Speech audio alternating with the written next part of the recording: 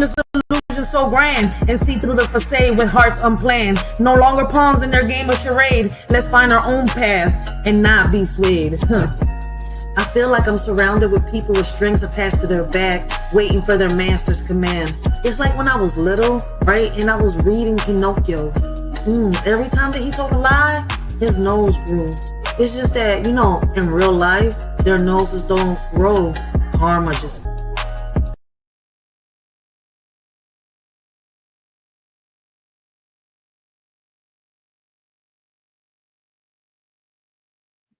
Hey, what up, everybody? I hope all of y'all is having a blessed and humble night. Continue to have a blessed and humble day. This y'all shorty Racheal. I want to welcome all of y'all to the Writers for Life Links to the Let's Talk About It podcast, y'all. We're going to be on here for a little bit, right? I'm not going to be here all night. I got to get up early. But, today's topic is when innocence is lost, right? The case of Janiyah Russell, right? It breaks my heart to see, how there could be women out here, right? And even though, in this case, it wasn't the mother who, unalived this child, right? It seems that this child was going through abuse, right? Under the hands of the father, right? And the stepmother, right? So we have a case here, right, of a 5-year-old girl who was rushed to a Las Vegas hospital, right? And it's not a new recent case, right? But it's a case that hasn't been talked about, right? I don't see a lot of people, speak on the Janiyah Davis case, right? And when I researched this case, right, I only seen 30 minutes of this video, right? And I thought the bull was tripping. He's like, there's very little out there, right, on this case. When I went and tried to do my research on it, right, there really is very little. So I'm going to do a review and reaction to this, this topic today, right? We're going to see what happened. Like, how can there be parents that are so cruel like this? A 5-year-old, right? So once again, we got a case of a 5-year-old girl who was rushed to Las Vegas hospital after her father and his girlfriend called 911. The couple said Janiyah Russell was unresponsive after taking a bath or in the bath, right? And Siobhan Miller couldn't get her story straight. Janiyah tragically died at the hospital. Investigators then both arrested Richard Davis and Siobhan after hearing numerous versions of their stories. The disturbing truth breaks down the heartbreaking truth of Janiyah Russell's death through body cam videos, a real reenactment with police, interrogation, and insight from Janiyah's grandmother. Right? I only got to hear 30 minutes of this video, right? And to me, right, is heartbreaking. Like, I to hear those words, those last words that the grandma heard from this 5-year-old really does tear, my heart apart, right? For those of y'all that do know about this case, I mean, I don't think a lot of people do know about this case, but for those of y'all that do know about this case, right, for those of y'all that are about to learn, right, about this case, what are your thoughts, right, on the role of law enforcement and investigators uncovering the truth in cases, right, like Janiyah Russell's? And how can communities better support children who may be at risk of abuse and neglect, right? What systematic failures might have contributed to Janiyah Russell's tragic death, and how can they be addressed? What are the psychological and emotional impacts on families dealing with loss of child, right, in such circumstances, right? And I would love to hear your thoughts, right? Leave your comments down below, and let's get the discussion started, right? So we're going to dive into this story. I would love to hear y'all, opinions, your perspectives, right? We're going to review and react to this together. This is a 2-hour video, right? But the first 30 minutes of this video really, drew my attention. And this is, was uploaded by Law and Crime. And they uploaded this video on March 20th. This was today. Oh, shit, I didn't even realize this shit. I was in this joint watching this. I was like, damn, I got to do a live on this, right? I wasn't going to do no lives today. I was going to leave it into the weekend. But shit, we're going to do part 2 on this, right? Part 2 on this live, on this topic on the weekend. And also we're going to bring right back, the live that we was doing yesterday, right? And we was talking about redefining, what was it? Let me see, I got the title somewhere here. Hey.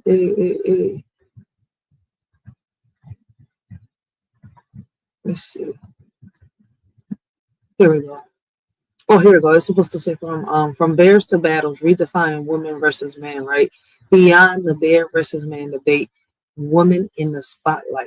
So we're gonna do part 2 of that next weekend, along with part 2 of this video, right? Because this is, like I said, 2-hour, 35-minute video, and we're gonna get it started now. So like, once again, leave y'all comments down below and let us shorty know what y'all think about this case and this situation, right? Was the stepmother innocent in this case? I feel as though that she wasn't, but y'all gonna let me know as we go through. I mean, I've only seen 30 minutes of it, and I feel as though like, what the fuck happened? I feel as though the system failed this little shorty right here.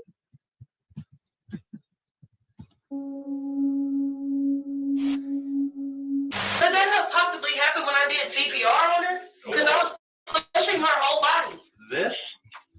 These lacerations, I told you, we see this in airplane crash victims.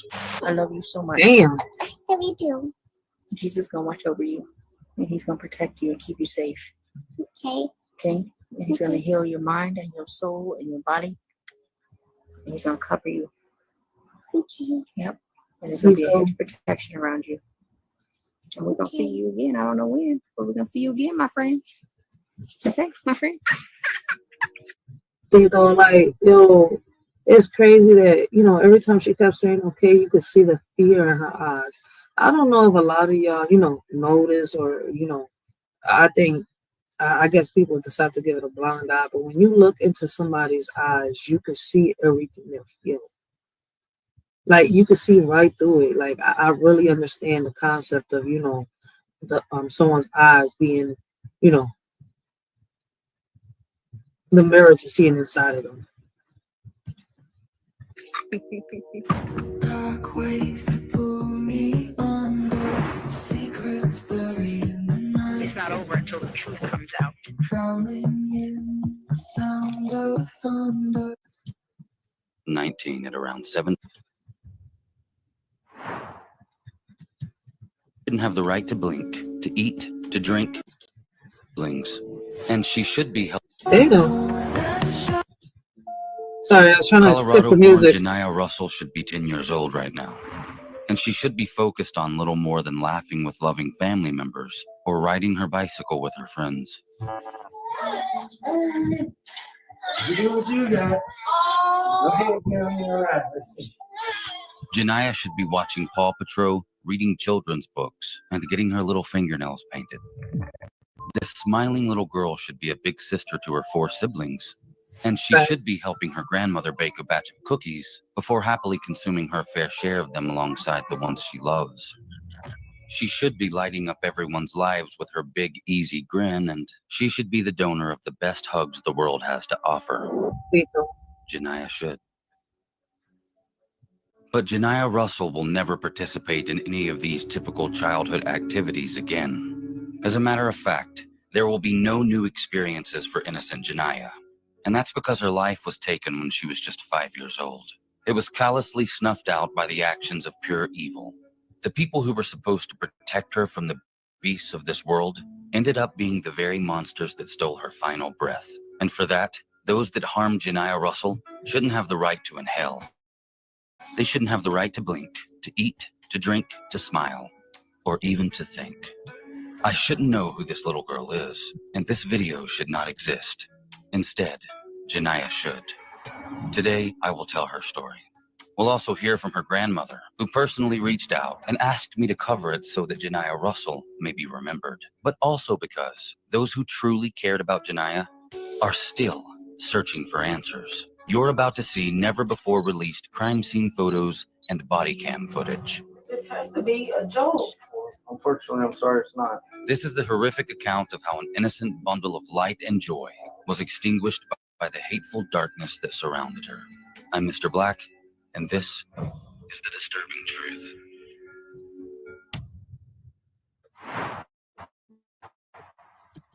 On July... Ooh, blessings, blessings. We got Commander Alpha Turkey in the building. Blessings, blessings, Commander. What up, man?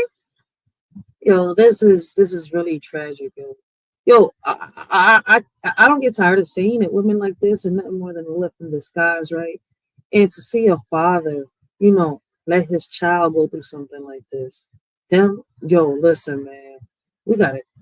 I'm not gonna say, well, he's already in jail. Fuck this shit. Let me give my commentary. I don't even feel like this is not like I'm gonna act on my feelings. Fuck that, man.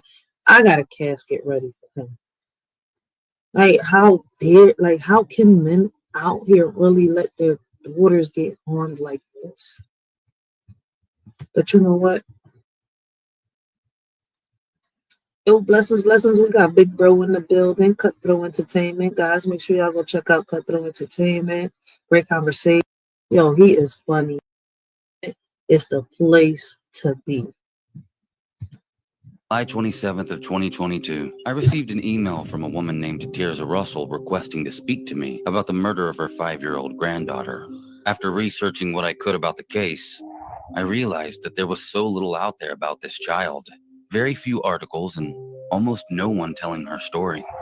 Miss Russell asked me if I would be her granddaughter's voice, a duty I accept and commit to handle with care. Here is Janiyah's story.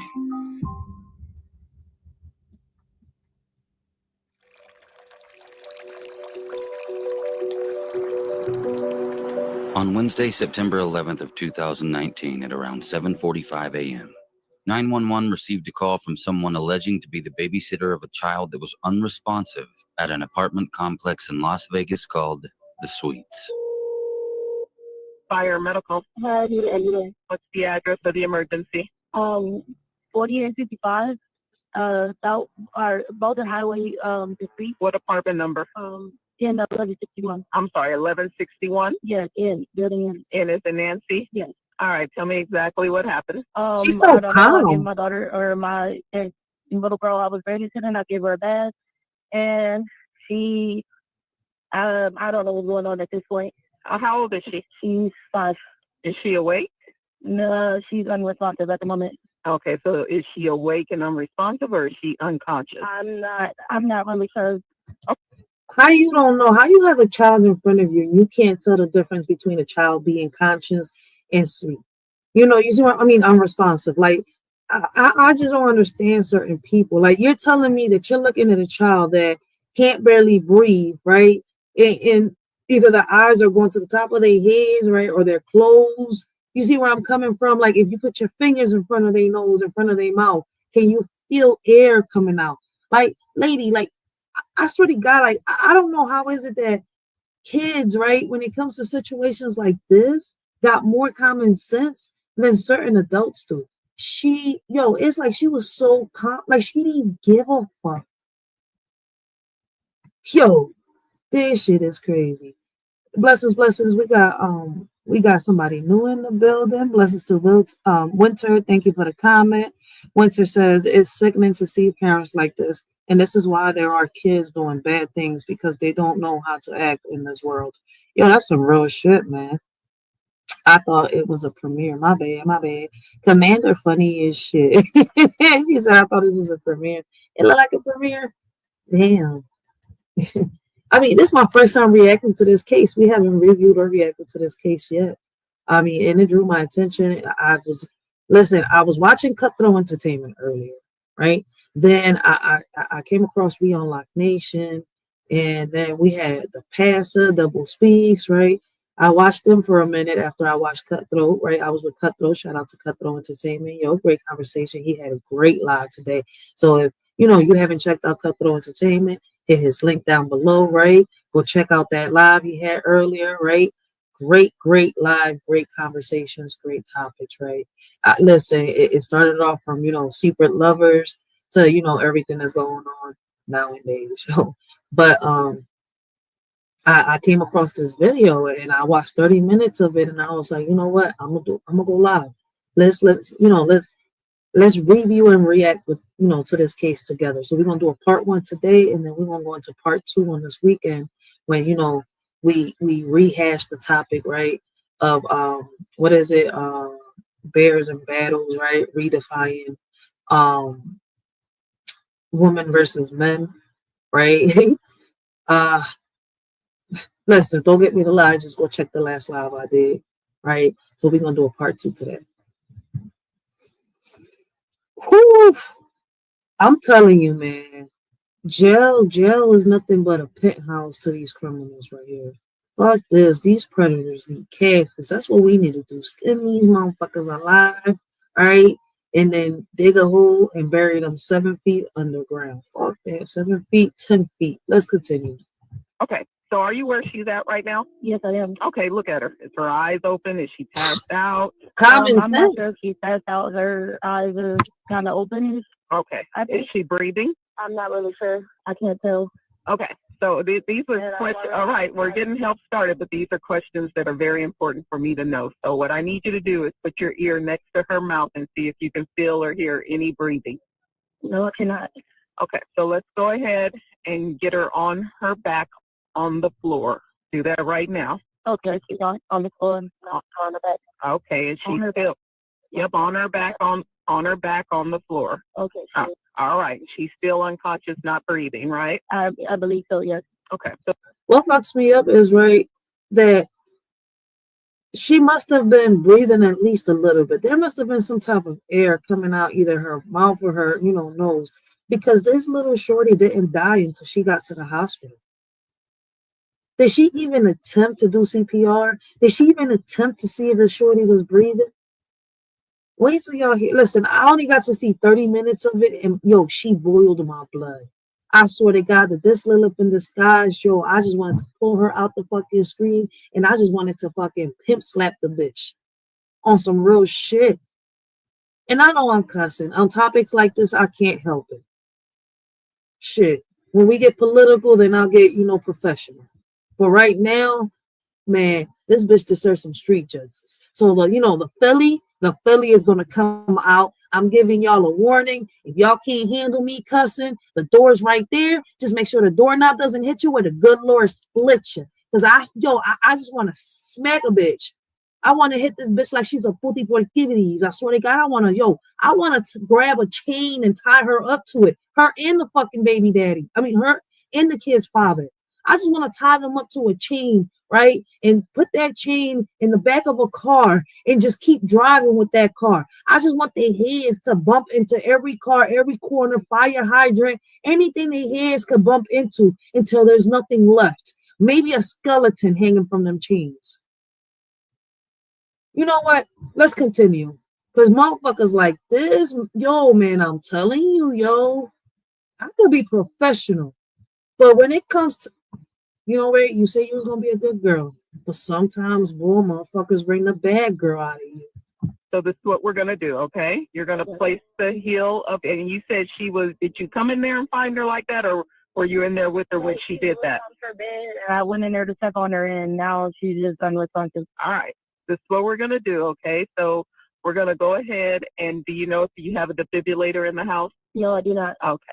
So you're going to place the heel of your hand in the center of her chest, okay? And just make sure there's no pillows or nothing underneath her neck, okay? There's nothing. All right. And just look at her mouth and make sure there's nothing in it. If it is, take it out. Nothing in her mouth. All right. So you're going to place your hand on her forehead, the other hand underneath her neck, and then you're going to tilt her head back, okay? And one more time, I just want you to put your ear next to her mouth one more time and see if you can feel or hear any breathing. I don't feel or hear anything. All right. So what I'm going to do, I'm going to tell you how to do mouth to mouth, okay? So what you're going to do, you're going to pinch her nose closed and completely cover. I did want to say this too.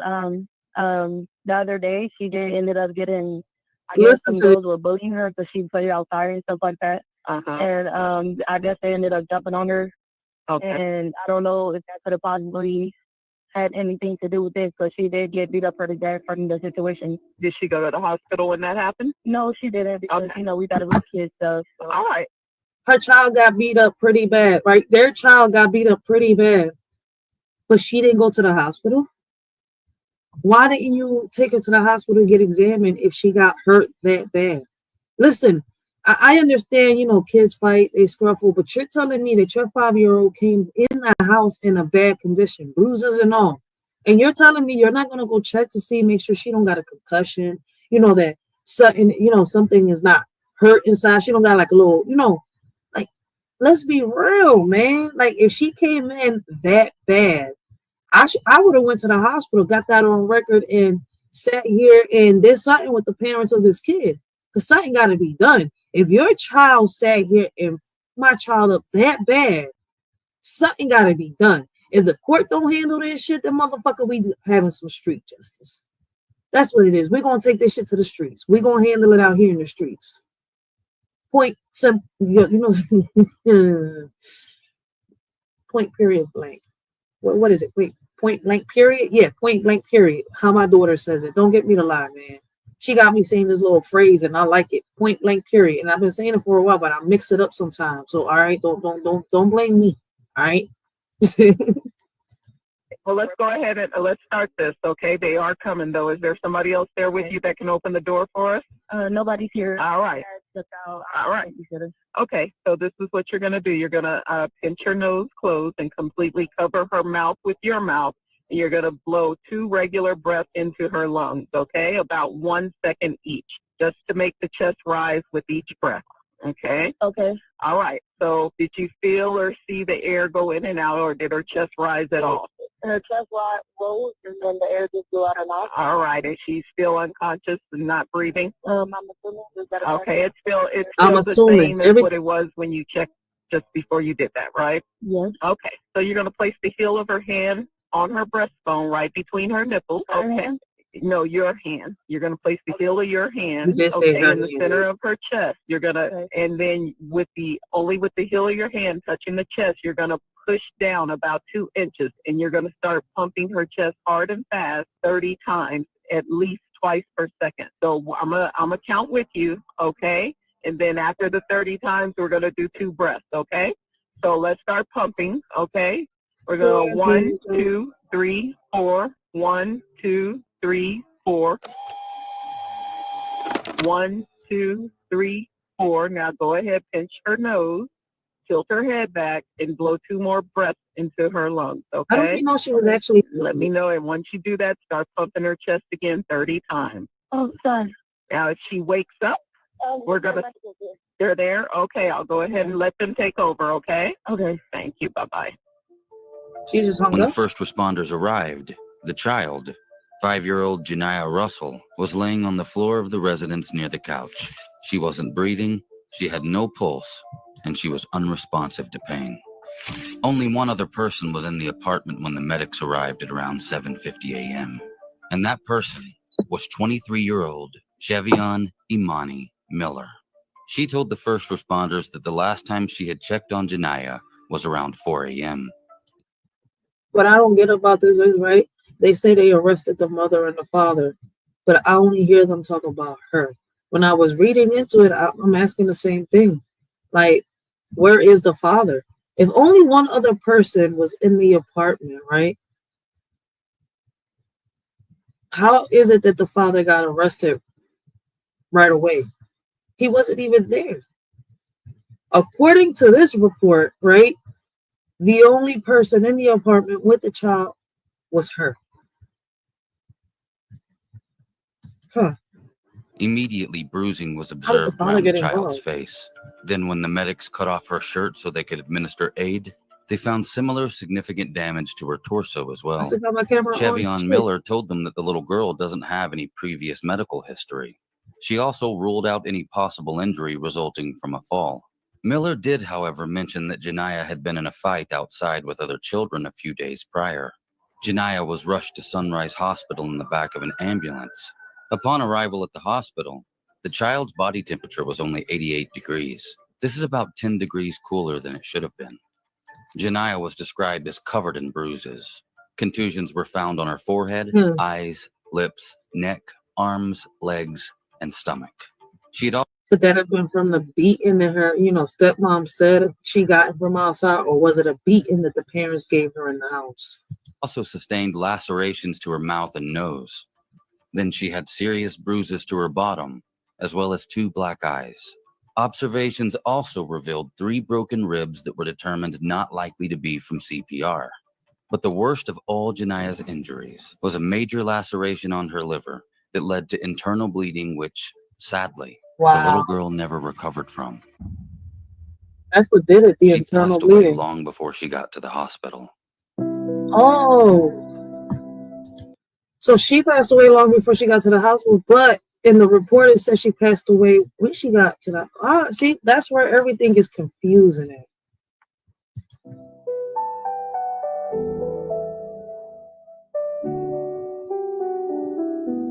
I got a phone call from social services or from CPS.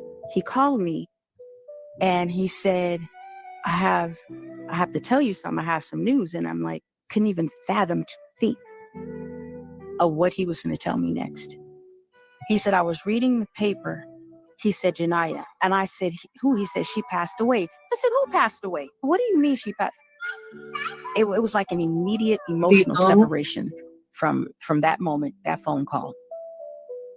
The memory is fuzzy after that. And I just remember saying, what?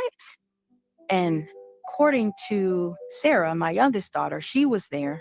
And as soon as I said, what? Like, think of a bomb. And when it hits, it just explodes out. So when I said that, she came running in the room. And according to her, she said she had to catch me because I was going down. To receive the news of somebody that you love. This happened in 2019. That's when this little girl passed away, 2019. That's when the pandemic happened, wasn't it? But to get the news that someone that you really, really love, somebody that you care for deeply, yeah, a motherfucker can really space out. I believe that shit.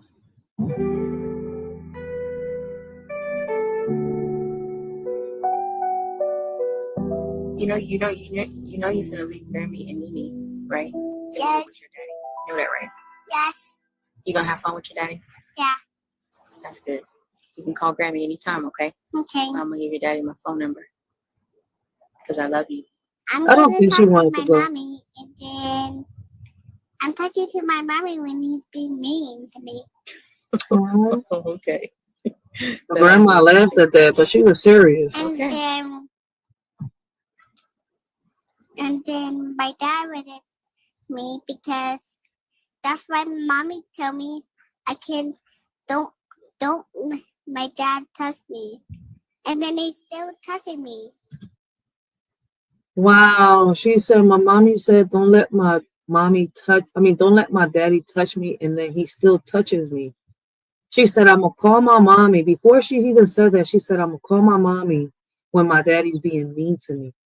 Like, even with that, why would they give this man custody? This girl is admitting, and this is why I don't understand this, the court system, like, yo, okay. What's crazy is we're not even supposed to have this court system, right? Because if y'all go down, look at, you know what, that's a topic for another live, because I'm about to confuse everybody, right? Like, the child support and all that shit is fake. Right? A lot of shit is rigged, but you know what? We're not going to get into that shit right now. This father should have had no type of interaction with her, with his child. This child is admitting on video that the father is being mean to her, that the father is touching her, right? And yet they still give him rights with his child. They shouldn't have been nowhere near each other at all. When a situation like this, why doesn't the court do something real about? Like, the system fails our kids so bad. And you know what's crazy? These policies can be changed. The crazy part is the judges and all that, they get appointed, right? People don't realize that we, the people, can actually vote them in. But you know what? Nobody want to hear that shit. And this was 1 year before Janiyah's death. She is sent to live with her father. Like, you could see it in that little girl's eyes. She don't want to be with her father. She don't want to go with her father. And that's crazy that as soon as she went with her father, she lost her life. This video was made 1 year before she left with her father. And I don't think she made it 1 year with her father, did she? Let's continue. Let's see. Let's find out. Hopefully At the house. we won't be doing all of that, okay? I want y'all to listen to this little girl. Watch. Okay. Okay. Because I love you. I'm gonna talk to my mommy, and then I'm talking to my mommy when he's being mean to me. Okay. That ought to be interesting. And Okay. then my dad would hit me because that's why mommy tell me I can don't my dad touch me. And then they still touching me. No, hopefully he at the house. We won't be doing all At of the that. Okay? house. And Okay. you just have a great time with your daddy, okay? Okay. My mommy tell me don't my dad touch me. According to reports, Janiyah had never stayed with her father before. And I guess there was a reason why the mom was keeping her away from the father. But I guess, nobody listened. And they still touching me. The coroner stated that the injury to her liver was so severe that it likely killed her within minutes. But these weren't the only damages Janiah Russell sustained.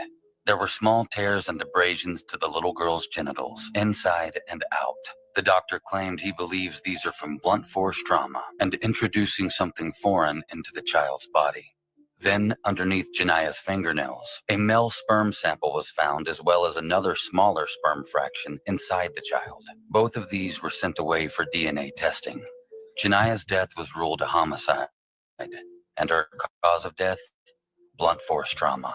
Yo, there's no way in hell somebody gonna tell me that the father didn't know what the fuck was going on. That's bullshit. And that's why the fucking stepmom was hesitating. Like on the phone, you could tell there was no emotions. She was calm as hell while she was like, it's like she wasn't even making an attempt to save this little girl's life. Like, yo, I cannot stand people that will sit here and use their kids as tools, as objects to gain any sort of pleasure or attention. I swear to God, the motherfuckers like that, like I said, we need to build caskets and we need to dig a hole 10 feet underground and bury them motherfuckers. Yo, prison is like a pin sweep to these assholes. They don't deserve their shit. Why reward them? They took the innocence of a child and didn't give a fuck. So why should we give a fuck if they live or they fucking die? They put a dog down for having rabies and biting a human. So why the fuck should this bastard and this bitch be the fuck alive? Let me stop before they strike this bitch. Her tiny little body seemed to have been used as someone's punching bag. This beautiful child with an infinite smile and never-ending energy had quite clearly been beaten to death. If the coroner was right, one can only hope that her passing was quick and she didn't have to suffer for long. Her estimated time of death was initially believed to have been within an hour of first responders arriving. But that's something we'll come back to later, because it may very well be an important key to what actually happened. What you're about to see is the body cam footage from Sunrise Hospital. This takes place shortly after arrival, before Chevion gives official voluntary interviews to police. This is the first time you'll see her on camera. Pay no attention to the time shown on the body cam, as it's inaccurate. Hey, ma'am. Are you babysitter? Yes. Are you family? Yes. Okay, who are you? I need to stay right here, please. Okay. I know this is very difficult right now, okay? I just need to get some information from you really quick, okay? And Blessings. We got Gary Busted Down Brown in the building, baby. Make sure y'all go check out Gary Busted Down. Great conversations, great topics, man. He'll bring up topics that people are scared, to touch on. Man, you will not be disappointed when you go, visit Gary Busted Down. Like, listen, he'll sit here and make you think. So shout out to Gary Busted Down. Let's continue. My bad. I just want to smack this hoe. I want to pull her out the screen and just pimp slap the hoe. I need to just get that, and then we'll go to the next step, okay? Who are you to the child? Nobody? Are you family? Oh, no, I was dating her dad. Okay, and what's your last name? First name? What is it? S.H. The bitch name is Siobhan. What's your date of birth? And your social? No? And a good phone number for you, please? Thank you. Is it Siobhan? And then who's the father? What's his name? Who are you dating? Richard Avis? Richard Davis. Do you know his date of birth? And what's the child's name? Janiyah. Can you spell it, please? J-A-N-Y-A-H.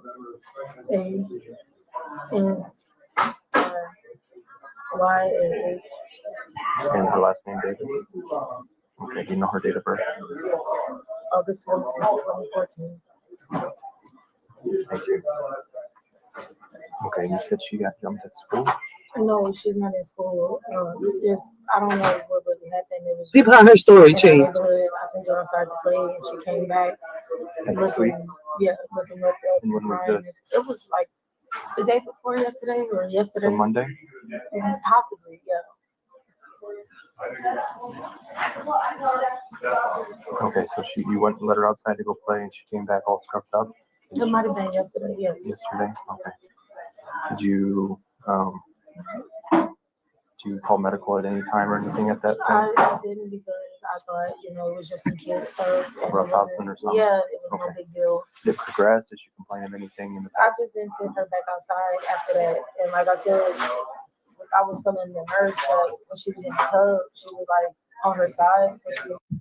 People how she changed her story, right? When she made the 911 call, right? She said she got jumped in school, right? She got messed up, right?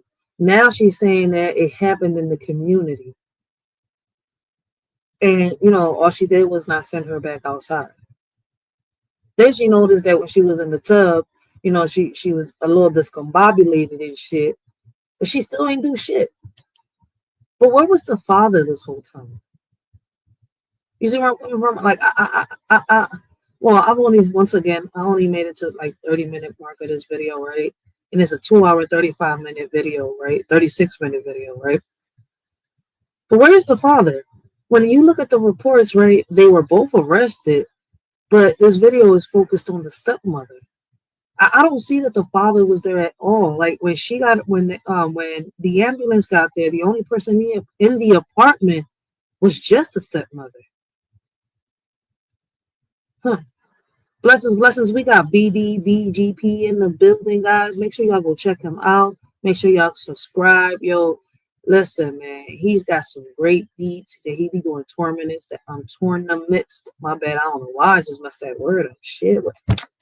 Wake up, Ray. Shit, that's some good fucking Mary Jane. You over here discombobulated again. Another live. Get it together. Shit. Right, he's got great beats, right? Great battles and shit like that. I think earlier I was on his live, right? He was doing the tag team tournament, John, right? Shout out to him. Shout out to Faki Blanco, right? If y'all like beats, if y'all like music and stuff like that, great channels, perfect channels to go to and listen and check out. Make sure y'all sub up and share the videos, man. Let's show some support. Kind of like sniffing and drinking the water. I don't really know how to explain it much, but she was like This morning? It was last night. She was in the bath, or yeah. Okay, and then what happened this morning? And I went to go. She went to bed last night. Everything was fine. Went to go check on her. Like I said, she was up 4 o'clock. I would say around that time. This morning? Looked at me. Maybe it was a little later, maybe 5. She looked at me. Lay back down, didn't really say anything. Then I went to go check on her again, and she was just staring up. What time did you look at her again? Around 6, maybe 7. No, it must have been around 6. And she wasn't responding to you? No. I'm sorry, I'm trying to check the time. And then that's when you called 911? You called at 7:45?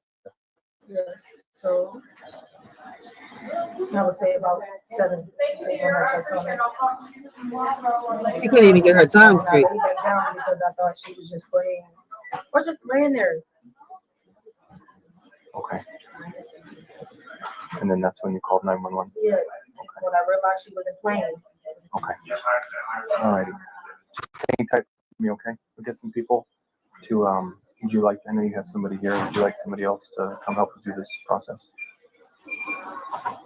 Okay, just hang tight for me, okay? Yo, she faking this shit to her. Hi, young lady. You awake? Hi. I'm not sleeping. Oh, okay. I didn't know. What the fuck she got I in didn't her want to head? assume. I'm Officer Marshall of Las Vegas Metro.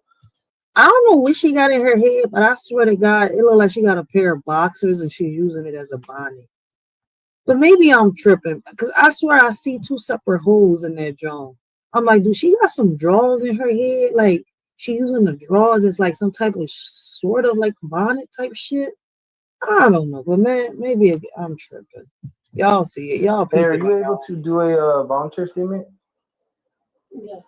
Okay, I'm gonna bring you one. Like, Okay. see, I know I'm you not already talked tripping. to Officer Cravets, so I'm not gonna re-question you a bunch of stuff and all that. I'll get any information I need from him. Okay.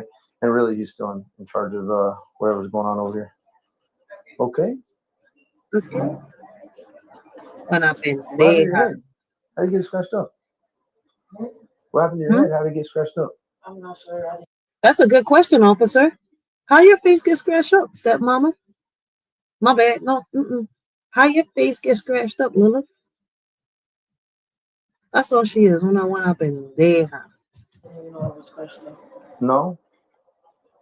Okay. Yeah, I get it. She said she didn't know how her face got scratched up. She didn't even notice her face. Cause this child had been fighting for her life, and that's how her face got scratched up. She come on, man. Something's not adding up, man. They found, that they were putting foreign objects inside this child. They found sperm inside this, inside this child's fingernails. There was something way more going on in this fucking room between the stepmom, this child, and there must have been somebody else. And I feel as though personally that this child was fighting for her life. She was bruised up badly. Something went down, and I have a feeling that this child fought for her life.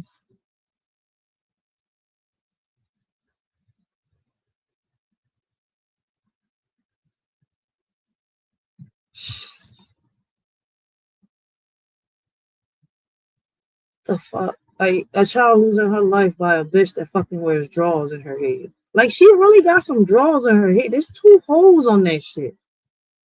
I can't get past the fact that she's in a hospital room with 1 t-shirt on, right? Ratchet as shit with drawers on her head. Like she's trying to make that shit pass off as a bonnet. Like people can't see there's 2 holes on there for people to put their legs through. I don't know if they're a pair of boxers or booty shorts. Right now, I don't know. The fuck? You from Cali? No. Is that 504? I thought that was Southern Cali. I'm gonna close this out so you can have some peace. There's no peace. Well, there's no peace. You know what I mean? So other people aren't all up in your business, This has to be a joke. Well, unfortunately, I'm sorry it's not.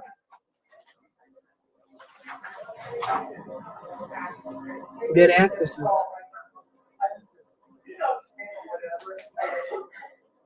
This bitch ain't shit. I'm gonna explain this to you, okay?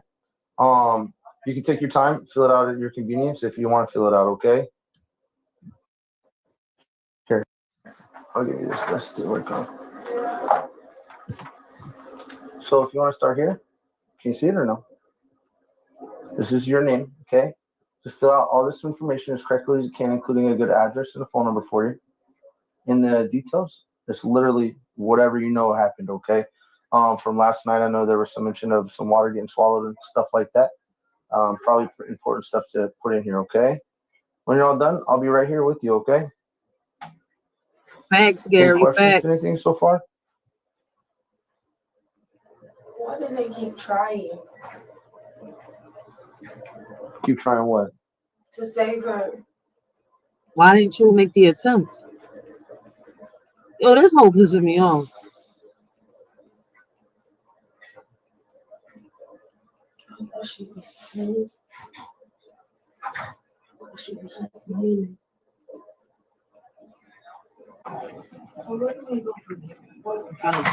Well, a couple detectives will come out.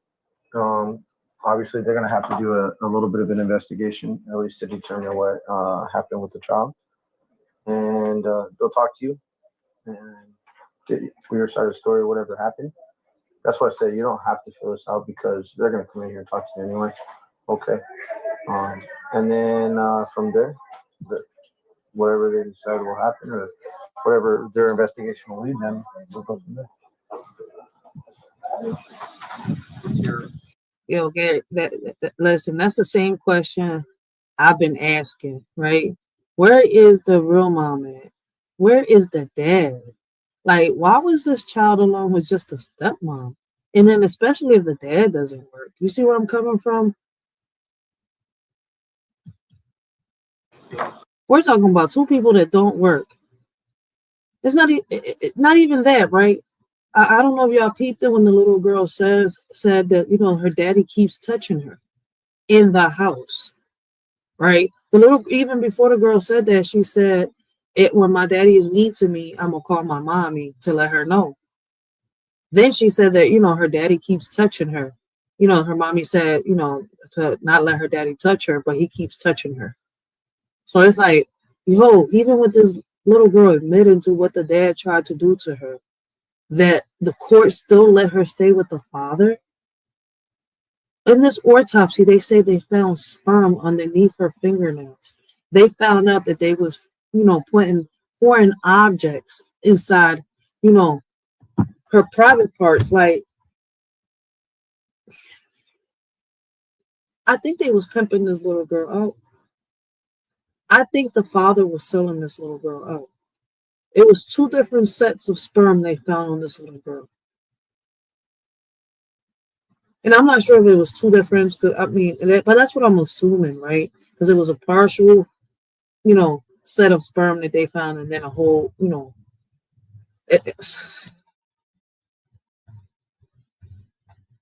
I don't even know if they was both abusing her in that way. Either way, the fucking stepmom was wrong. She was still a part of it. How did she get the scratches in her face? I have a feeling that this little girl was fighting for her life. She really was. And she got to sit here and say, this is a joke. Bitch, you're in a fucking hospital. Who the fuck is going to play around like that at a hospital? Who's going to sit here, bitch, like, what the fuck you think Ashton Kutcher is here trying to fucking play a prank on you? Got him! No, it's not that. Bitch, you really took a child's life. Yeah, that you should know, girlfriend or babysitter has some cuts on the back of her head. They look pretty fresh. Has no idea how they got there. Thank you. You can see it in between the braids. Yeah. But it looks pretty fresh. Shortly after this body cam footage concludes, investigators arrive at the hospital and record voluntary statements from Chevion Miller. This is an edited down version of the first one. All right. So before they get to that, right, I want to ask y'all some questions, right? How can child protection services and law enforcement improve their methods for preventing abuse or neglect, right? What role do social economic factors play in case of child endangerment or neglect, right? And how can society mitigate, I can't even say the word right, mitigate, right, these issues? Like, I'm only asking mind-provoking questions, right? Because this topic right here is very, very sensitive, right? Here we go. I have them up here. Here we go. How do y'all think the justice system should handle cases involving abuse and neglect? And what role do extended families and neighbors play in identifying reporting signs of abuse? Do y'all believe that parents and family members that notice some type of abuse should report this, right? Like, and that's not just the family members. What roles do y'all believe, right, the justice system, right, plays when they neglect cases like this? I would love to hear y'all, y'all comments down below, right? And let's get the discussion started. Today's date is September 11th, 2019. and the time is 10:57 in the morning. This interview is taking place at Sunrise Hospital. Also present is Detective Hernandez, P number 7567, and investigator Rosalind Flores from the coroner's office. Are you from Vegas? Mm. Where are you originally from? Louisiana. Louisiana? Okay. Louisiana. How long have you been out here? Since I was 13. Okay. Did your family move from Louisiana, or did you come out here by yourself? I moved with my auntie, and then I was in foster care. Okay. All right. Now, it's my understanding that you live with a Mr. Richard Davis. Yes. Okay. And that's your boyfriend? Okay. How long have y'all been dating? 5 years. 5 years? Okay. Do y'all have any children? No? And does he have any other children other than Janiyah? Did I say it right? Okay. How long have you guys lived over at 4855? Like 4 or 5 months. About 4 or 5 months? Okay. Do you work? Not at the moment. Okay. Have you worked prior? Yes. What kind of work did you do? Call center, surveys. Okay. Was that here in town in Vegas? Yes. Okay. And you say you've been out here since you were 13? Yeah. Let's see. How old are you now? 23. 23. Okay. So you've been here for 10 years. All right. Does Richard work? He did. He's not currently working? Hmm. What kind of work did he do? Walmart. Walmart? Okay. When was he let go? About 2 weeks ago. About 2 weeks ago? Okay. So I guess my question is, how are you paying the bills if neither one of you are working? Oh, well, since neither one of us is working, we have outside help and stuff like that. Okay, so you got friends and family maybe, or? Yeah, we were supposed to be moving with somebody. So you've pretty much been involved with Janiyah since she was born, since she was a baby, yeah? No, he just got custody of her a year ago. Okay. So the mom had did they share custody prior to that? No. So mom had full custody, and now he has full custody. Pretty much. Okay. Do you have any contact with the mom? Not really. She calls, but when she calls, we just let her talk to Janiyah. She don't really talk to us as much. Okay. All right then. Do you have? So you're telling me that the mom calls and there's no co-parenting between the father and the mom? Is the conversation is just with the daughter? That's understandable, but there's got to be some type of communication so that they could both know, how the child is doing, what's, needed. You see where I'm coming from? Like if the child is down, up, no type of communication between the mother and the father at all. Have any family here in town currently? I do, but I don't associate with my family either. Not with yours? Mm-hmm. Okay. And what about Richard? Does he have any family here? We seem like everyone's family. Okay. Does anyone else live with you guys over at 4855? Mm-hmm. In the household pets, dogs, cats, birds? Just a cat. Just a cat? Okay. Who takes care of Janiyah when you guys were working? We switch out. Typically when he works, I work on his off days. So the days that he's off, I stay at home with her. And then the days that I'm off, he stays at home with her. And then we need somebody to, we just ask somebody to watch her if we need to. Okay. And how is Janiyah? Is she a healthy little girl? Is she playful, active? Yeah, all of that. Any medical concerns with her? No. Did she go to school? She was about to start. She about to start to go to what's fine? So kindergarten? Pre-K. Blessings. We got the beautiful Selena in the building, guys. Make sure y'all go check out Selena. Great conversations, great topics. Y'all won't be disappointed at all. Plus, she be doing some of the best interviews here on YouTube. When I tell y'all won't be disappointed with her channel and the topics that she be bringing up, y'all won't. So make sure y'all go check her out, all right? Back on topic, man. We is literally sitting here watching a Lilith in disguise. Yo, for real. I feel as though, and I'm going to keep saying it, man, it's a shame. I think this little girl, I swear she fought for her life. 5 years old and she fought for her life. Now my question is, where is the mom throughout all this? And I'm hoping they bring her up right? So we're going to be reviewing and reacting to this together, right? This is just part 1. We're going to get into part 2 next weekend, along with, like I told y'all, the other topic that we was talking about yesterday. So if y'all missed yesterday's live, right, make sure y'all go check it out. Let me see. I think I'm over here all discombobulated with this title over here, man. But I think it was a great live, right? And we need to, bring out part 2 on it, right? Redefining, right? What is it? Bears, what is it? Bears and battles, right? Redefining women versus men beyond the bear versus man debate. Women in the spotlight. So we're gonna be doing part 2 to that. Make sure y'all stay tuned, right? If y'all ain't sub up, make sure y'all do. Because a shorty does not schedule lives, yo. I just pop up. But once again, man, this bitch right here, man, I got a casket, right? Somewhere in fantasy land, right along with Peter Pan, right? I have all these caskets lined up for every predator out here, yo. And this bitch got one with her name on it. So does the father of this child, yo. Because I swear to God, some motherfuckers don't deserve to be parents. She's smart. She was going to be in first grade. Oh, okay. Was she already enrolled? No, we were moving around, so we didn't, like I said, he just got her, so he didn't really have her social. And the little girl we were babysitting, we had to pick her up from school, and he was going to see if we could put her in her school. All right. What little girl? So let's, what I'd like to do is we want to talk about how we all ended up here today. Just be honest with me and tell me the story, all right? Yesterday, she was outside playing, and she came back in the house crying because she had run into a scuffle. But last night, after dinner and stuff, she ended up getting in the bath. She was in the tub, and it's like she was like sniffing or drinking the water, and I had to correct her about it because she was like, I don't know if she was like, I don't really know how to explain how she was doing it, but she was like trying to breathe almost in the water. Like, I don't really know how to explain it. But so, like I said, I corrected her about that. Everything was fine. Put her to bed, checked on her.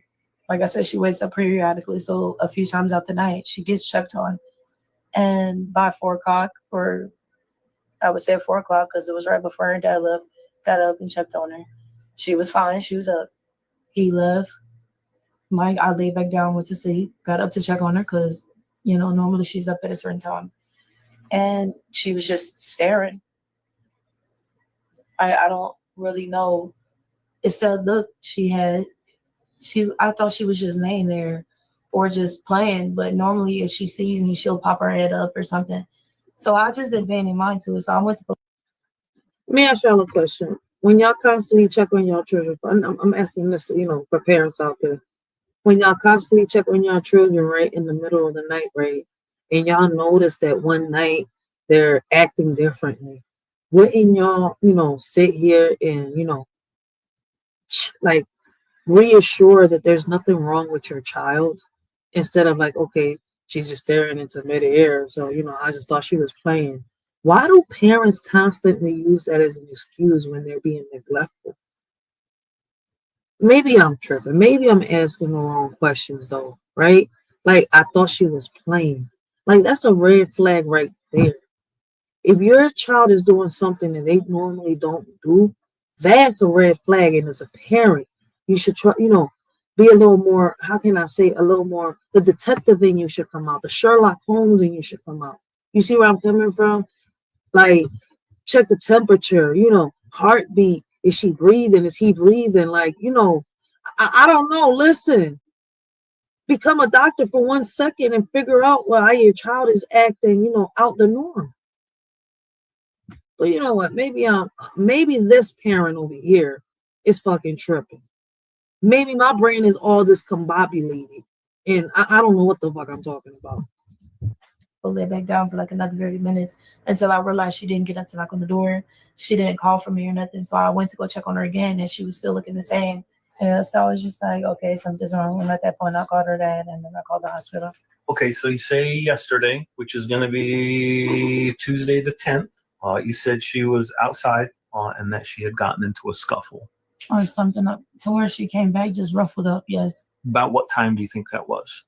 It was like later on in the day, older time of day, maybe 4 or 5 o'clock, maybe. So about 4 or 5. Who was home at that time? I believe it was just me home at the time. So she say that she came into the apartment. Mm-hmm. How did she look? Beat up, like her eyes, her face is she just looked like somebody had roughed her up. Her hair was pulled, her clothes were messed up, like she was all dirty and stuff, like she was just outside playing or getting roughed up. He's telling me as a parent, you ain't do shit. You ain't gonna have a conversation with the parent of the other kid that left your child with a black eye, that was pulling her hair, left her with bruises and shit like that. You didn't call a doctor to see, make sure that your daughter doesn't have a concussion in her head, that everything is fine. You just brought her in the house, right, and said, fuck it, I didn't send her back outside.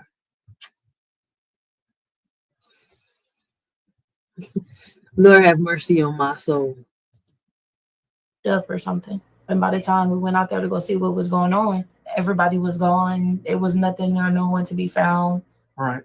Well, so what did she tell you happened? She was just like, they were being mean to her. And I kept saying, who was they? She was like, the kids.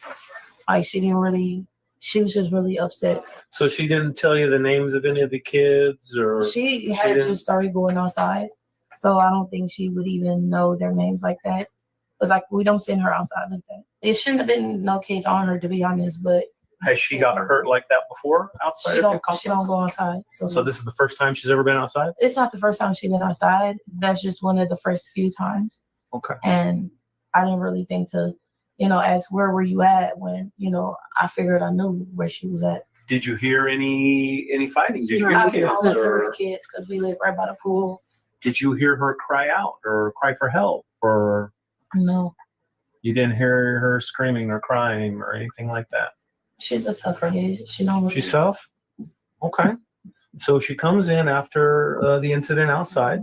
Did you check her body out to see what was going on? Did you see if she was hurt? She was. And what did you see hurt? Her face. Can you, so what was on her? What did you see on her face? She had a black eye, and then like the other side of her face was kind of messed up. It was some other things. I don't know. I think her mouth might have been messed up. So what happens after you check her out? I checked her out, made sure, like I said, I went to go see what was going on outside. Everything had died down at that point. Did y'all have dinner that night? Yeah, of course. What was for dinner? Well, we don't honestly have much in the house right now, so she just had tater sauce and a sandwich. Did she eat what normal size portions? Yes. What time do you think dinner was? She got to bed at 9, so I would say it was like maybe 8:30, I think. Okay. So at 8:30, 9 o'clock, she seems fine. She had supper. Is Richard home at this time? Yeah. So he's been, what time did he arrive home? Like right before she had to go to bed, so like 8 something. Okay. It was like 8 something. And where was he at? Janiah's father, Richard Davis, was gone during the time Chevion claims the little girl was in a scuffle with other children on September 10th. He was, in fact, at a Popeye's chicken restaurant eating food with another man. We can verify. Whoa. It's the walk alone. That was the father?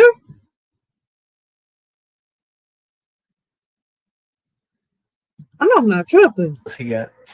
Janiah's father, Richard Davis, was gone during the time Hold the fuck up. He just walked in like, yo, I will walk in.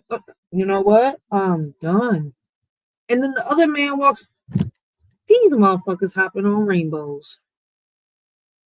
Chevion claims the little girl was in a scuffle with other children on September 10th. He got the man purse. He was, in fact, at a Popeye's chicken restaurant eating food with Dios another mío. man. We can verify this with security footage from the establishment. During the video, while waiting for his food to be made, he can be seen being very annoyed about something. I have no clue and can't even begin to speculate about what made him so frustrated. Nevertheless, for the purpose of creating a timeline, let's quickly recap what Chevion says happened to Janiah from Tuesday, September 10th, when Richard was out eating, until emergency personnel arrived the following morning. According to Chevion, during her first interview with police, between 4 and 5 p.m. on Tuesday, September 10th, Janiah is in an altercation with children outside the apartment complex she lives in. She comes home crying, upset, and beat up, sustaining a black eye, additional facial damage, possible mouth injuries, and pulled hair amongst other signs she's been roughed up by someone else. But when Chevion goes outside to investigate, she doesn't see anyone suspicious. A short while later, Richard returns home at 8 p.m., just before Janiah eats a dinner between 8:30 and 9 p.m. consisting of tater tots and a sandwich. Chevion claims that Janiah ate a normal portion of the meal before taking a bath and going to bed at around 9 p.m. in her normal spot on the couch in the front room. She follows up that she and Richard then went to bed at around 11 p.m. While in the bath Tuesday night following the altercation, Chevion claims Janiah was trying to sniff, drink, or breathe the water in the tub. She states that she had to correct Janiah about it, but offers no further explanation during this interview. She goes on to claim that everything was fine when she put Janiah to bed. She then says she checked on the child at around 4 a.m. and the child was fine and up. This was just before Richard left to go donate plasma in town. For those of you who don't know, plasma is the liquid part of your blood. You can donate it regularly for cash. Richard then leaves the apartment at around 5 a.m. and can be spotted on a bus heading into town. Soon after, Chevion gets up to check on Janiah. Yo, they really did their investigation. Get the fuck out of here. They got his fucking receipts from the restaurant. Then they got a video. Oh shit, they got this motherfucker on the camera on the bus at 5:25. Yo, lady, I think you did something to this child, you yourself. But how did they find sperm in this child's fingernails? The dad seemed like he's, hopping on rainbows. Was she doing this by herself? I mean, and did he know about it and just turn a blind? You know what? I was kind of like, I was really thinking that the father was, but we got to continue because I'm a little confused right now. I mean,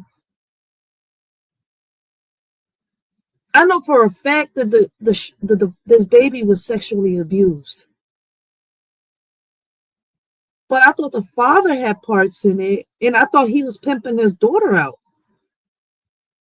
I mean, could he be pimping her out? And, the sperm not be his still? Just because he's hopping on rainbows don't mean that there's not the possibility of him pimping his daughter out along with this hole here. Janiah again, and this time she does so by pulling back the little girl's covers. She claims Janiah was staring back, open-eyed and blank. There was no interaction exchanged between the two. Chevion lays back down for 30 minutes before realizing something is off as Janiah, uncharacteristically, was not yet awakened up. After checking on the little girl for a third time and realizing that Janiah was indeed unresponsive, she decides to call Richard at the Telecris Plasma Donation Center because he left his phone at home. After 6 minutes of talking with Richard on the Telecris phone line, the call ends and Chevion contacts emergency services just before 8 a.m. Now that we've got the timeline down, I'd like to remind you not to get comfortable. Chevion provided 3 interviews to police, and her story does a fair bit of changing. Her third interview is a full-on video interrogation. If you really want to help piece together what happened to Janiah Russell, stick around. The family could use your help. It's also worth noting that while the couple don't have any other kids themselves, they regularly babysit for other parents. Specifically, during this time, 2 little girls aged 5 and 1 that belonged to an ex-coworker of Richard's named Liz. The last day they babysat these children was Monday, September 9th from 2 to 11 p.m. Their mother, Liz, had worked with Richard in Walmart before being let go. He, Chevion, and Janiah were all about to move in with Liz, with the plan being to babysit her kids full-time as a means to pay rent. Of course, this would never happen because the day Richard planned to move was the day Janiah died. And these aren't the only kids that Richard and Chevion looked after. And we'll get to that in a minute, as that information comes with a bombshell. Yo, with this info being out there, man, if the parents of these kids come across this video, I mean, they must have came across this video. They must know about the investigations, yo. Knowing what we know about how this little girl died, boy, I don't know. I would start, but I think they say that he's arrested. I'm not so sure because they say he got arrested the same day that the stepmom got arrested. But if he wasn't there, how did he get arrested? He must have gotten arrested afterwards. Like, a lot of this shit is not adding up. Something's missing, like always, right, in these cases. And I'm glad that, Violent crime is bringing awareness to this because there are situations, right? There are cases like this that are happening in our communities, and people don't even know about it. Once again, I keep telling people, right? Predators, right? These predators, these pedophiles are not in no list. You know, a lot of people don't know about them, right? Because unless they're being caught, right? Everything's on the low. Real shit. Unless a predator is put on the registry list, nobody knew that he was a predator. So until he got caught, he kept doing what he was doing. So let's make it make sense. Just because he's not on the list, or just because, you know, he hasn't been arrested, or she hasn't been arrested, or hasn't been on the list, right, doesn't mean that this mofo is not doing this. And what's crazy, if we pay attention, right, the red flags is there. This little girl endured so much trauma, and what's crazy is she said it herself. If y'all rewind back to the beginning, y'all will see how in the video, right, she said it, that her daddy was touching her. And with a judge knowing this, I'm trying to figure out, how did the judge give this man rights to his daughter? He shouldn't have had any type of rights over his daughter. They should have had a restraining order, a protection order, whatever you want to call it. But he shouldn't have been anywhere near this child. But that's just my opinion. So you check on at 7:30, 7:45. How did she look then? And I said that at that point, I figured something was wrong. She was looking the same. I'm moving, and then I realized her hands were really cold. So I turned on the heater, thinking that maybe she's just really cold. What, did you check her breathing? Yeah. Was she breathing? I don't think so. I couldn't really tell for sure. And you say you called Richard first? Mm-hmm. What did you tell him? I just told him he needs to hurry up and get over, because I don't know what's going on, and she's not breathing. And he's like, well, you need to hurry up and go to the hospital. Like, you know, okay. I just wanted to. Okay, so then I'm guessing paramedics arrive and they grab Janiah up and take off. So part of what we do is we examine Janiah's body. Mm-hmm. She's got a lot of injuries. She has a lot of injuries.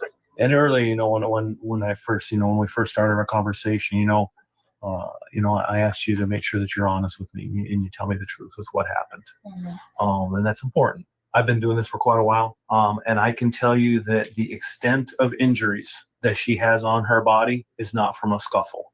I don't know about the extent of injuries on her body.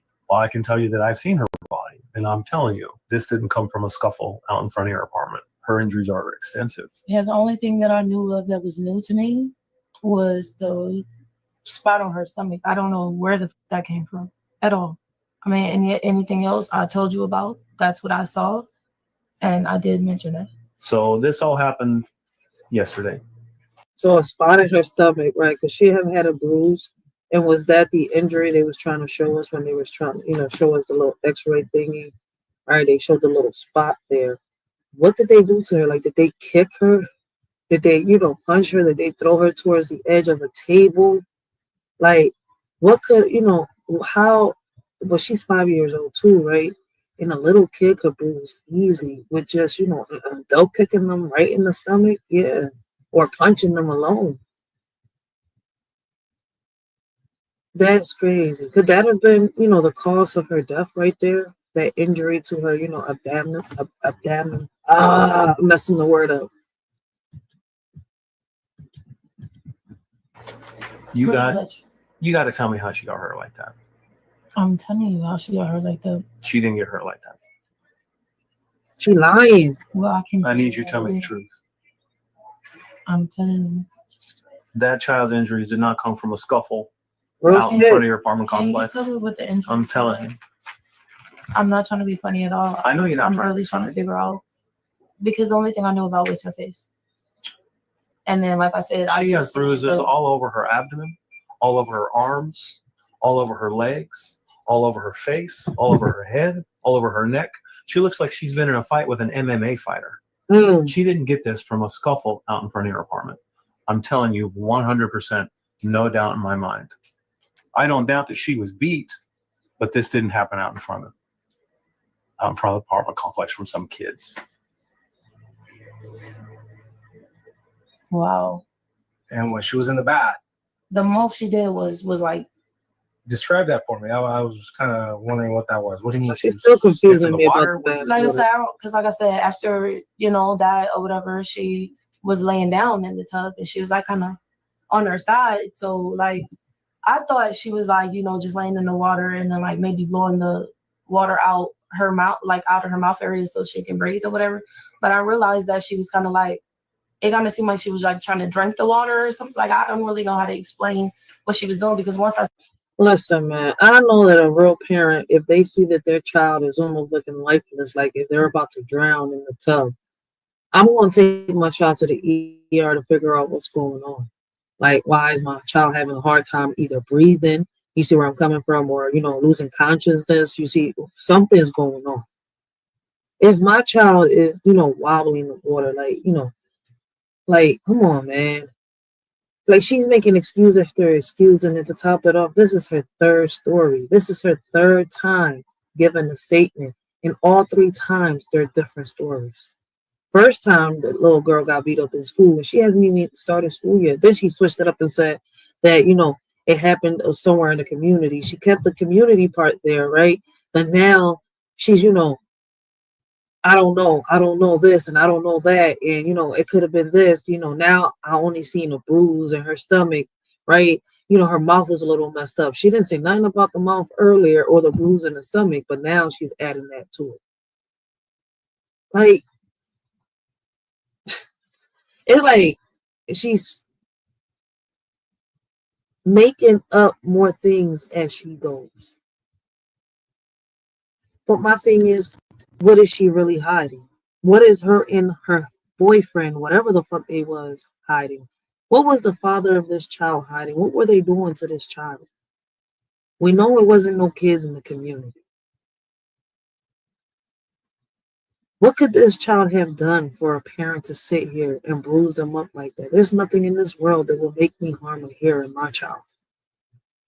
And we're sitting here wondering what's going on with these kids.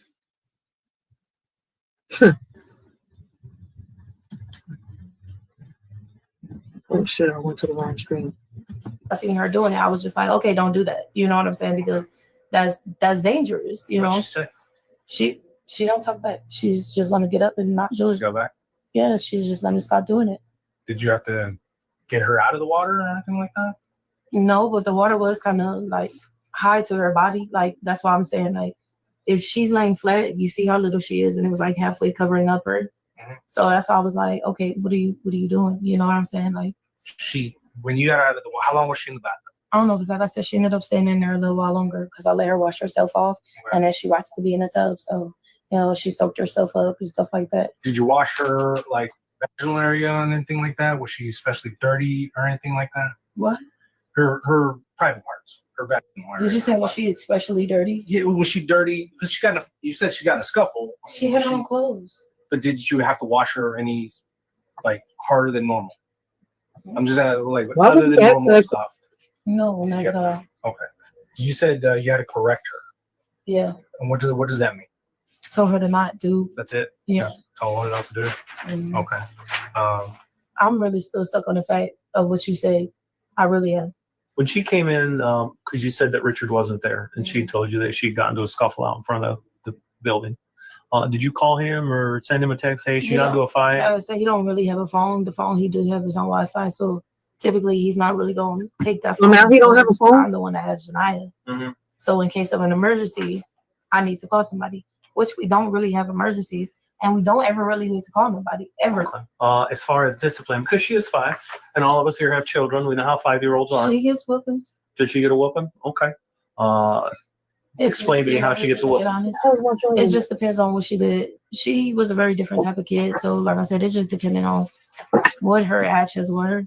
Like sometimes she'll have to end up going to, you know, work out, that type of stuff. What do you mean work out? Wall sits, like, because I don't really like whoopings. Okay. So I make her work out, or she stand in the corner. Give me an idea of an exercise program you put her on for discipline. I say if she's been lying, she can do wall sits, and then she can do some push-ups.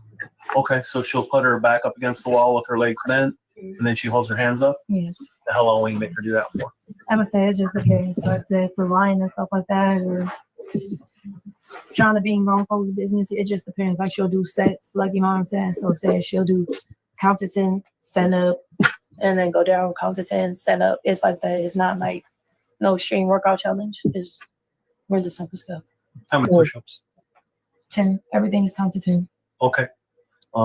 When she gets a whooping, she said that the little girl did 10 push-ups. Everything's a count to 10. So, you know, I mean, I think it's possible. Can all kids make, do 10 push-ups? But she was only 5 years old. She was so small and so skinny, right? Real energetic. I don't know. I wouldn't put it past it, but is she saying, I mean, was this really the type of discipline you was getting your kid? This child was bruised, arms, legs, torso, abdominal, like thighs, face. And you're telling me that's all y'all was doing? do you use your hand or you use an object, a belt? I don't really give out the whippings. I leave that to her dad. But if he's not really like there and it's just like, okay, she's being too bad and my form of punishment is not working, then it might be a belt. But yeah, that's about it. Was she disciplined yesterday? No, for what? I'm asking. I know. Was she disciplined for anything? No. What about the day before? No, we were released the day before. So if she was looking like that, somebody would have seen her like that. No, I'm saying just as far as discipline. I'm not saying that she looked like that 2 days ago. I'm asking if she was disciplined 2 days ago for anything, for being bad. No. Like, say for example, if anything like yesterday, she don't really like to wear them. So when she was pretending not to know a word that she was sounding out, she's really smart. It can take her a minute to do it, but sometimes it can take her longer because she doesn't want to learn. So for that, she had to stand in court. But that's the most she had to do yesterday, was stand in court.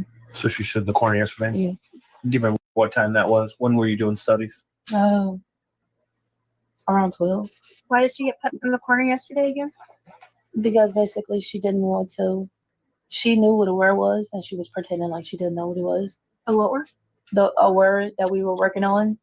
She was pretending like she didn't know what it was. So she ended up getting in trouble. What was the word? Fat. Fat? It's an easy one. Yeah. Is she receptive to discipline? You know, does she... She can be, but, we just work with it. Okay. Does it frustrate you? All right. She's fine. It's typical 5-year-old behavior, yeah? Okay. All right. So so occasionally she'll get a whooping with a hand or a belt. She also does, what do you call them? Wall sits.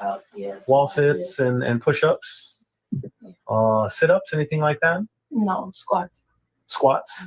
Okay. Is that against the wall or freestanding? You know squats. You know I know what a squat is, yeah. It's freestanding. Okay. All right. Can I ask you really quick too? I know we had touched on it, but you had said she had complaints last night. What were her complaints? Was she complaining with headache? Was she complaining like she wanted to throw up? Yeah, no, she didn't ever say she wanted to throw up, but you asked like, oh, does her hair and stuff like that, right? Yeah, she did say, yeah, it hurts a little. And she didn't really, like I said, she's kind of tough, so she doesn't really complain too much. So if something was really bothering her like that, I don't think I would have known because, like I said, she's tough, so she would have probably just tried to sleep it off. I was just asking because I thought you had said she did have complaints last night. Did I hear that wrong? No. Yo, how she's switching, adding, and taking away. This is good. Thank you, KJ. Welcome to the live. Appreciate the comment. KJ says, oh, wow, I'm watching this too. I just so happy to see you watching it. Wow, this is making me sad. So mad. Like, this witch over here has my blood boiling. Like, and then it's like you could tell the lies, the constant lies. She's making excuse after excuse. You had heard it right? Yeah, she did. So then I just want to be clear that her complaints were that you asked her for head hurt and she said yes.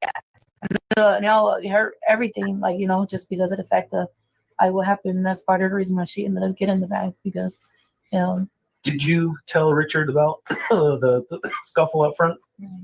What did he say? He was concerned. He asked what I did. And then, you know, it was just like, he's the type of parent, he's a guy, so he just feels like it'll make her tougher. He was concerned, but you know, he don't really show his emotions like I do. Did you call the police? No. Did you call security? No. Did you go knock on any doors? No, because she was just supposed to be playing outside.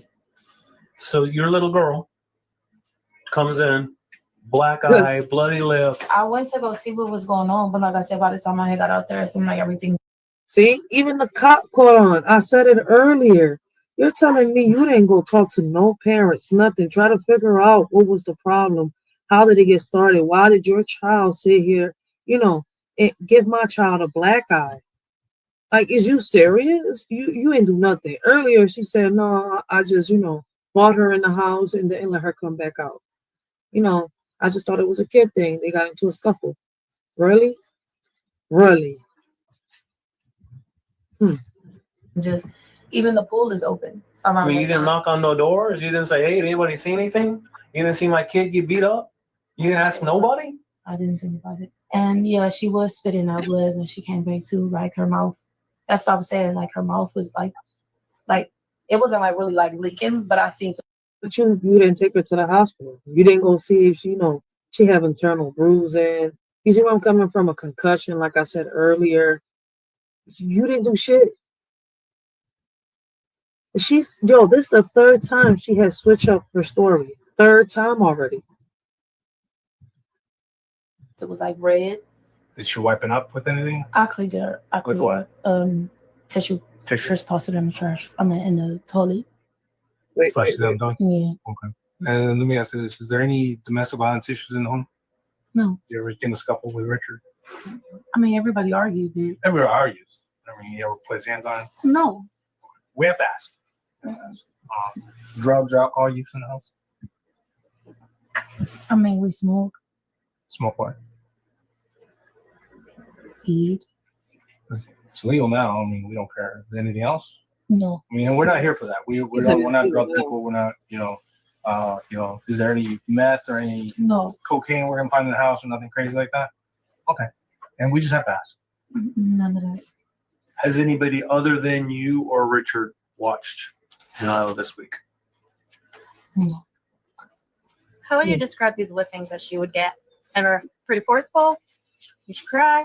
Who don't? You kids cry after getting yelled at. I had to sit the baby in the corner because she kept fighting her sister. Okay, but can you describe the lumpies that's like you said it was with a belt? I mean, pretty forceful, pretty hard? We don't do weapons with a belt all the time. That's why we do workouts and stuff. But if she do have to get a belt, it's on her butt. Okay. First off. When's the last time she got a whipping with a belt? I don't know. You don't know? No. You can get whipped within the last 24 hours? No, or not. She shouldn't have. No. Like I said, she was standing in the corner. That's the most trouble she could have possibly been into. At any point was she with her dad by herself? Without you there? Not for non-knowledge, I don't think.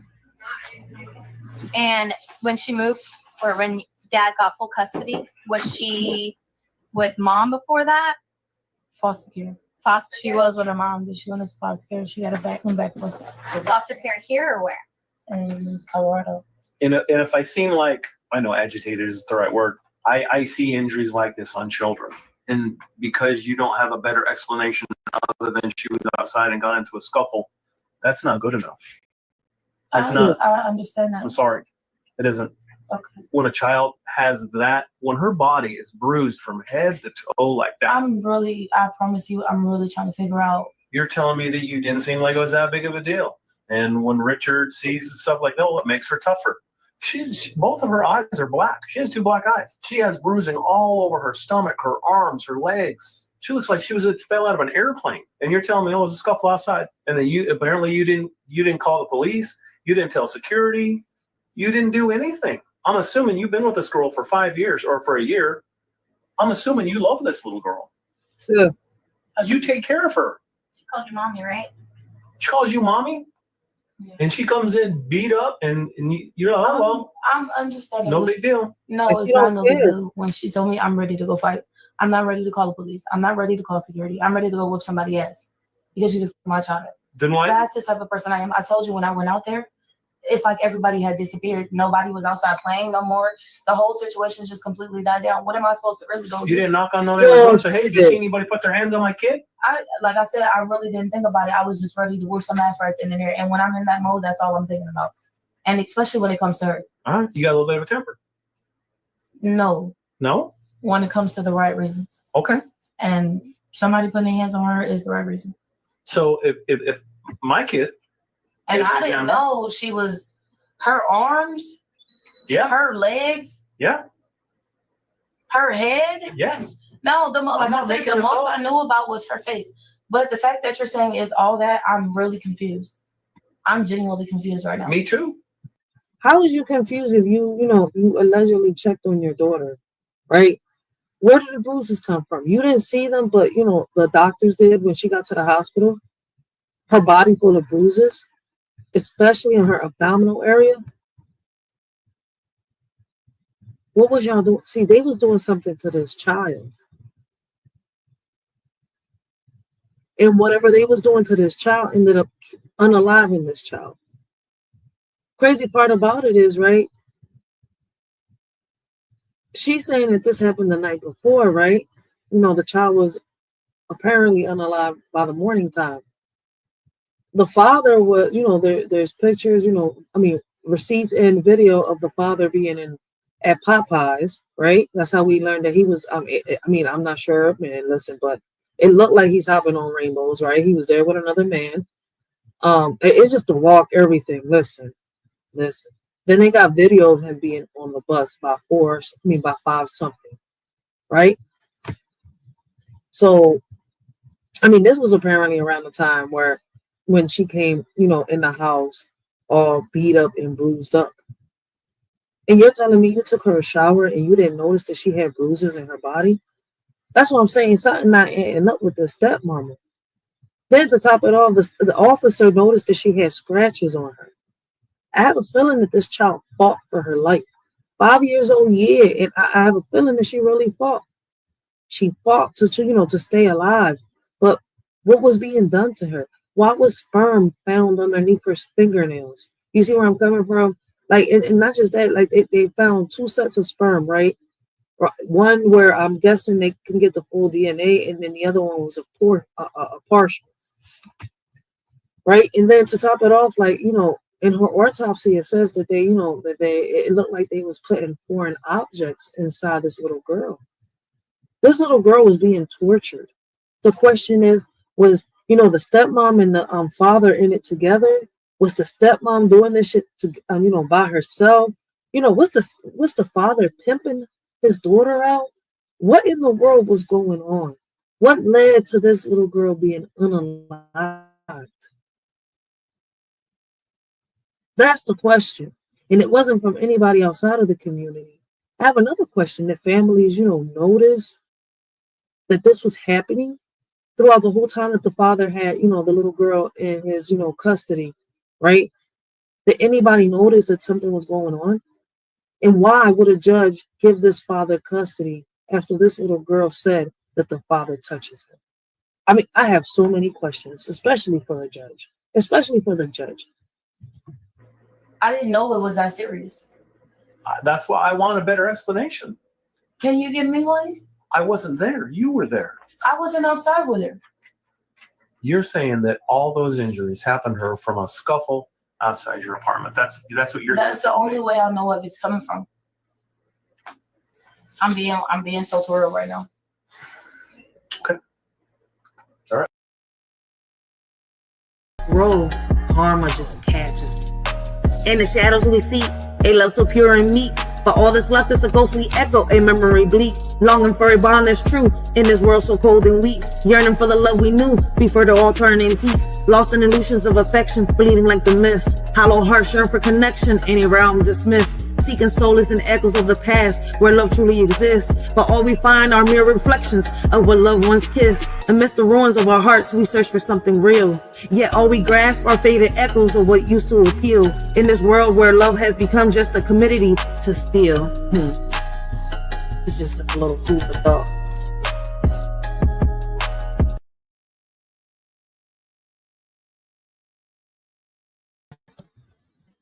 Hey, what up, everybody? I want to welcome all of y'all to the Writers for Life Breaks with Let's Talk About It podcast, right? This is part 3 of When Innocence is Lost, right? The case of Janiyah Russell, right? I did a little replay for y'all, right? Just to refresh our minds a little bit. This is one sad case right here, right? Diving down this case right here, yo, I'm telling you, it broke my heart just to sit here and witness how, right, how a father that took the innocence of his own child gets to walk free, right? And the stepmother is right where she belongs, right, exactly where she belongs. But right, this is a case that happened in 2019, 2020, that the police and everybody just ignored, faded out through time, and nobody paid attention. The media, nobody.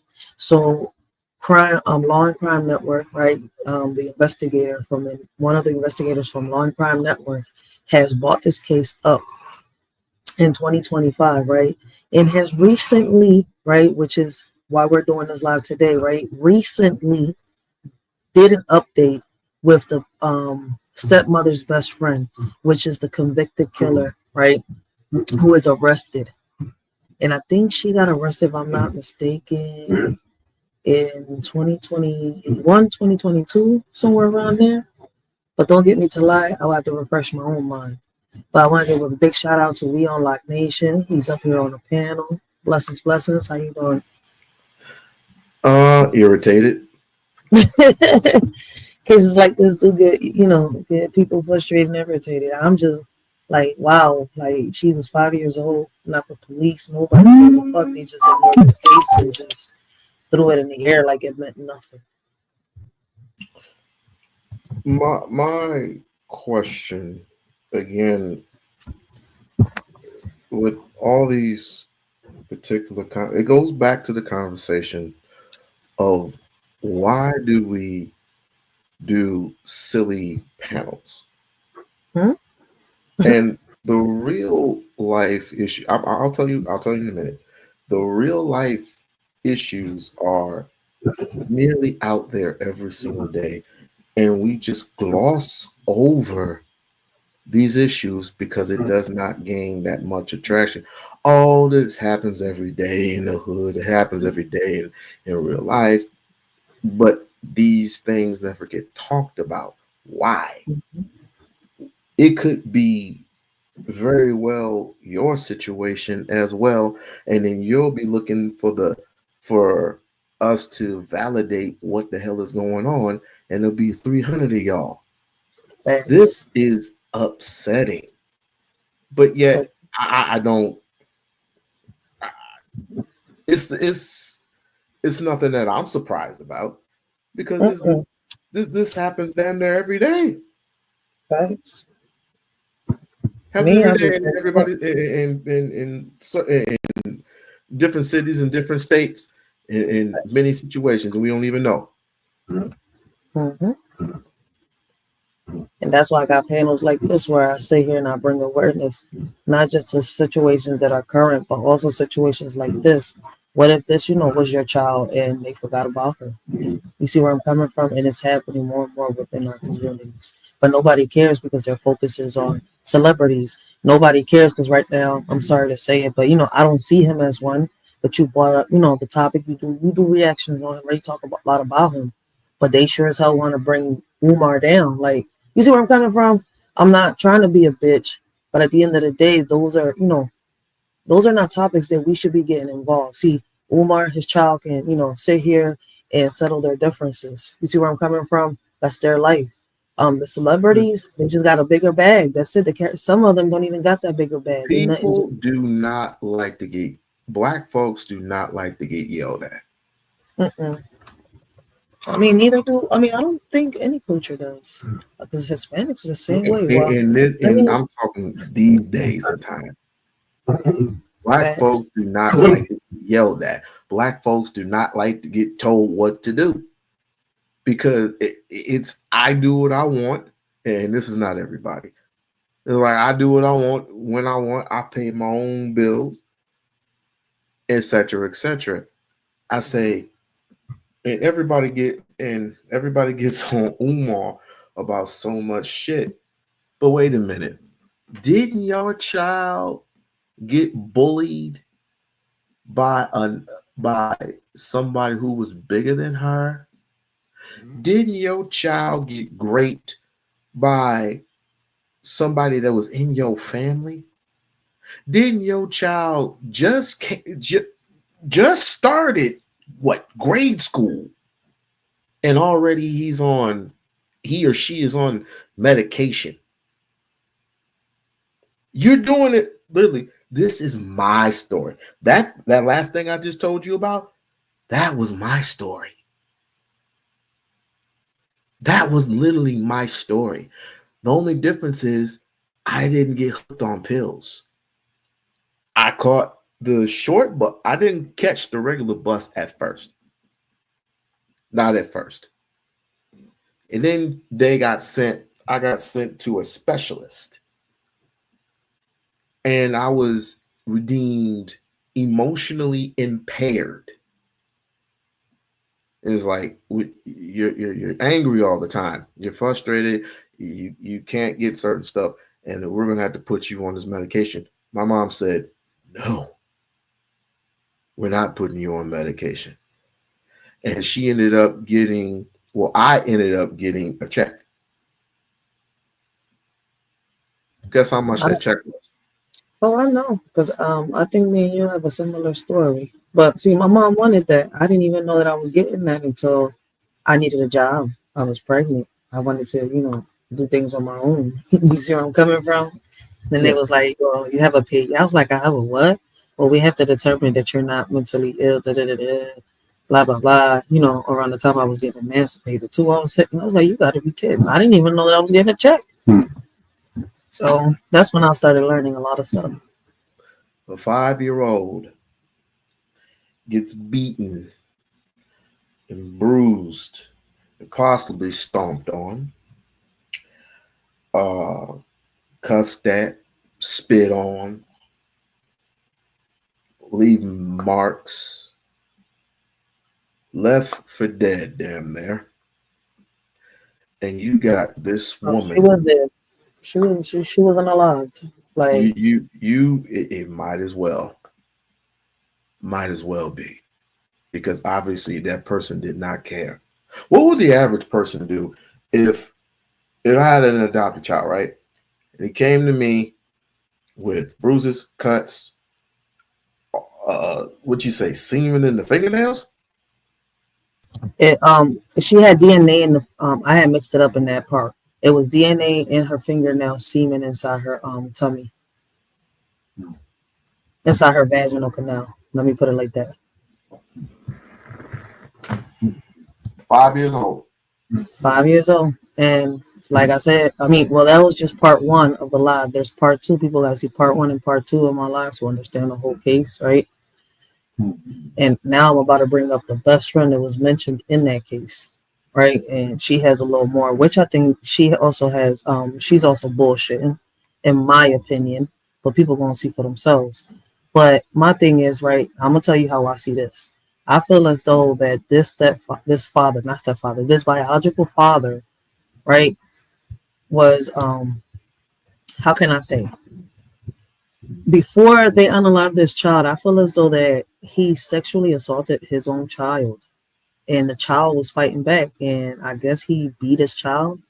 You see where I'm coming from? And that's where the cuts came from, the blood came from that was in the tub, and that's probably where the bruise was. I don't know if the stepmom joined in, but I have a feeling she joined in. From what I've been doing in my research, I don't think she really wanted this child in the house after a while.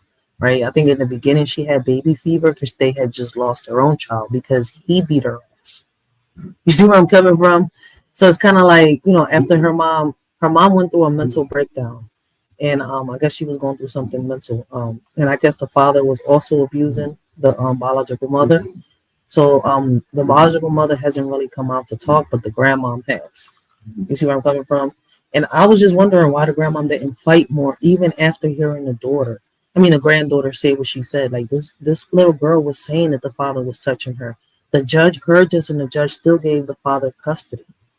Like, this is where I'm like, this everybody in this little girl's life failed her. Once again, more cases like this is happening. Like, and I bring this case up too, right? They didn't just forget about this case, but it shows you, right, that it started happening, that this little girl was, getting abused a little before the pandemic happened. So it's not just, because the pandemic happened that people are losing their minds and doing this. This has been happening. It's just coming out even more now. Things will be revealed in due time. For real. And it's a shame. Like, if it was your child in this little girl's place, I know that a real parent would have wanted justice. All would be dead. Mm-hmm. For real.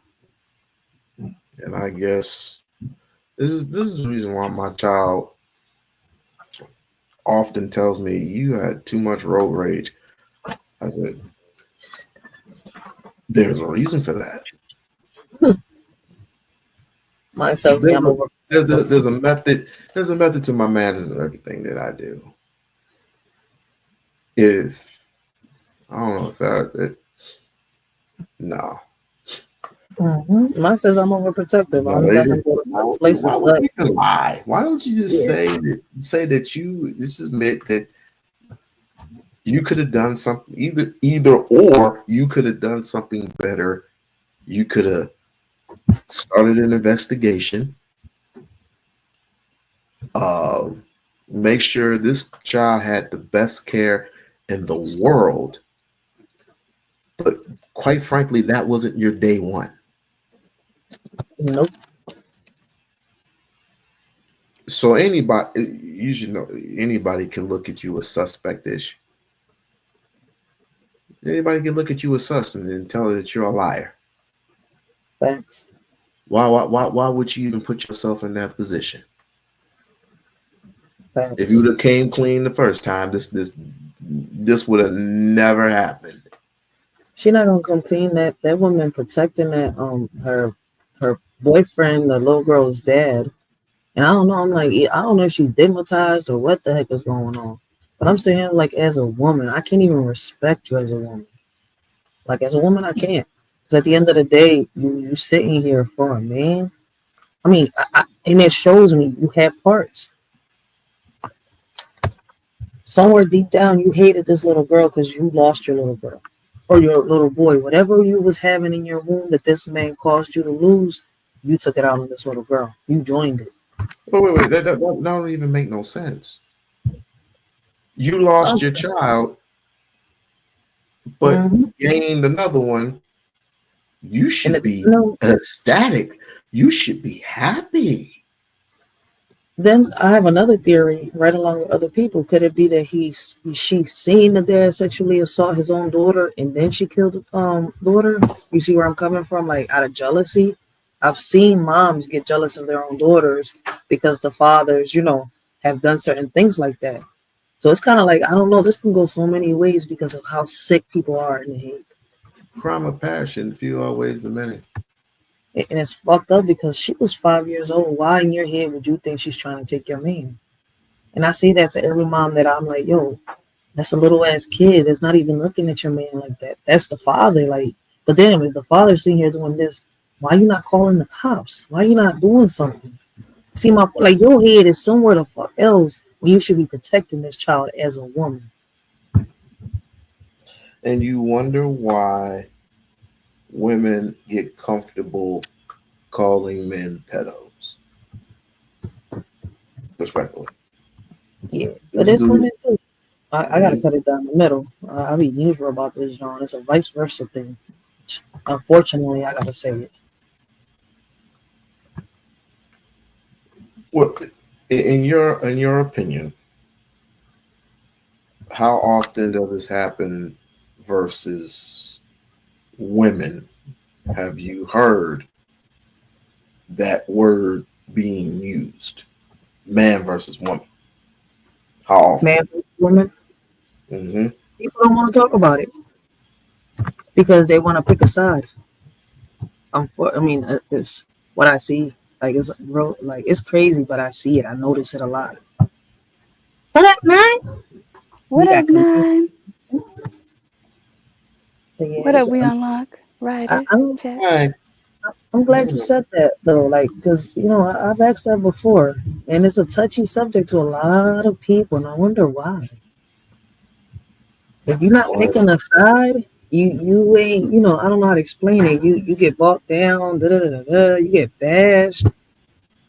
I'm saying like, damn, you live in a society where if you're not picking a side, it's curtains. They call those people fence riders. You want to know what They I want call people to pick a side. I call them D riders. I'm from Philly. I'm sorry. What you call them? We don't like. My bad. Dead people to me. Oh no, shit! I see why he's saying that. Oh, if someone doesn't pick a side? I see why he's saying that. But he can, elaborate on his own. Know what the right thing is. Know what the right thing is to do. If you can't notice it within the next 3 seconds, then you're pretty much dead to me. He's not talking about you, Commander, just in case. I can't see you saying or doing anything else but the right thing.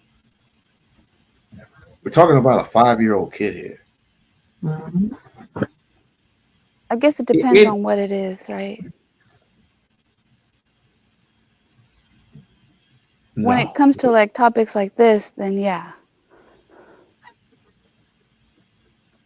Oh, right. Mm-hmm. But in a situation like this, it's like both of them have parts in this. What if she was already, mutilating this child already? Like if they was doing separate things to this child, not telling each other. You see where I'm coming from? Like what if she was getting a double whammy? There's been cases like that. Oh yeah, that happens. Yeah. It happened to me. Huh? If you're talking about two predators, two abusers, and yeah, they don't even know. Yeah. It's like the dad abuses her on his own time, and the stepmom abusing her at her own time, but neither one of them doing it at the same time, so they don't even know. I mean, it's crazy. I don't know how to explain it or break it down, but hopefully I don't go over people's heads, but there have been cases like that. And it's unfortunate. What can we do, right? Me, I would go straight for the snake's head. But, unfortunately in America, I know so far only Ohio has the death penalty, so.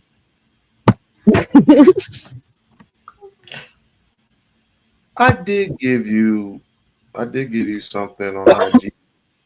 I hope you looked at it. I gotta check my IG again. I was on it. Let me see. And this was, I think, last week when we spoke. I probably did. I gotta resurf it. Wait, why is it not showing me my profile? Oh, no, it's my messages. You wonder why we're dealing with mental issues in the in communities. Talking about that video. Okay, I see it now. Dealing with different mental issues worldwide, and you wonder why every once in a good while people come along and they hold a mirror up to you and they tell you the truth about yourself, but you get so radicalized you don't even see the forest from the trees, and you start getting mad at the individual that told the truth about yourself. That's strange. That's how we beat them.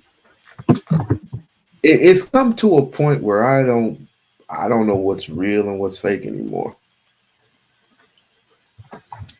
See, with me, I try to bring my broken questions or try to bring solutions to the table. Like, for example, what steps can communities take to better protect vulnerable children like Janiyah, right?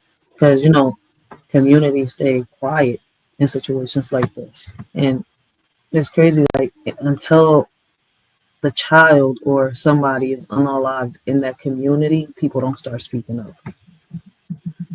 Well, even then, it's probably like short-lived, right? Because it dies down and then you don't hear about it anymore.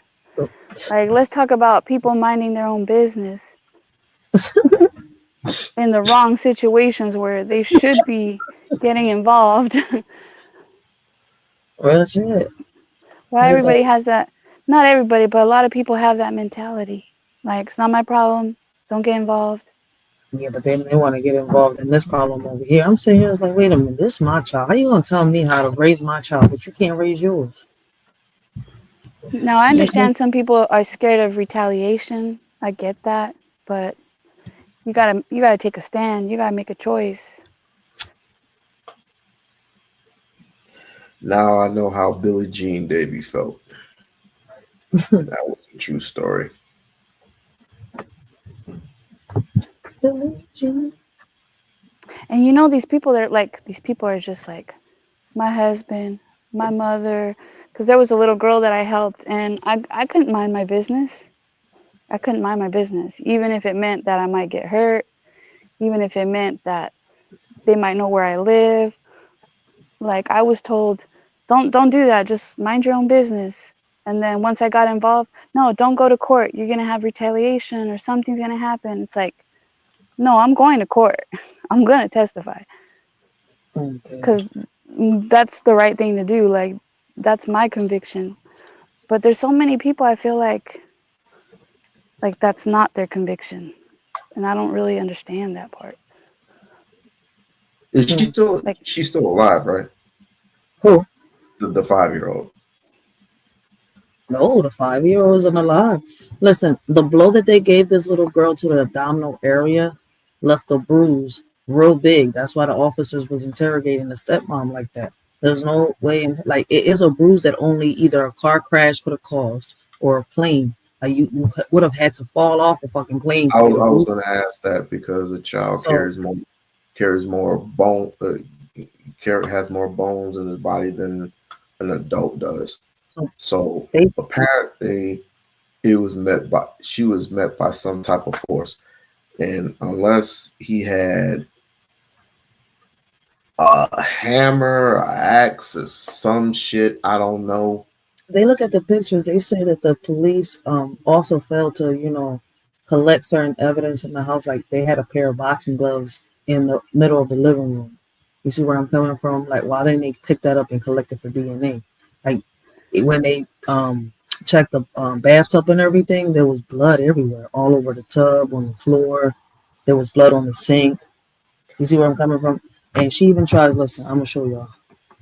But it could be a fist. It could be slamming. You could slam someone. Like, she even tries to describe what happened in the scene.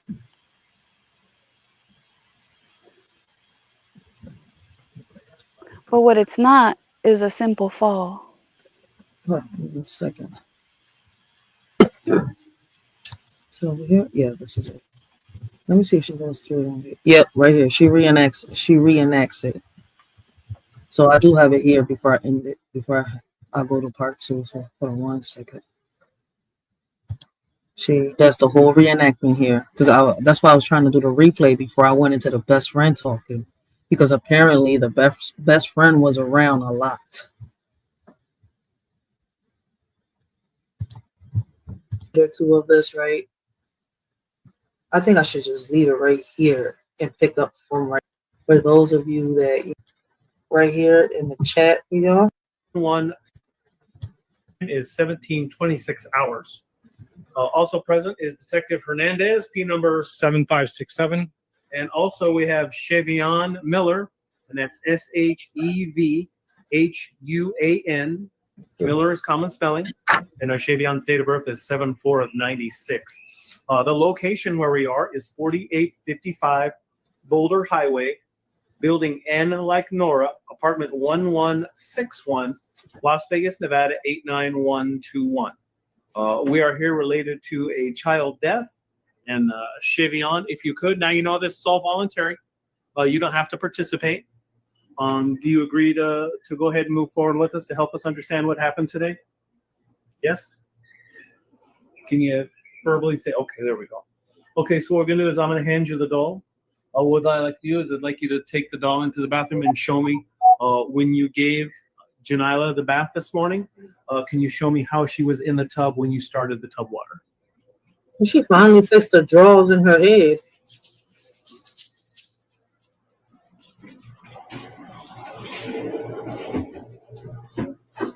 So she was laying on her back. Yes. With her head towards the top of the tub, I'll call it. Yeah.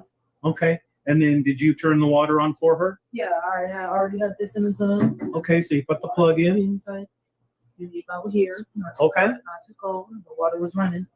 I left the room, started smoking a cigarette, came back, and she was like, this. Okay, so she was face down in the tub at this time with her head turned to her right side? Yes. Okay. How full was the bathtub? Well, you see this? That ring right there? So it was a full So tub. it wasn't even... Was the water still running? I think I might have turned it off already. I don't recall that part. Okay. Do you remember if you turned it off when you came in and saw her like that, or you turned it off prior to it being like that? I don't remember that part exactly. I don't Okay. remember if I already had it off, and I don't know how that part even played out. Okay. And then when you saw her like that, what did you do? I immediately brushed her up. Okay. I think I sent her right here. You set her up. Did you have to hold her? No. That's why I thought she was just playing. So when I got her out and she was just, kind of looser than normal, I'm just like, still not really thinking nothing up because, like I said, I didn't have the booger up here. So I'm thinking, she's just kidding or something. Maybe. And would you describe her as being limp? Like I said, she was looser than normal, yes. Well, but she like was I said, limp. since I didn't have to hold her up here, I didn't really think too much of it right then and there. And like I said, I really didn't think much of it at all until I came back to check on her and she was just not responding. Did you say anything to her when she was in the tub or when you got her out? Did you talk to her? I think that's what I was telling you. I was like, Janiah, quit playing. And then Did she respond? I don't think so. Okay. I'm not gonna say yeah, and I'm not gonna say no. How you don't know? I feel like I'm just doing that at her too. Like I don't. Were her eyes open or closed? Her eyes were open.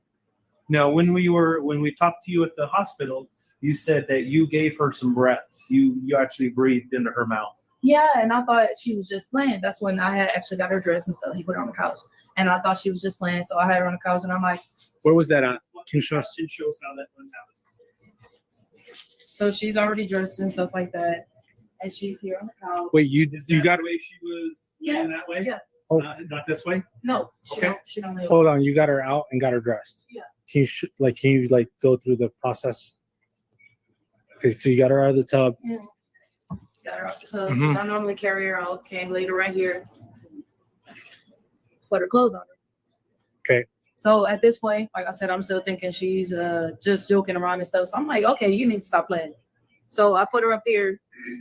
Then I walk off because, like I said, I'm thinking like, maybe I think too much of it. Come back. And I'm like, and I come back and check on her. I don't recall exactly at the point of when, I kind of still jokingly was, over her like, oh, you want me to blow some butts on you? And I'm like doing that. And I felt like she was blocking me from doing it because She said still jokingly. Listen, I don't know a parent yet, right, that cares for their child, that loves their child, will sit here and take, a situation like this jokingly. My child is limp, isn't reacting normal, is acting different. You see where I'm coming from? And I'm just sitting here thinking that my child is playing. You're telling me that your child acts a certain way every day, and one day you see your child, not acting, the norm, and you're just like, all right, fuck it. My child would have been in the emergency room right there and then. The ambulance would have been called. This bitch ain't do shit. She ain't care. She ain't have a soul in her that day. it was like the position that she was in or something, but I feel like she was blocking me. So I'm like, oh, you don't need no breaths. Like, you're playing. You know what I'm saying? So I'm thinking she's still playing. But when I realized she still had that same look on her face, I'm just like, okay, something's wrong. How many breaths do you think you gave her? At that point in time, like I said, I wasn't really being too serious. So it's probably like 2 or 3, nothing severe as it should have been. Did she react? Did she say anything to you? No.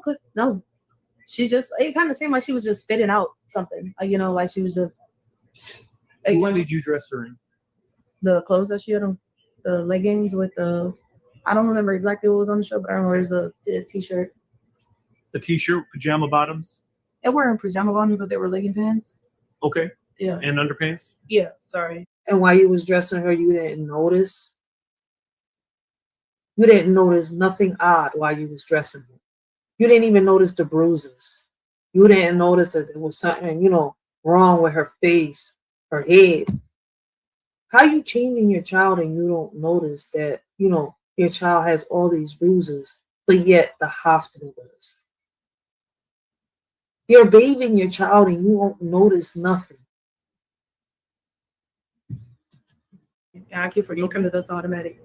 Okay. But yeah, at that point when I had her up here, and I realized she wasn't responding, then I called the ambulance. And they told me to move her to the floor and then that's where they told me to properly position her and then perform CPR as I gave her the breath. CPR, and then they kind of with me through the process. Did any fluid come out of her mouth when you were giving her CPR? Yes, that's what I was telling you before, but that was two different instances. Actually, that's the one this in detail because I said I was out here. Y'all hear what she had to say there, right? I mean, I don't know if y'all got something to say, but before I hit my next video, right, I'm gonna show y'all. She left her baby in the tub while she went to go smoke. Who According does to her. that? Now we got part 2 here. Now, trust me.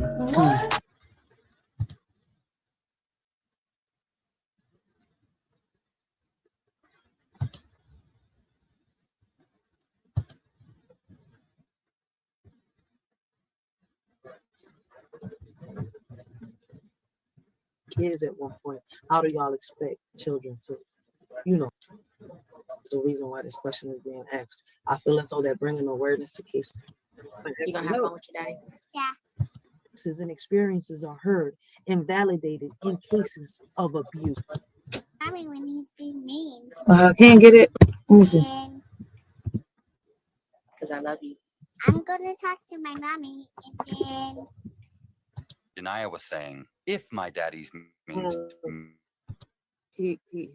Oh my God, no! Get it to the little girl. Why is you fucking with me right now? Why or not? Why not? And I feel as though they're bringing awareness, right? And this is the reason why this question is being asked. You see where I'm coming? Realize that when I started, I speak that their policy and for you streams. So how in cases of abuse? social services were apparently set to step in again, but instead Richard offered the allegation in this visit. Father had been touching her inappropriately during this visit. She told this to multiple people in Colorado, but nothing was done about the allegations. Social services were apparently set to step in again, but instead Richard offered to take Janiah back to Las Vegas and assume full custody of her. Janiah's mother agreed to the decision, and that's how the child ended up with her father. And if you think about it, this actually lines up with what Janiah said while sitting on her grandmother's lap in the clip I showed earlier. At the time, Tirza was under the impression that Janiah was saying, if my daddy's means me or if he touches me. But based on what we know now about the allegations in Colorado, I believe she was trying to say something else. Let's watch that clip again with this new context. You gonna have fun with your daddy? Yeah. That's good. You can call Grammy anytime, okay? Okay. I'm gonna give your daddy my phone number. Because I love you. I'm gonna talk to my mommy and then I'm talking to my mommy when he's being mean to me. Okay. That ought to be interesting. That's why mommy tell me I can don't my dad touch me. And then he's still touching me. No, hopefully he at the house. He won't. And then I okay. Listen, that ought to be interesting. That's why mommy tell me I can don't my dad touch me. And then he's still touching me. No, hopefully he at the trust me. Tell me. Okay. That ought to be interesting. That's why mommy tell me I can don't my dad touch me. And then they still touching me. I think she's trying to say that the mom wasn't, not letting her dad touch her, but he still touched her. Could there be a reason, right? That, could the mom be going through some issues, some mental health issues? Could this man put her through some shit? Could this man have did something to this child and she left? You see where I'm coming from? I don't know what was going on with the mom. So that was the little girl. That's what she was saying. And it was crazy. Even after the judge heard this shit, judge still gave the father custody. Now, I'm going to go a little towards the end, right? So y'all can see the ending of it. Wait, not too far, right? Because that's going into Kimani Latigue's case. And y'all could hear a little more. I didn't. Straight up. No, you did. I didn't. And you probably think that if you continue to deny, No, I don't that think it's going to that. make a difference. But it's not. Yeah, you guys already have your mindset that it was just me. You told me it was just you. Richard, I didn't do that though. both of you told me that he left. He was gone. You both said that. You said that you were alone in the apartment with her. She was fine though. She wasn't. She was. No. She was fine. She was. She would not have been up in the tub for more than 10 minutes. Well, If you guys are saying that was a 2-minute type of situation. No, she was up. I mean, this is Very alive. This is just. Now, I wanna tell everybody, right? If y'all listen, that hit that she got to the abdominal area, right, busted her liver open. It took only 3 minutes. It took a matter of a minute. I'm gonna say 60 minutes to 3 minutes for her liver just to erupt by the blow she took to the abdominal area by whoever gave it to her, whether it was him or it was her. And I have a feeling it was probably by both of them. And she, the stepmom, was trying to get rid of the evidence by putting this angel, in the bathtub. That's what you're telling me. I mean, I don't know the timeline. I have to go off what you say. I know she was in the tub because her hair was wet. We know she was in the tub because there was blood in the tub. We know she was in the bathroom because there was blood on the floor. No That was doubt. old. No That doubt was in my mind prior. that you put her in the tub. I agree. That was 100%. part of it. If I go run the water in the tub right now, that blue stuff is gonna fill up the whole tub. And if I let it out and don't wash the tub out, it's gonna fill up again. But that's not a question. You put her in the tub. You said you put her. I believe you. I believe you did put her in the tub. I do. This is just straight up Are you live. guys trying to arrest me for murder? You are in charge with murder. Are you serious? I was waiting. Yes, bitch. Charged the itch already. She I did did it. not do that.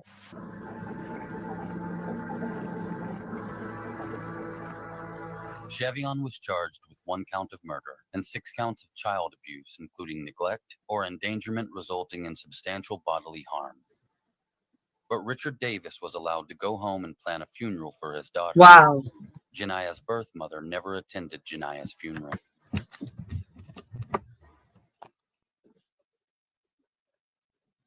Why y'all let the father go home? He's obviously not innocent. Police were also unable to obtain an interview from her.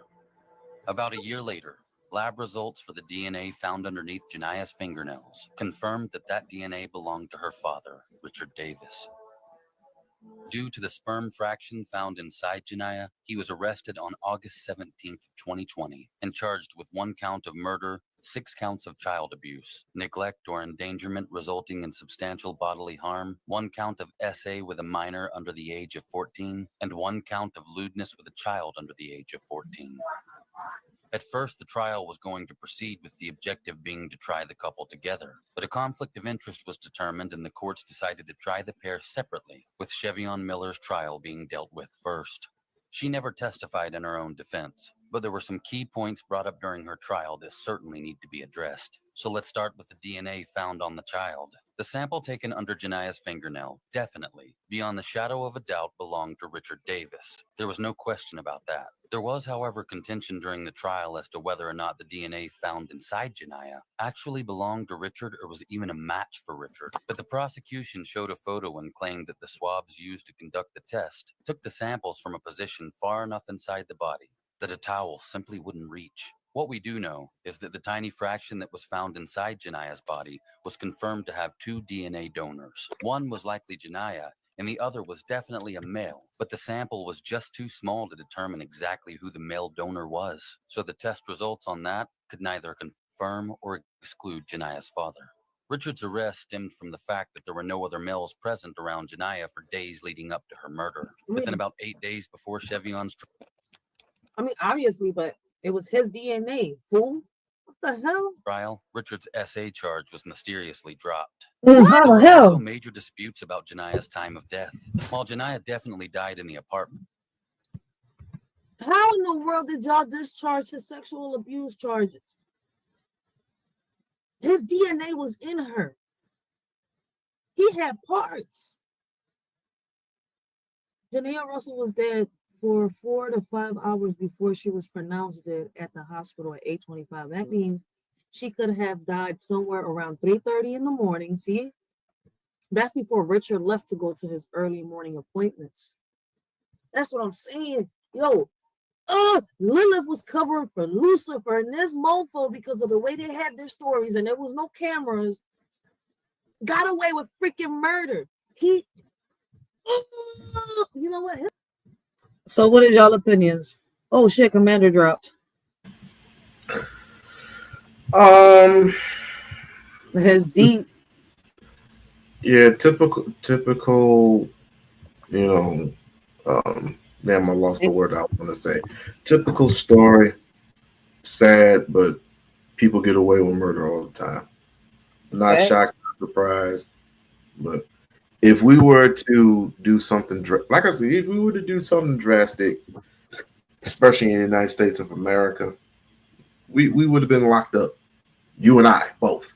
We would have been locked up. If we would have gone around parading like the Black Panthers or somebody, talking about no justice, no peace, we probably got pepper sprayed. But a mere inkling can murder a child, and it's like, well, it was misconduct, so we can't charge both of them. We can only charge one of them. That's the crazy part. And I feel as though that the real murderer or the one with the plot and the idea got away with it.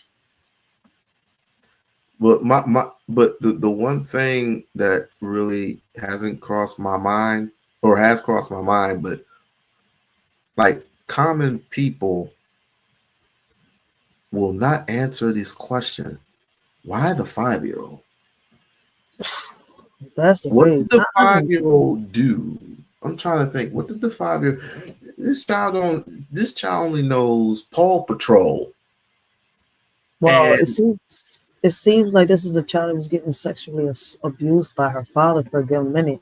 Because in one part of the story, the lady that I'm about to bring up, right, the interview they did with her, the best friend, she was constantly there, and they was babysitting each other's kids, such that apparently, right, Janiyah, the 5-year-old girl, was committing sexual acts with her kids, right? She told the father, and in front of her, not in front of her, the father took her to the room, right, and started beating her. And I'm sitting here like, that's not the first red flag you see. First of all, that's 2 red flags. The little girl doing that to your kids is showing that there's signs of sexual abuse in the home. Second, the way the dad took that child into that room and beat that child to the point where she sounded like she was screaming for her life, I wouldn't sit there and not do nothing. There's no way in hell. So at the end of the day, this lady witnessed red flags after red flags, and like, it's okay. Now, I have a feeling that you also know what happened. And I don't know if you helped them get away with it, which I think she did, because she, but then your best friend is the one you should have been helping. She's in jail. The bull is the one that got away, the one that was committing the big X. Like, this case is, changes need to be made, but, first of all, we can't seem to get united enough to do that shit. So, what I told you before, you don't need but so many. You don't need a whole entire crowd. It's just like something that's gonna spark up today. They're telling motherfuckers to stay home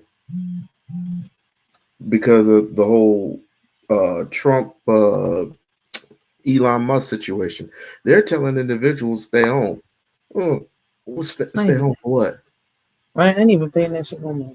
There's more things out here happening that, like, man, they tripping. Like I tell people, my focus is out here. I put that footwork in out here. Like right now, I'm still doing what I got to do when it comes to the schools and the kids, trying to bring resources into my community. I ain't focused about Trump and Elon Musk. I'm gonna let him do what he got to do, right? No. No, I know what you're saying. The people's focus is like,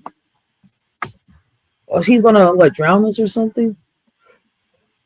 He's gonna hit the little red button. The fact of the thing about it is you're asking people to stay home. Trump is, or the people is. That's why I'm confused at.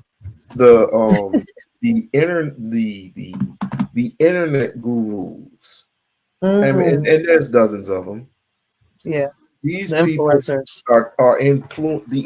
Thank you. The influencers are telling people, including Black folks, to stay home, because if we to go out there and protest about anything, this is to be about anything, right? They're afraid of what happened in the 50s and in the 60s, and I would say damn near in the 40s. This is going to happen to them. I said, isn't that the sacrifice that we're supposed to be making? And if they're going to end up doing that, they're going to end up doing that anyway. Facts. But here's the thing: that there's no. This is the thing when I say there's no leadership. You can have leaders all day long, but you have leaders that are cracked out, smoked out, bought off, took in a different side. But you get that special one, that special person, no matter what his or her flaw is, you're gonna, if he or she is steering you into a direction that makes common sense, right? And you're raising money, you're caught raising money. Say you're raising money about a situation, something like this, and you want to say remove the person, the judge. You want to remove some of these judges. You want to move some of these congressmen. You want to remove some of these legislators. You want to remove the mayor. And you're getting funded by this. What happens to a person that's getting all this attention? You're gonna get approached. And when you get approached, you have two choices. You either go along with their program, or you're just going to be removed from the earth. And this is the reason why they say stay home, because we don't want to get shot at. We don't want to get holes and have dolls get sicked on us and all this other stuff. I said, well, fight back. But no, you can. What's all this shit of you laying out on the street? You laid out on the street because of the whole. I forgot what that lady's name was. When a woman was getting beat down by the police officer, You stood there and held traffic. You held traffic. What's the difference? I'll yield. They'll protest for all the wrong reasons. I mean, I'm not saying that was the wrong reason. I think I gotta find better words. Holy shit. I just thought about what I just said. Like, how can I say it? It's a better way to put this, man. When the Sonia Massey murder happened, right? Yeah. People were actually protesting, said that do not let this cop off the hook. Do not let this cop off the hook. And they still like that, man. Of course, I haven't been updated on anything about that situation. Although it's sad to say that the nephew has to suffer. The nephew and the grandmother are the ones that have to suffer through this, because they had to go back to that house and they had to clean up all the brain fragments. No, it wasn't the nephew. It was the I think it was the cousin, something like that. The girl, the female that went in there, she cleaned everything up before the nephew got in there with the grandma. All I heard was the nephew. Mm-mm. And it wasn't even. It was because, and everybody keeps saying nephew. That's because the aunt. It was what is she? When they're cousins. Well, I guess they call each other auntie still when they cousins. You know, the mom's cousin and shit like that. Mm-hmm. But basically, it was the closest cousin to them. Mm-hmm. She went into John and started cleaning up the mess, and then that's when they the son came in. But I think that the messed up situation about this was right. But it's so many sides to it, because with the Sonia Massey, right? In the end, it's like I feel as though like the family's ego and pride, right, also led her to her demise. Because after I found out that, you know, the grandma earlier that day and stuff like that, they were the ones that were also calling the cops on them, and then the story switched up. I was like, it's deep. You got to look at the lives out there on that. Like, that John is deep. At first, I had the same opinions as you until I went down that rabbit hole on the Sonia Massey case.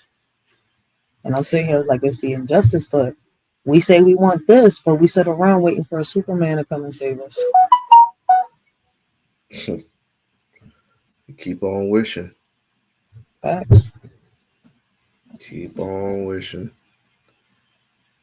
You know what? Sidebar. There's so many imitations of Superman all over, but not one Batman. It's quite strange. Quite strange indeed, but it's gonna I'm just waiting right now. I'm just waiting because you got people just crashing out over the politics side of it. I'm just waiting for somebody to crash out. We unlock nation. Wildheart, ain't no trolling over here. First of all, you ain't even, announce yourself in the chat, right? I know you and Word just recently went through something. We're not doing that over here, all right? Over here is a peaceful platform. We look for solutions over here, right? I'm sorry what happened between you and the Word, but, we're not doing that over here. All right? Oh, really? Ain't no trolling, ain't none of that over here. All right? Yeah, he backstage, but after what happened between him and Word, we ain't doing that. No. Let me guess. The John, the back and forth, what usually happens up on panels? No, the boy likes to debate. We ain't debating over here. Over here, we bringing straight solutions, and we talking about kids. So we're not doing that shit over here. I don't. See, I don't play around with these topics at all. This ain't debatable topics. If you don't got a solution, right? Don't hop on my panel. I come up with. I'm dead serious. I'm starting to put the puzzle pieces together. But since the child is unalive, The only thing that you can do is lock them up and throw away the key for life. These should be life sentences. These shouldn't be no 10 years, 25. No, these should be life sentences. That's what I've been saying, man. For me, man, predators don't listen. There's no solutions for no rehabilitation for predators. For me, I think it's as though we need to build caskets. That's for me. That's why I say, like, I gotta research. I gotta dive down the rabbit hole to see if I know so far Ohio. That's because the Kamadi Latif case, right? And me personally, I recommended that her father should get the death penalty. Why give him a lifetime or anything? Like, he took that child's innocent. He mutilated his own child. The way he decapitated his child, him and whoever else was there with him, man. Let him up, yo, because he ain't gonna stop. I'll just mute. No, I'm not. No.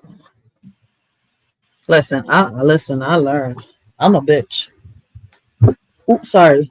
But I'm a bitch when I want to be a bitch. Right. But and this is not the case. This thing is about controlling people's emotions. It's like people get on me, right? All right. I'm gonna do it for you, but I'm telling you, the ball is all about debating. But you know how this goes. If he starts clowning around, start acting a damn fool, then you know when to kick him off. Just let me put it that way. But I'm on me. Blessings, blessings, Wild Heart. Hello, good to see you, and thank you for letting me on. And kick me at any time, and I'll be good. I'll stick to the topic and everything. That's right. Well, thank you. I'm listening. But carry on with the chat. I've not been watching, so I don't know what you're talking about at the minute. So yeah, if you want to carry on. We're talking about parents taking the innocence of their own child's lives. Right, but what do you mean by that? Sorry, I'm not being awkward. It's just I don't understand. We're talking about bringing solutions to the table. What can we do when it comes to parents that sexually assault and take their kids' lives? Oh yeah, I agree with lock them up and throw away the key, basically. As I'm concerned, yeah. Like I was saying, for me, death penalty. Oh yeah, it's just in the UK we don't have the death penalty, but yeah, just the most extreme penalty in whatever country you're in. Yeah, that's like despicable. Do you know what I mean? What when you say death penalty by electricity or death penalty by lethal injection? Lethal injection, because I know that the electricity, they might have a chance of coming back. What, like a lawnmower man? Huh? You talking like the lawnmower man? They gonna resurrect themselves like the lawnmower man? No, what I mean is that, I think there's been 2 or 3 cases in history, I think, where they tried to, electrify the person. They did it 2 or 3 times and the person still fucking survived. They even did movies on these motherfuckers. Yeah. So it's kind of like, I was like, nah, that chair, I don't think it works. Somebody, they might have some extra demons in them and they might not get executed. Yeah, you only use the most effective. Yeah, if lethal injection definitely works, then use that. Yeah. I've never heard of that. On camera, it's up to you. I'll turn my camera off if you want. It's only tobacco, but I just wanted to ask this. Go about eye for eye. You go for eye for eye. I mean, street justice. That's what we call street justice, an eye for an eye. Yeah. No doubt, no question. But the other shit, just come resurrected themselves. I've never heard of that. No, that's not resurrecting. It's that they don't really die. Like some people have actually survived the electric chair. That's my whole point. It's not them resurrecting themselves. No, not that. Yeah. It's just like, okay, damn, well, in this all them case, votes. well, in this case, I mean, I understand that part. I understand where you're coming from, but then you got the side of you're gonna be fighting with those people who say that you're taking a life and to be innocent to be proven guilty in the court of law and the statute of no, I mean he's proven guilty. Blah, blah, blah. Oh man, that's still an eye for an eye, whether we do it there through the courts or we do it out here in the streets. Yeah, when they're released, you're going biblical, so anybody can go, scripture for scripture with you. Mm-hmm. But they always end up taking it there, and they said, "Well, I don't remember Jesus taking a life." And it was like, well, they ain't read the Bible right, and I know Jesus ain't take a life, but shit, God sure as hell had a temper on him. Disobey him and watch. It was like I'm sorry, the Old Testament versus the New Testament. And you took this lie. There's too many lies be taken. You got the baby. You got the soccer moms, the baby boomers. They all coming for your throat. I mean, they can come for my throat. Shit, you're gonna have to listen. To censor me, you're gonna have to take me. Like I tell people, I'll put that song from Pink on all the time. There's not enough rope in this mouth, not enough in this life, or enough duct tape to tape my mouth up. You gonna hear what I gotta say. You got me fucked up. Logic is logic, yo. Real shit. You want to censor me, you're gonna have to take me out like Malcolm X. Like shit. I get it. I just sometimes wonder what would have happened if he would have bit the bullet, like on some real shit. I just like, Hey, listen, I would prefer a firing squad. That would be me. Yeah, I've heard about that, but never seen it. Never really read about it. Hanging you upside down, butt naked, and slowly putting you down tar. Oh shit! Why not? Riaz. With everybody watching. We got my young boy on the chat down there, guys. Make sure y'all go check out my young boy. Yo, his channel is popping. Bringing music in from the UK. So y'all know he be doing them shorts about the UK rappers, yo. His John is litty lit, man. Go show my young boy some support, y'all. Yeah, if I can get a link, I'll subscribe. Young Riaz, you can drop your link down there for people to go check your channel out. But no, I'll subscribe to the person you're talking about. I mean, yeah, that's what I'm talking about. Yeah. Oh, you already subscribed to him. Okay. All right. But in the meanwhile, real quick, I'm gonna play a little bit of this, right? Well, before we unlock nation. Gentlemen, I'm about to hit the sack, and I'm gonna have to think about that, right? I'm gonna definitely have to think about that. But you prefer the lethal injection. I would prefer the firing squad. Hell, I thought you didn't. No, the death. I thought you wasn't agreeing with the death penalty. I'm like, listen, man, fuck that. That nigga took the innocence. Yeah, that's what I'm like, man. I don't care who debate me on that. I was like, listen. No. But I understand you now when you said I prefer the fight. Oh, I'm like, he's not against that. He's not against the death penalty. He's like, oh, he prefer the. I need to look down at that. How's that's done? Just the method. They take one bullet. I thought they threw fire at them. And they said firing squad. No, because everybody's lined up at once, right? Yeah. You take one bullet, put it to your brain. Oh shit! It's like it was mainly during wartime. Do you know what I mean? There's line up a lot of people and just shoot them. It's a little shootout. All right. I'm like, well, I took it literal, like firing, like firing squad, like the fire department. They got. Never mind. No, just shoots a lot of people at once, kind of thing. It was mainly during like World War II, and I think. That sounds better. That's faster than the lethal injection. Shit, Yeah. I'm about to agree with We Unlock Nation. Cheaper as well. I think doesn't like lethal injection cost a lot of money or something? No, I just didn't know about the firing squad. I heard about it. But once again, I don't know about it. Yeah. All right, right. I'll see y'all later. Cheers, We Unlock Nation. Yeah. Guys, make sure y'all go check out We Unlock Nation. Great conversations, great topics, right? He brings up controversial conversations. He also covers Dr. Umar Johnson, guys, so make sure y'all check him out. Y'all will not be disappointed, right? So with that being said, we do got Wildheart on here. Wildheart, please be a good guy today, all right?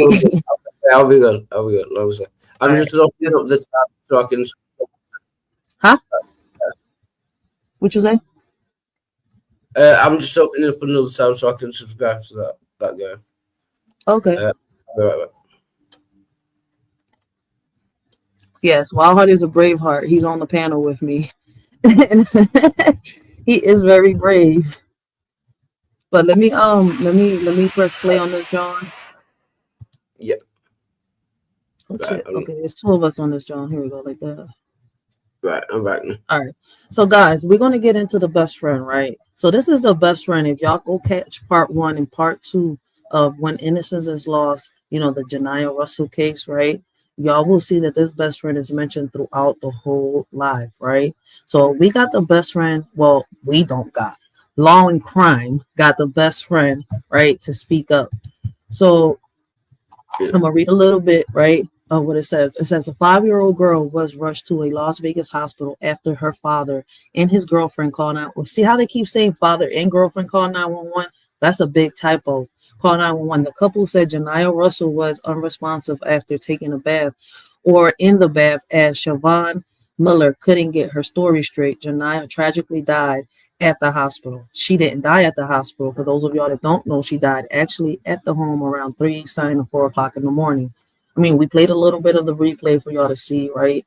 So that y'all can get a little bit, you know, so I can refresh people's minds of what we was talking about last weekend and the weekend prior, right? Investigators then both arrested Richard Davis and Siobhan after hearing numerous versions of their stories. The Disturbing Truth host, Mr. Black, that's his name, the guy that did the interview, Shine Johnson, the convicted murderer, Siobhan Miller's best friend, Justice for Janiah Russell. So basically, he's interviewing her and getting her version of the story. So we're going to play a little bit of this today, and we're going to get into part 2 tomorrow. This is the weekend. And tomorrow, we're also going to be diving down the rabbit hole. Ancestors, right? Ancestors, presidents, wars, our history. So we're going to be diving down, exploring the rabbit hole when it comes to our ancestors and much more. So we're going to do part 2 of this and dive down that rabbit hole. So with that being said, let's get this video started. And I would love to hear y'all comments. But wait, before I do get this started, right? Let me ask y'all some mind-provoking questions, right? Before I do get started, and I want y'all to, you know, leave your comments down below so that we can get the discussion started, right? So I got 3 questions to start off, right? And it has to do with this. How can society ensure justice is served for victims of abuse and neglect? What signs of child abuse should we be aware of, and how can we help if we suspect something is wrong? What are some ways to support organizations working to prevent child abuse and neglect? So with that, keep that in mind, right? I'm asking these questions for a reason, right? As the story plays off, y'all will see why I'm asking these questions.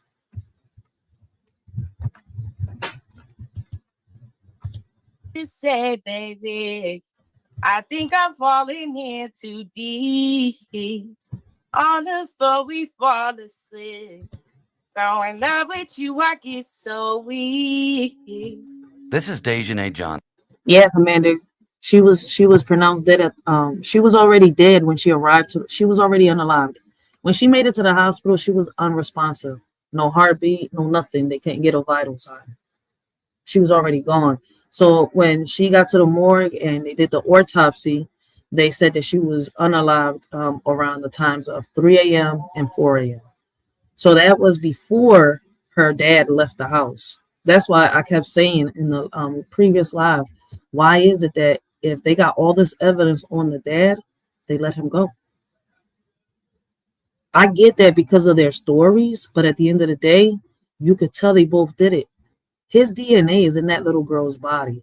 So unless the stepmother planted that DNA in there, he was there. And I don't mean to be crude, but do you mean like, I mean, you're on panel, so I mean, you give your perspective. Just want to check. Do you mean like sexual abuse? Yes, he sexually assaulted his daughter, and his DNA was on that little girl. Yeah, I'm not familiar with the case. That's all. Yeah. So I mean, that's the biggest sin as a father that you could commit. Why he's free, that's one thing that we're trying to figure out. What can we do, right, as a society, as communities, right? It doesn't matter what community you're in. What can we do as we the people to change these policies to better, to benefit our youth and, victims of abuse? Yeah, I would say if they found his DNA, then he should be at least convicted for that, even if he didn't kill her. I don't know. No, you're right. Exactly. If his DNA was on her body, he should be convicted for his, for sexually assaulting his own child. But apparently, they dropped the charges for whatever reasons. Yeah. Sorry. So we're going to hear what the best friend got to say. Johnson. If you haven't seen my documentary, this is Deja Johnson. If you haven't seen my documentary on the murder of 5-year-old Janiah Russell, you'll want to go to the Law and Crime Network YouTube channel and watch Whispers in the Water first. I've linked it down below in the description and a pinned comment for your convenience. It's crucial that you've watched that in full before proceeding with this video. I'm not going to answer questions in the comments below if it seems like your question is rooted in the fact that you didn't watch both of these videos. I spent 3 years making that documentary. It's got a lot of information and you'll need it all for context. Deja Johnson, which is her real name, not Deja Williams like I previously thought. Apologies. There are actually 3 women named Deja close to this case in some way, and 2 of them have the last name of Williams. But all you need to know is this one, Deja Johnson. If you'll remember, in Whispers in the Water, there was a friend of now convicted murderer, Chevion Imani Miller, that lived at the Suites apartment with Richard, Chevion, and Janiah for months before moving out following a disagreement. Deja also had her kids staying in the same apartment at the same time. These are the kids that Richard claimed Janiah was sexually inappropriate with. This is how Richard attempted to explain the recent discipline of Janiah, which involved him hitting her with a belt 20 times and leaving deep bruises on her buttocks. Chevion referred to those kids as her nieces while calling Deja her sister. Deja Johnson also babysat Janiah the Saturday before her murder. Deja also claimed that Chevion told her she wanted to kill Janiah. And if you'll remember, in the documentary, there was a Crime Stoppers tip from an anonymous caller that claimed Janiah was in danger and someone wanted to kill her. So with that alone, that's evidence. If they got text messages, right, that alone shows that the stepmom, for some reason, has some type of hatred towards that little girl. Yeah. Like I say again, yeah, they should be convicted for that at least, even if they can't prove the murder or whatever. I mean, she's in jail, but he's not. Oh, that's it. All right, okay, yeah. She's in jail. She's the convicted murderer, and this is her best friend that's about to talk in a minute. Yeah. That's the crazy part. Now, that's not the crazy part. The crazy part is, okay, she's in jail, but the person that seems that, committed the sexual assault should be in jail too. What happened?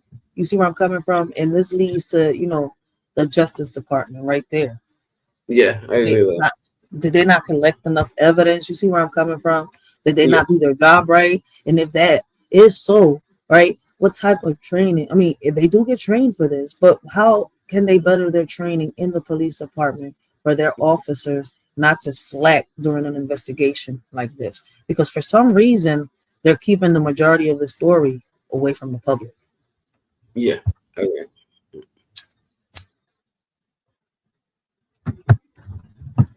Okay, my bad. Crime Stoppers tip from an anonymous caller that claimed Janiah was in danger and someone wanted to kill her. Up until now, no one has ever known the identity of the caller.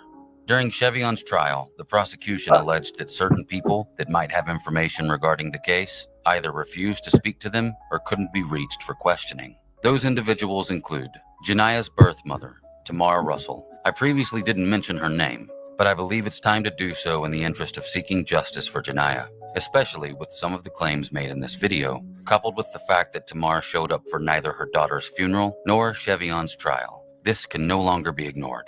The second person was Richard's uncle, Kenny Warren. He never gave a statement to police, but he did testify in court 3 years later. He was supposed to pick up Richard and Chevy on the day of the murder at around 8 a.m. to help them move, which might seem odd considering Richard would have still been at the Telcris Center at the time donating plasma. Now, it's possible that Uncle Kenny was going to pick up Chevion and Janiah first and then go collect Richard. But what I want you to remember throughout this video is this next part. Kenny Warren testified that on the day of Janiah's murder, after Richard and Chevion returned home from the hospital, he claims that while he did meet them at the apartment, he did not enter the apartment that day. In my opinion, this is crucial information to remember. It's also worth noting that in court, forensics seemed to indicate that Uncle Kenny's contact information had recently been deleted from the phone shared by Richard and Chevion. This certainly raises questions, and I think after this video you'll have a few more. And the third, the prosecution alleged they tried desperately to reach Deja Johnson via various subpoenas, but were unable to get a hold of her until the last day of the trial, in which the DA tried to bring her in as a witness, but the defense protested and the judge denied Dejanay's testimony. Today, Dejanay has come forward to tell all she knows in hopes that it will lead to Janiah Russell getting the justice she deserves. But why wait? Like, okay, this baby's funeral was in 2020. We're in 2025. Why did she wait 5 years to come forward? Yeah, so she just come forward now. Yes. That, this is recent since the last video that he posted during the research. Yeah, that is odd. Yeah. That's why I'm questioning it. Yeah. Like, you didn't testify in court, but you want to give an interview now, 5 years later, after this guy right here that's talking in this video posted all the information and all the research he's done within the past 3 years on this case. Yeah. Makes no sense. Something's not adding up. Yeah. There's something wrong with it. Yeah. I'm sure she'll be met with criticism and scrutiny, but she has assured me she doesn't care. It's time to do whatever it takes to get closer to the truth. Before Whispers in the Water came out a week ago, very few had ever heard of Janiah Russell. Thanks to you, people who really care, over 700,000 viewers have seen her smile. Even though many of us share different opinions about this horrible case, I'd like to think we all stand united in seeking justice for Janiah, and we are not going away. The fight now continues with Deja Johnson's side of the story. Sorry, I just want to say hello to Commander in the side chat. Oh, okay. Commander, he was saying what's up to you. The Commander says that maybe guilt finally caught up. Maybe. But damn, the guilt caught up 5 years later. I guess she didn't have Lucifer in her ear. Like, she's, he didn't make her, repent for her sins.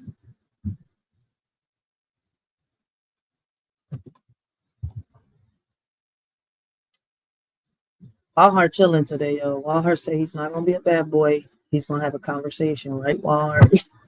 Yeah, I'm gonna be completely sensible for a change. And thank you again for letting me on. I appreciate it. You're welcome. We are not going away. The fight now continues with Deja Johnson's side of the story. So I had another friend named Chanel. I had another friend named Chanel. So we shared a mutual friend. And me and Chanel, we always was like on and off. It was like I was cool with her sometimes, but Chevy, that was like my baby. Like, she would come around, she's older than me. I love her. Like, how we connected, because she used to help me out in school. Like, because Chanel was the tutor. So she was tutoring her, and Chevy was helping me with certain stuff. And then I brought her over to my house because I was always one of those friends that was like, hey, come over, And she came, and then ever since then I fell in love, like as far as like a friendship. Like, oh my God, like I love your personality. I got a friend with a big butt. Yeah, making like a trip, but myself. So she was always known as Chevy with the Chevy. So we would call her that, and we would always hang out. She met my mother, and I realized her situation. Her foster care mom, she was taking her money. And she was like, she was kind of living like a Cinderella story. It was like her, she got along with one of her foster sisters, but the rest of them, they was always mean to her, and they didn't buy my friend anything.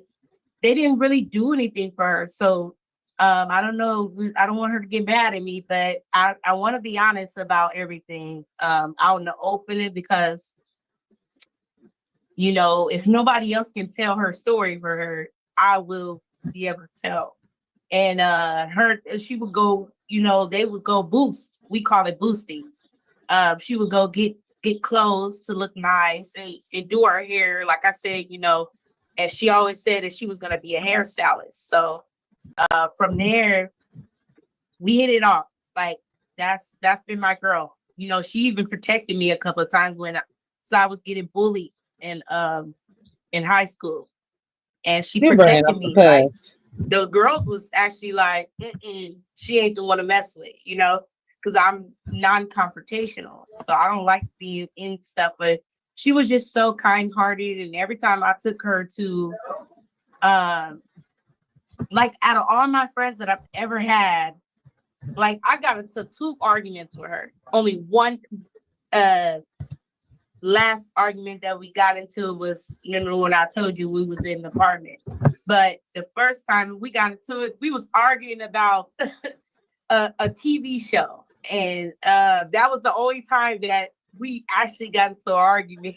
So from there, you know, we always went to family gatherings. And then she got moved too. I think she ended up getting moved because we tried. Well, I have a feeling she's going to protect her best friend.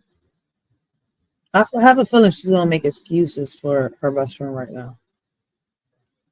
Yeah, there was like a most of it. I'm sorry, I didn't hear you. No, I was just saying, yeah, there is a motive there. If she was the best friend, obviously she's gonna like stick up for it. You know what I mean? That's what I have a feeling. Like, I don't know, something's telling me, screaming deep down, she is going to take her side. Like, she's going to defend her in this. Yeah. We'll see. We'll see. I might be wrong. I could be wrong. But then again, I don't know. Because she incriminate herself in this job. I don't know. I have a feeling she knows way more than what she's saying. But let's see. Because my mom's a foster mom. So she fostered before. So we were thinking about options to take her in, you know. Well, my mom was, because she was older apparently. So and my mom was gonna take her in. And she said, well, you know, if you don't like where you're at, you could, you know, move in with us for a little while until we figure out your situation. Because we knew that they were taking from her. Like, it was just sad. Like, you know, I even kind of got jealous of her because my mom was like showing her a lot of affection. And my mom had to let me know, like, you know, she don't have nobody. She don't have nobody on her side. And I was like, okay, girl, like, you try to take my mom. Like, it was like that. And eventually she moved to another group home, and I didn't hear from her for like probably like, I want to say like a year or so. I didn't hear from her because of where she moved to. And then there was a party, because my mom always moved a lot. So we moved, I got reconnected with her. And from there, she had a friend named Deja. And she was telling me about her new dude that she just got, which was Richard. And this was like, okay, so if she graduated in 2015 or 2016, because she's older than me. So I was 19 when we started being friends, but she graduated before I graduated. And by the way, I didn't graduate, I dropped out. But if I would have graduated, I would have graduated in 2015. But she had already graduated. So she was telling me about how she was going to go to school for cosmetology. She was going to do nails and hair. And we would always, me and her personally, would watch my little cousin Avion.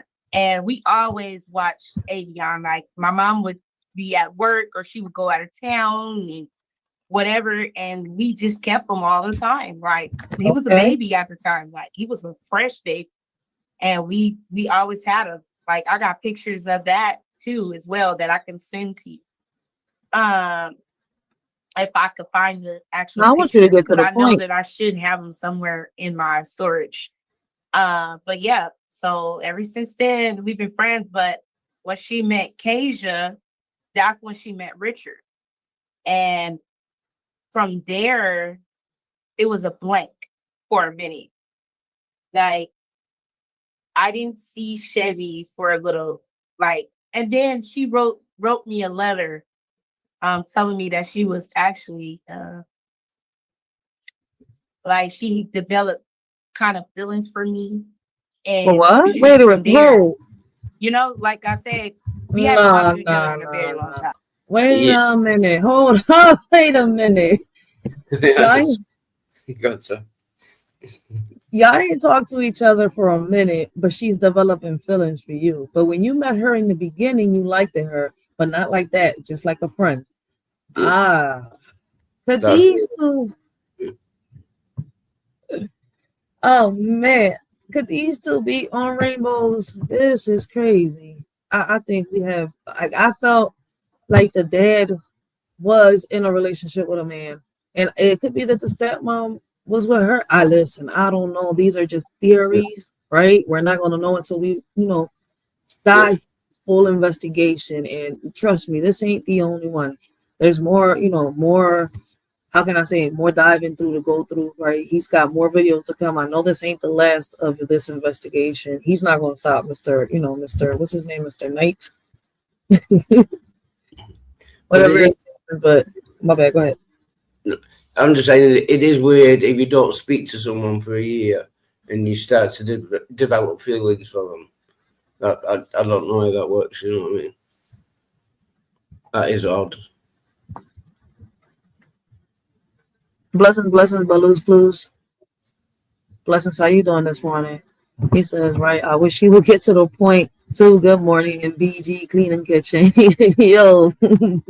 Facts, yo, like she's just like going into details, like she's reminiscing now, memory lane, yo, like, oh no, Mr. Black, yeah, like, yo, this shit is crazy. And I know there's more stories to come, but she's supposed to be filling in the gaps, right? Since she didn't go to the court, nothing like that, right? But 5 years later, now she's doing an interview about this case. Something's off with this chick, and I'm hoping that, somewhere along the lines we can get the clues to figure out. But when we already know the evidence is there that the dad had parts. My question is to, a lot of people is, what parts does the justice system play in this? You see where I'm coming from? Like, why did they let him go? Even with the evidence that they had, right? Yeah. Let me put it like this. Even with the evidence that was it because, nobody reported any type of abuse in the past, right? Yeah. And if that's the case, right, why do some individuals fail to report suspected abuse, and how can we overcome those barriers, right? Because according to Deja, right, and according to the father's report in the prior video, according to the stepmother, the one that's locked up, being called the convicted murderer, right, the stepfather would use a belt to whoop the little girls behind to the point where there was, lashes, cuts, bruises. Yeah. It is strange, like I said, if there's evidence for that, they should be convicted at least for that, even if they can't prove anything else. They should be at least convicted for, what they can prove. But even with that, see, the question goes towards, right, I'm going to say it like this. Let me put it like this, because you might understand a little better if I phrase it this way, because this is the way I ask questions sometimes. I know it.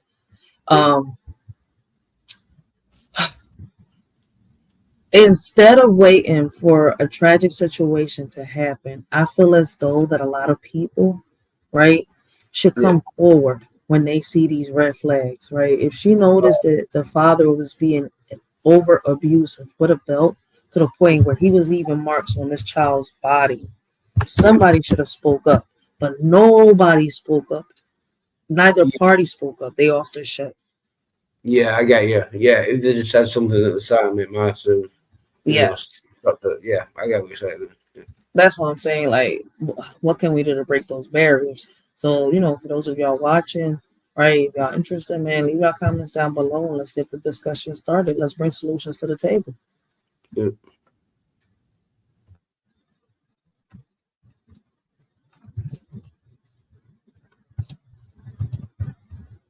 And at the time, I was gay too. Like, I had my boyfriends, but I had my girlfriends too. You're bisexual. And I didn't know she felt that way about me. And I didn't know how to think. And she was said I'm letting me gay. know that she was about to move out of You're town. bi.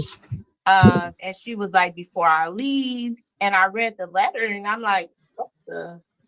Like, it was shocking because I didn't expect for that. But at the time we were so young, maybe she felt like she just loved me so much because I showed her love.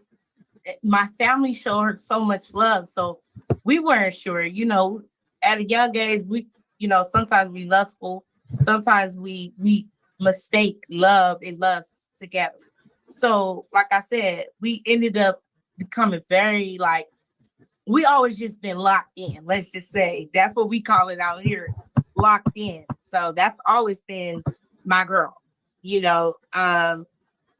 and when she disappeared after she got with this new guy, and she told me about it. She was like, someday we'll link up again.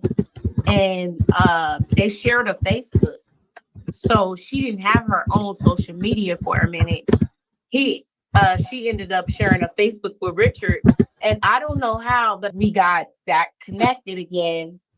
And that's when I talked to her over the phone, and she was pregnant. And her stomach was big. And I was like, Sure. We're going to get back to that real quick, right? But I noticed something. She said she couldn't tell the difference between love and lust, right? Yeah. So with her saying that, right, I would love to ask the audience a question, right? And, if you want to give your perspective, you're more than welcome, Wild Heart, right? What do y'all think are the key signs, right, that differentiate, like, I can't say the word, differentiate, right? Love, yeah, there you go. Love from lust in a relationship. What is the difference? What are the key signs that show you the difference between love from lust in a relationship? Yeah, I'm not an expert, but I would guess it's like from their point of view, it's whether you care about them without the sexual part of it, whether you actually care about, like that they're happy and you want to make them happy. But I'm not an expert on relationships. No, you're right. You're right. Yeah. But see, we're not looking for expertise. The question goes, what are people's opinions? What do people think is the difference? Yeah. So in my own opinion, the difference is, right, for example, my own opinion, I feel as though when you love somebody, you give your all. When you're lusting, you just want something from them. Yeah. That's the worst part. Yeah. So it's kind of like you just want that one thing. Yeah. Once you got that, then you don't really care about them. With love, you care about them like constantly. Yeah. I don't know if in this situation, these two, the convicted murderer and her best friend were lovers, but for those of y'all, that do tune in and catch the replay, right? If y'all want to answer it now, right? Can lust evolve into love, or are they fundamentally separate experiences? And how do you think society influences our understanding of love versus lust? That's a good question. Yeah. I think lust could turn into love. Yeah. I think it almost has to. Like if you find someone attractive first, then you get to know them, then you fall in love. So I think it's kind of necessary that lust turns into love. But, yeah, that'll be kind of like a karma. It'll backfire on somebody, and it's happened where people want to be with somebody just because they want, the sex from somebody, but they end up catching feelings, not knowing that when you You know, Yeah. sometimes it involves feelings. So yeah, I think sometimes lust can turn maybe, you know, into love. And I guess you're not the only one that thinks like that. Yeah, I think so. Now I call it like a karma. It backfired. You've been sitting here playing with fire, you got burnt. Yeah. Yeah. And I just need to get something to eat. I'll be off cam, but I'm still listening. Mm-hmm. All right. But yeah, I feel as though that they had a secret relationship on the side. I don't know why she's bringing this, you know, oh, I was, you know, hopping on rainbows at one point. But, you know, I don't care about your personal sex life. That's up to you. Like, if you have a preference and you with somebody, you know, in between them four walls and them closed doors, right, in them sheets, that's between you and that person. I don't care who you're scoring as long as you're not fucking with the kids' minds. So, you know, listen, I don't know why that was brought up, but I guess for a reason she brought it up.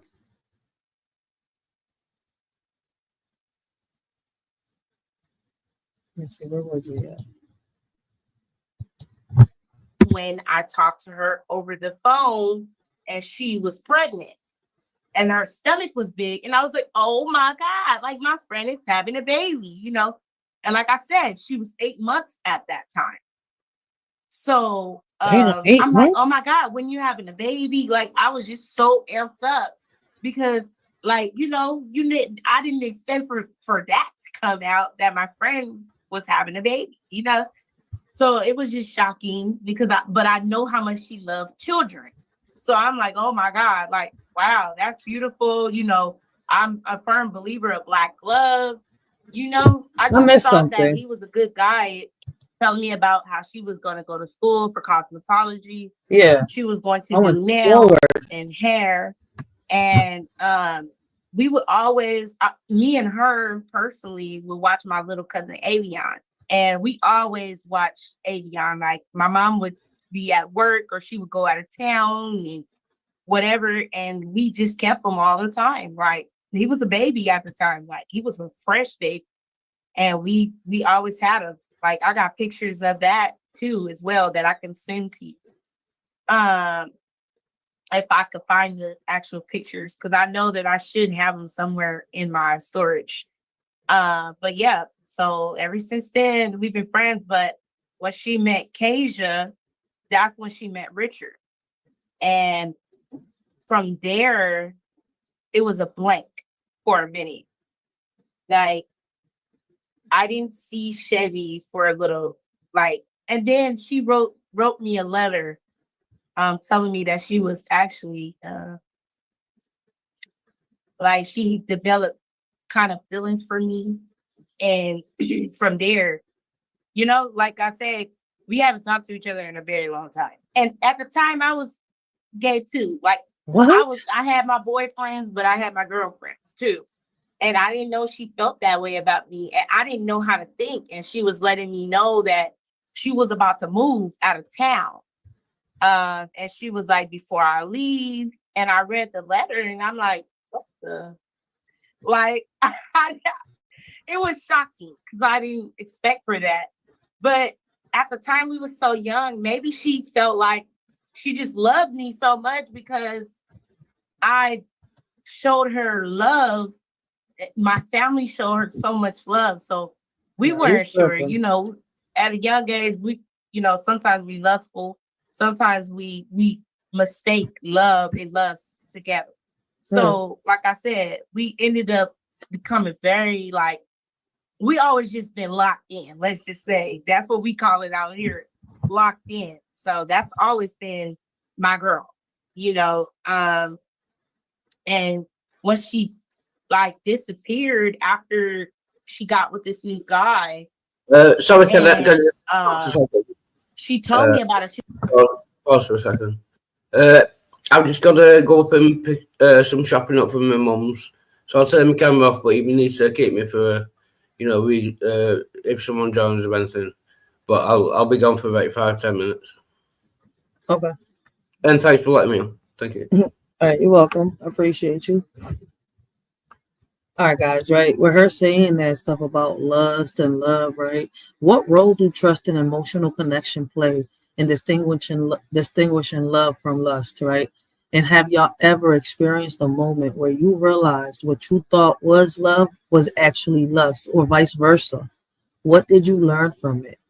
How can we ensure that our relationships are built on love rather than just physical attraction? And you know what's crazy, right? I'm not sure if Commander is still in the chat, right? But if Commander or Young Riaz or somebody down there that's got a ranch can leave words linked down below, right? These are topics that Word will bring up and break down for you. And he will break these topics down like you are in kindergarten. So if you haven't checked out the Word, make sure you do. He has got great conversations, great topics, and he will get into philosophy, astrology, all lesson, history, lesson, it doesn't matter, right? He'll break it down for y'all. So, I mean, I would love to hear y'all comments right down below. Guys. Guy, and she told me about it. She was like, you know, someday we'll link up again. And they shared a Facebook. So she didn't have her own social media for a minute. She ended up sharing a Facebook with Richard. And I don't know how, but we got that connected again. And that's when I talked to her over the phone, and she was pregnant. And her stomach was big. And I was like, oh my God, like my friend is having a baby, you know? And like I said, she was 8 months at that time. So I'm like, oh my God, when you're having a baby, like I was just so amped up because, like, you know, I didn't expect for that to come out that my friend was having a baby, you know?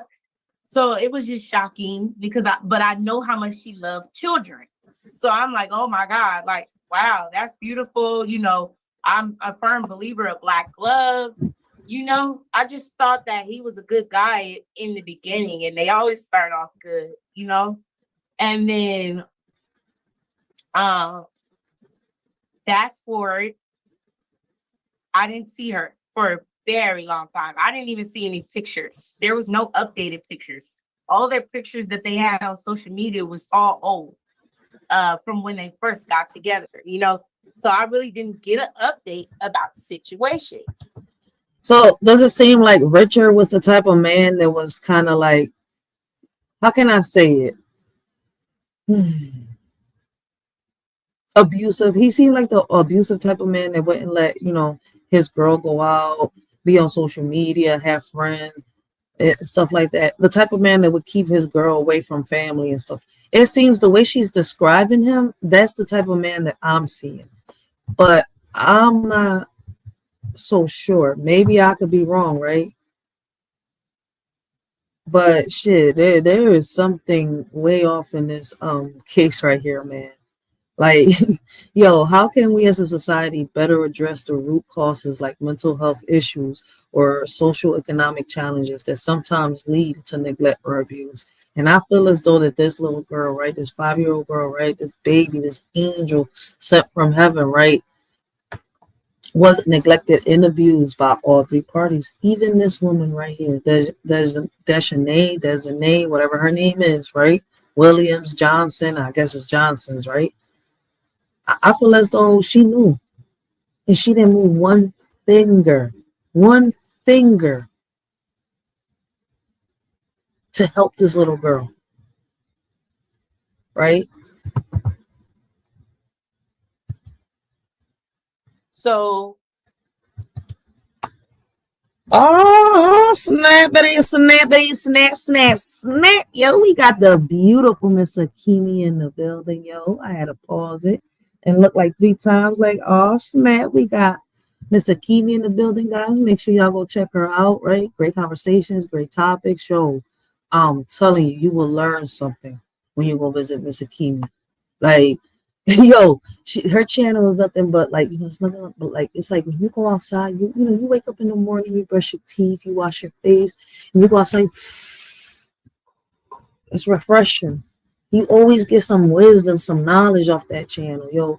And as a woman, yo, I can honestly say, yo, I respect her, yo. I really look up to her, and this is coming from deep down from, yo, like, listen. Make sure y'all go check out Miss Akimi. Y'all see why Shorty's so hype. Like, I love her. Like, you gotta love her. You can't help but to love Miss Akemi, yo. I'm not sure the timeline, like, but I know that it was a couple of years, and I reconnected with her, and her and Richard would always ride a moped. So I did end up reconnecting with her again. And that's when they were staying with the grandmother. So the grandmother was living in Summerlin in Las Vegas, or somewhere in around Summer, but in Summerlin. But the house was so big that this is like the rich people neighborhood. So I remember she invited me over for some drinks and stuff because we needed some catching up to do. Like, we have to. I'm telling you, man. It's like the lucky charm comes out. It doesn't matter which side you like. I don't care if you're a female or a male, man. If you hop in on rainbows, it comes out. Like, I swear to God, I don't have a problem with it.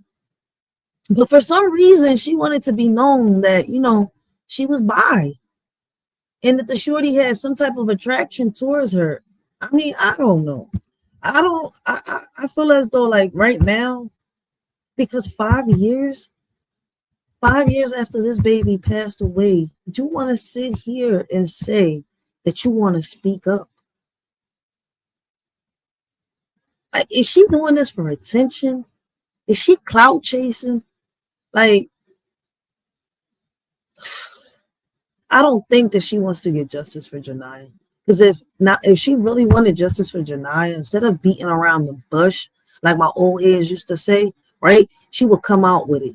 She would explain to us what happened around the time that this little girl lost her life, around the time that the father, I'm going to say it like this, right? Because it happened. It's evidence. It's in evidence. And while this father has walked, is free, roaming this earth like nothing, and this child is buried underground. I can't, like, my life, like, I can't understand how. And this is why I say that nowadays, society don't give a fuck. This is why I did this right here. Let me see, is this the right one? In the face of darkness, I stand tall and strong. With faith as my shield, I'll keep marching on. You may try to bring me down, you may try to silence me, but the warrior in me will never give up. You'll see, through trials and tribulations, I'll keep the fight alive. With courage in my heart, I will continue to strive. You may throw obstacles in my way, try to make me fall, but the warrior in me will rise above it all. My heart won't break, it's a muscle strong. Though used and abused, it still goes on. In this world, it remains humble and kind. Letting go allows me to leave behind. So I bid farewell to what held me down. Embracing the unknown on solid ground. My heart had to release its tight grip. For me to move forward, my soul to equip. Who are we so blind to the truth? Ignoring the facts, we've lost our roots. Loyalty's gone, there's no trust anymore. No need for new friends, we're alone at our core. Staring at the mirror, asking where went wrong. Where's the loyalty, respect, and morals? Long gone. Who are we divided by war? Falling like flies, we can't take it anymore. Bullets flying in the air like the 4th of July. But who we hurting as innocence dies. Caskets for children no longer than 3 feet. Heaven's playground full, God's anger and meats. But no one notices, not enough love. Too much hate, it'll take a shattered life to rise above. Who are we so quick to judge and condemn? Why can't we unite and stop killing our own kin? The white man isn't the only one with hate. Let's put our pride aside before it's too late. Forgetting the youth watching, we take a step back. Celebrities aren't the ones who raise our kids on the right track. A world divided, virtuous and suffer and bleed. The solution lies within us. It's time for us to heed. So many ignorant to the facts, they just don't care. But the solution lies within us. It's time to be aware. Who are we to let this world fall? Just take a minute and listen to what I said. It's just a little food for thought. My heart won't break, it's a muscle strong. Though used and abused, it still goes on. In this world, it remains humble and kind. Letting go allows me to leave behind. So I bid farewell to what held me down. Embracing the unknown on solid ground. My heart had to release its tight grip. For me to move forward, my soul to equip. Forced to be a woman ahead of time. Never learned what real love was. A crime. Always scared to cross the sidewalk line. A shield in her heart, a defense so proud. Such a loving person full of redemption. How can you love in a world of deception? Where hate reveals evil's cruel intention. But she saw past the dark clouds, a divine intervention. A blessing from above she was chosen to be. Took a lot to get here, not where she wants to be. Always doubted by everyone, her motivation. God took her breaking point, a divine revelation. Just when she was about to give up the fight, God said, no, my child, you'll be all right. Took a lot, but the worst is yet to come. She never thought she could do what she's done. Realizing she's blessed with love so true, it was in front of her the whole time. Who knew? Always yearned for a family portrait, her dream. Now she has hers, a team that gleams. In a real world from misplaced, thought there was a flaw without a trace. But now I know I'm far from perfect. Just like any soul with love, I'm worth it. My heart beats with a love so strong. Untouched by pain is where I belong. Though it's been torn, it still loves fiercely, never ceases. In the depths of darkness, it found its light. A love that grows, reaching new heights. Through every trial, it only grew bolder. Though scared, it became so much stronger. Now I'm in a place where I finally belong. No longer questioning where it went wrong. With a heart that loves hard, just like the rest, I'll journey forward knowing I'm blessed. My heart won't break, it's a muscle strong. Though used and abused, it still goes on. In this world, it remains humble and kind. Letting go allows me to leave behind. So I bid farewell to what held me down, embracing the unknown on solid ground. My heart had to release its tight grip for me to move forward, my soul to equip. In this world full of evil, she saw the light. Through dark clouds, her vision took flight. A blessing from above guiding her way. Not where she wanted, but where she had to stay. Always doubted by everyone around, but that pain fueled her. It kept her feet on the ground. Motivation grew stronger with every doubt. She proved them wrong, no room for backing out. She's not where she wants to be just yet, but she's on her journey, never willing to forget. With each step forward, closer to her dreams. In a world full of evil, she shines and redeems. My heart won't break, it's a muscle strong. Though used and abused, it still goes on. In this world, it remains humble and kind. Letting go allows me to leave behind. So I bid farewell to what held me down, embracing the unknown on solid grounds. My heart had to release its tight grip for me to move forward, my soul to equip. Just listen, take a minute to listen to what I said. It's just a little food for thought. And that's a fact. That's just a little food for thought, man. Like, let's keep bringing awareness to this case, right? Let's not stop. Let's not rest until Janiah's father is behind bars. Man, he needs to get the death penalty thrown on his ass. Like, lock him up, throw away the key. Man, that shit, man, having them in jail, that's the luxury. A luxury that, man, I'm telling y'all, man, somewhere, yo, somewhere in La La Land, I'm telling you, right along with Peter Pan, I got caskets built for these predators, yo. I don't understand how a father could sit here and do these things, and vice versa, mothers too. Because I'm not just going to sit here and pick a side. Just because I'm a woman, I'm not going to take the side of a woman, because there's women out here just as evil as there is men. And there is men just as evil as there is women. It's a vice versa thing, right? So I'm neutral. I cut that shit down the fucking line, right? Down the fucking middle. But at the end of the day, there's certain things that you cannot cut down the middle, because what's right is right and what's wrong is wrong. And I feel as though that all three parties right here need to go down. Not just the stepmother. All three of them. This best friend right here, believe it or not, right, has, with her speaking, her saying what she is saying, right, has, how can I say it?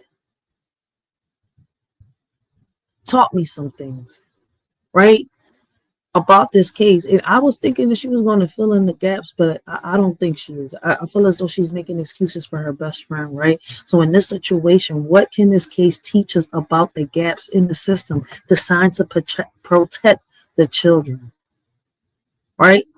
Why do some individuals like this woman right here fail to report suspected abuse? And how can we overcome those barriers once again? How do societal attitudes toward child abuse affect the way cases like Janiyah's are handled? There is something that we can do, right? It's the crazy part about it is, right, we live in a sick world and the mentally ill are out here walking, right? While the ones that should be out here are either locked up in prisons, in caskets, or in the in a mental facility.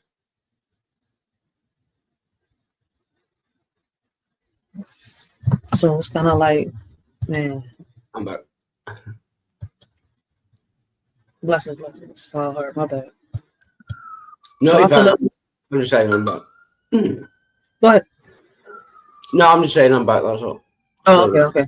So I feel as though, like, in cases like this, man, this woman right here, she's bullshitting some more. So let's continue to listen to what she got to say. Some catching up to do. And I went down and we hung out a couple times. She ended up telling me like, hey, me and Richard's gonna get our own place, yada, yada, yada. But at the time, she's a Cancer.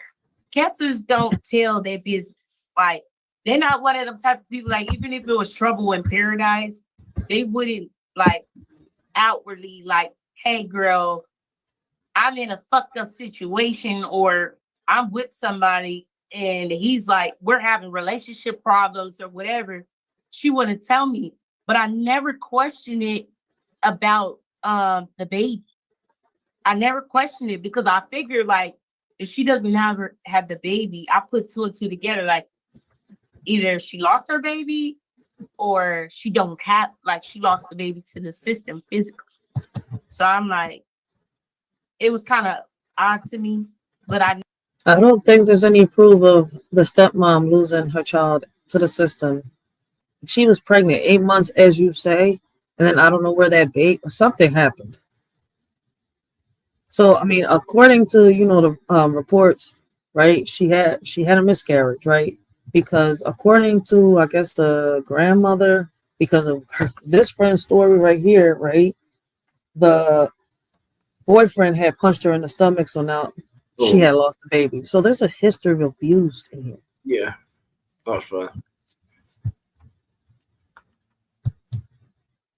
Never like really questioned, recently, after in like 2019, when I was staying there, she told me that she don't want to talk about it. So every time I would ask her about it, she would say, hey, I don't want to talk about it. Like, like you could tell she kind of got emotion. So so they ended up getting an apartment. So they was telling me like, hey, we getting our own spot. Anytime that you and the girls want to come over, you guys can come over, yada, yada, yada. So that's when I met Janiyah. I did meet her. I did meet her there. I did, because she was little.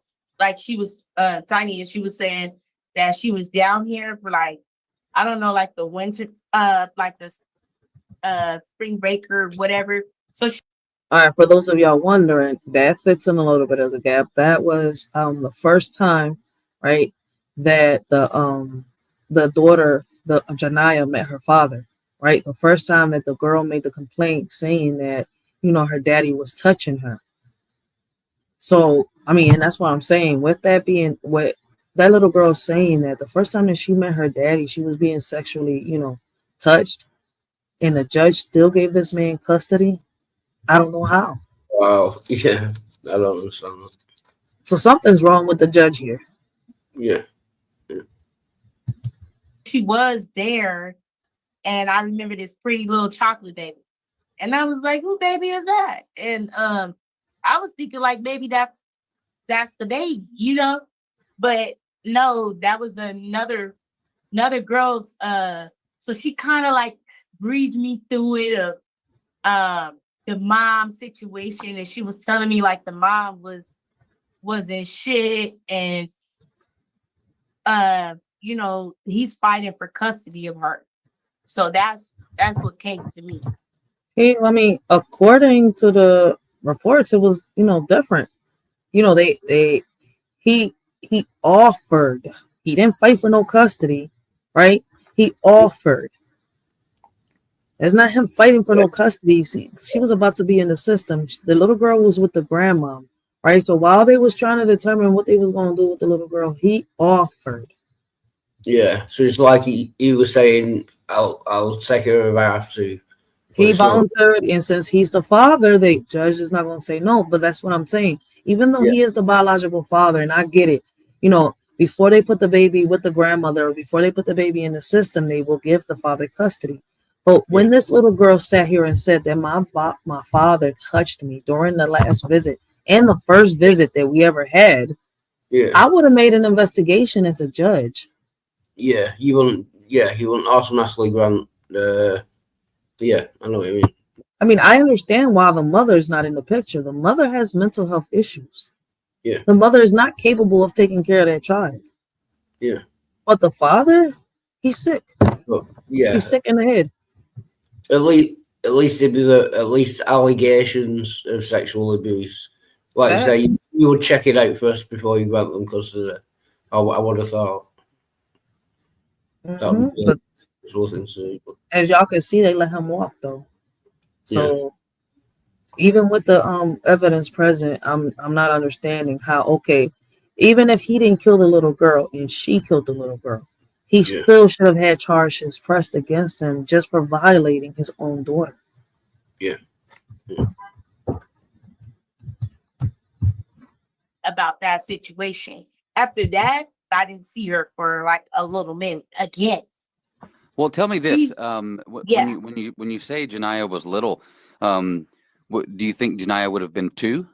Yeah, like she was like at least two or 3, but she was there temporarily.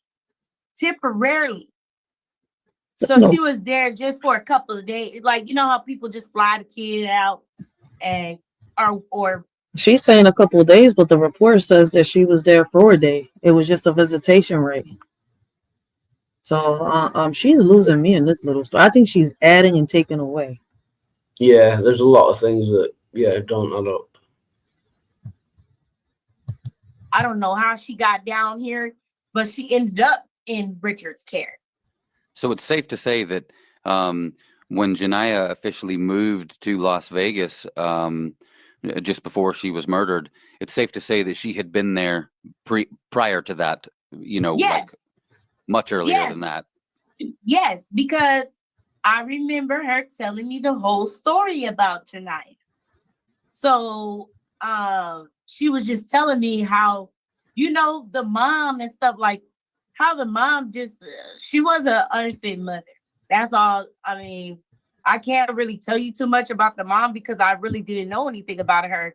Like, because the mom, as far as I know, that she's a prostitute, and you being it's a extra. whole rabbit hole with her. And I'm gonna get into that detail when we get to that time. I'm just giving you a timeline of when I first met Janiyah. So she was younger at the time, like I said. Then fast forward, this was like a couple months go by, right? I want to say in the same year, they ended up moving with grandma, which is Richard's mom. The other grandma, so he was with his actual, like the older grandma, the great grandma, and then no Janiyah, and then they moved. So that's probably around the time they was trying to figure out where to put Janiyah at, when she was going from the grandmom to the dad. Yeah. And it seems like she went to both grandmoms, not just one, not the one that sat here and asked for help, but it seems like she also went to the other one. Yeah. Well, like you said, the automatic thing will be to give it to the actual parent, but if there's allegations of like sexual abuse, you would have to check that out before you give custody to the father. I would have thought that would help. But yeah, it's strange. So this case is a little bit similar to the, Keimani Latif. For those of y'all that have been following, I ended up doing both, right? Cases together. So for those of y'all that know the Keimani Latif, the only difference is how these kids got unalived. But as y'all can see, these kids both, right? Mother gave up custody of these kids, right? For whatever Keimani Latif's case, the mom gave up custody. I think that's still unknown. But we know why the mother of Janiyah Russell gave up custody of her, right? And it was due to her mental health, right? Prostitution was nowhere near, the paperwork.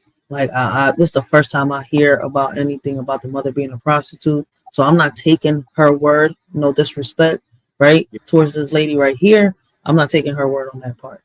Like, she's the convicted murderer's best friend, right? She could say anything to make the chick look bad and make her best friend look like, like so far she's making her best friend look like she's the shit, but her shit stinks.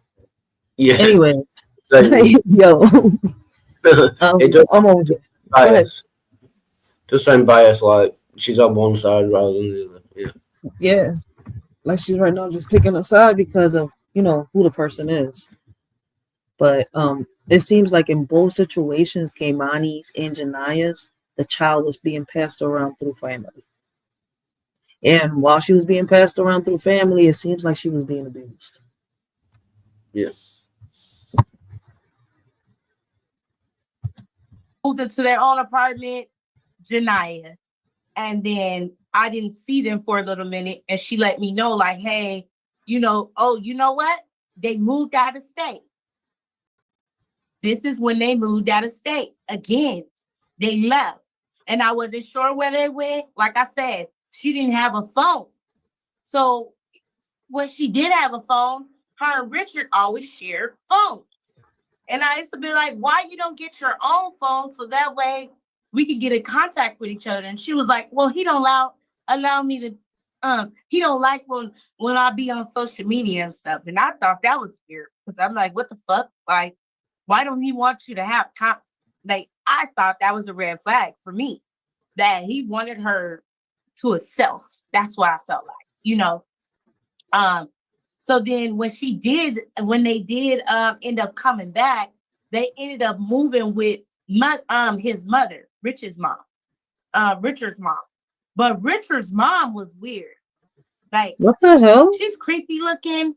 Like, she's, oh my God. I don't know, just something. Shit. Yo, Cryptels. What the fuck happened? The motherfucker came to life, yo. I swear to God, this is not a graphics thumbnail, none of that shit. This the mom, yo. Can I get a number? I wonder. Yo. So, man, it's crazy how they calling the little girl's mom that's suffering through mental health issues a prostitute. But look how look at how the father's mom is dressed. Yeah. The prostitute, I think they're, they barking up the wrong fucking tree on this one. Who's the prostitute? Dios mío, mira aquí. Yeah. That's Unless it runs in the family. I don't know. Jesus. That's how it works. That's fucked up. Yeah, that's pretty rough. About them just didn't sit right.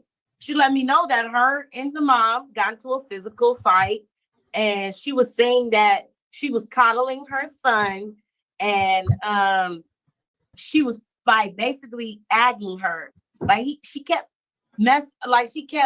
picking with Chevy. She kept picking with Chevy. And that's the same thing like anybody else. That doesn't mean that she's a violent person. But hey, if you gotta defend yourself, dude, what the hell are you gonna do in that situation? You're gonna defend yourself, right? So then around that time, I asked her about the baby. And I'm like, well, are you guys planning on having more kids? Like, is Janiyah, they were saying that they wanted to get their own place, and that even Richard was saying that his mom was acting weird. Like she was kind of jealous of their relationship. Like, and at the time, like I said, I thought that Richard was a sweet dude in the beginning. Like, that's what I really felt about him. Like, I thought he was a cool dude. And I was so happy that my friend found somebody that loved her. Well, apparently looks could be confusing, huh? And can just I've got to go, but thank you for letting me on. Yeah, I appreciate you, and thank you so much for respecting. I appreciate that. And yeah, thanks a lot, and everyone inside chat. Yeah, thank you. I appreciate you. Great conversation. I'll see you later. Thanks a lot. Bye. All right, bet.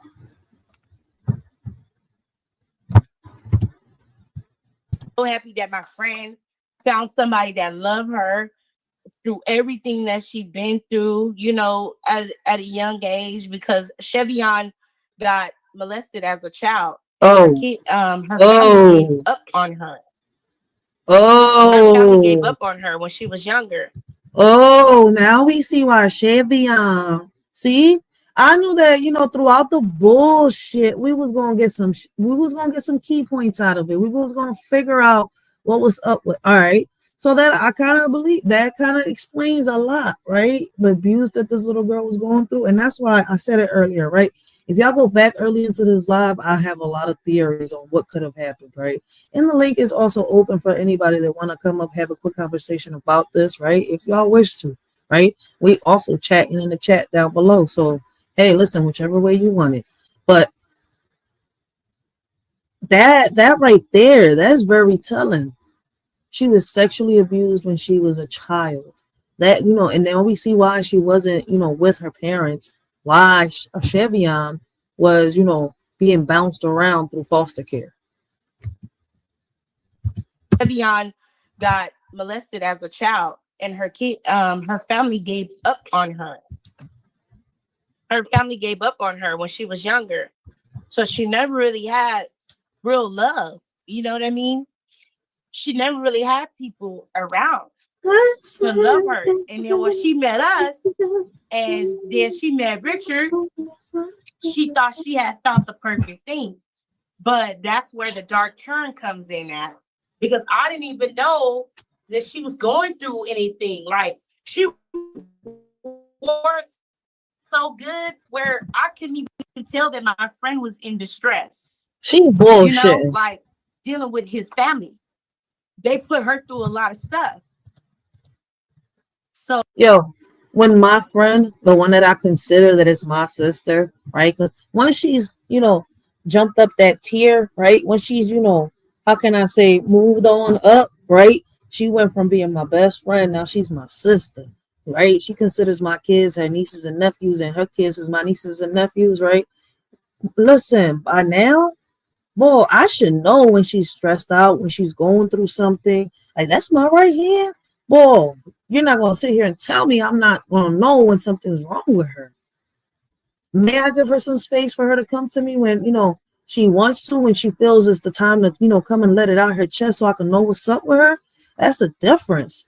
But I'm not going to sit here and say, no, man, the person that I grew up with, we're this close, right? We consider each other sisters, right? To the point where we call each other's kids, nieces and nephews. And I'm not going to know something's wrong with her. Bullshit. Oh, she was kind of telling me how she got into, how they jumped her. They jumped her in Louisiana because that, like I said, when she left the first time and then she left a second time. They jumped the girl that you said used to protect you from the bullies in high school? Oh, so you telling me your hero in high school got beat up, got jumped out in Louisiana? And this time wasn't a good time for her to go out there with them. Because whatever they did down there, whatever they did to my friend, like you could tell like she detached herself from them. Like, I'm not messing with the mama. I'm not messing with none of them. And I'm like, damn, what happened? You know, I thought y'all was cool. And she just gave me the tea on it, like saying how they were very violent with her out there. Yeah.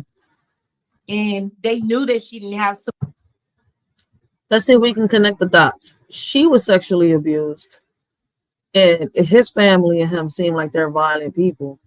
And if y'all go watch part 1 of this live, right, y'all will see that the Janiyah's grandma, right, the biological mother's mother, says that at one time the Richard tells her that his hands are registered, that his hands are lethal. He could just, you know, I guess one punch, he could, you know. So it kind of like, could it lead back to the theory that they was in this together and she's covering for him? And that's the reason why that baby was in that tub, because she was trying to get rid of the DNA of the evidence, but she ain't do such a good job that his DNA was still in that little girl's body.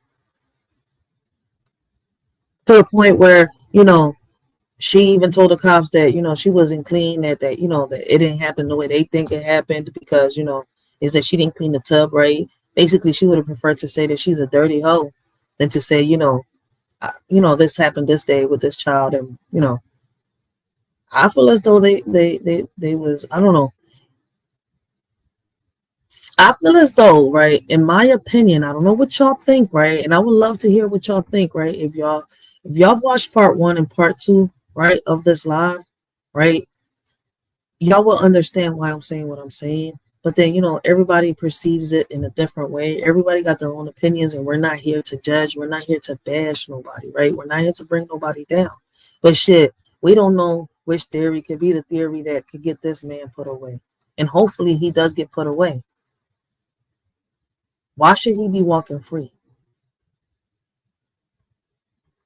But could both of these people, stepmom and dad, right, have been abusing this little girl separately, right? And then, that day, stepmom walked in to the dad sexually assaulting the daughter, or no, I don't think she planted any DNA. I think he literally sexually assaulted her. And I think that day the scripts kind of like flipped. He sexually assaulted her and she beat that little girl to death on some jealousy, hate shit. You're trying to take my man. I don't know. Like, I'm trying to connect the dots and I feel like I'm somewhere close, but then trying to overthink it makes me get, like I think I'm tying them all up. Like, because this case is so disturbing. It's so like, I just want to pull everybody out the screen, and I swear to God, I just want to pit slap them to death. No, man, I just want to grab each and every single one of them, right? And grab a chain and tie them up to the back of the biggest car there is, the fastest car there is, and just drive, right? Just keep driving until, their bodies hit whatever objects is in the road, right? To the point that, there's nothing left behind, not even their bones. Support. And that's what I thought about myself. Like, yeah, knowing that you don't have nobody, you would think that people would treat you right. You know what I mean? But this world that we live in is so evil that you don't know what people is capable for to do anyway. So, and then from there, I didn't kind of talk to her for a little minute. I don't even know how we got back reacquainted again, but I was happy that we did, because that's what Nah, but Lou, I think the stepmom was trying to get that little girl in there to wipe away evidence, right? She was trying to listen, because what's crazy is, right, the partial DNA that they found on the little girl was all the way deep inside this 5-year-old girl's vaginal canal. And yes, I'm going to be raw. I'm not saying it because of you, Baloo. I'm saying it because of other people. Yes, I'm going to be raw and uncut. And if y'all got a problem with the way I talk, with the way I say things, right, with my opinions and my perspectives, guess what? Like my old heads used to say, the door's right there. Just make sure the doorknob doesn't, hit you where the good Lord split you. We have an exit button right here. You want a safe space? Create your own safe space. Social media, the internet, wasn't created for a safe space. Can we come on here, talk about things, bring awareness? Yes, we can. But it is, what's crazy is, right, there's nothing that's going to take out of my head that this woman got this child in there to try to wipe away the DNA, right, and the evidence of what happened that day. My thing is, was her DNA in this child's body too? Could they have taken turns with this little girl? Right. And because of the way things went down, right, because of the way they put their stories, everything, because the evidence is pointing to the stepmom, because allegedly the dad left that day. That's how it turns out, and that's how they're going to keep it. I'm trying to put my feet inside of a lawyer's shoes. I don't know. I think they, what's crazy? Scratch everything else I'll say. I feel as though they took turns that day. He left, right? And the way everything turned out, because of the way everything turned out, she got left with no choice but to cover for him, because no matter what she said or did, the evidence was pointing to her. But then again, right, I want to sit here and I want to ask the detectives, right, how, right, does that explain his DNA on her body, underneath her nails, right, and inside her vaginal canal? She didn't do a good job trying to erase evidence or wiping away DNA. But these cops sure as hell failed in collecting evidence. Because if not, we would have figured out, by now, by today, what happened.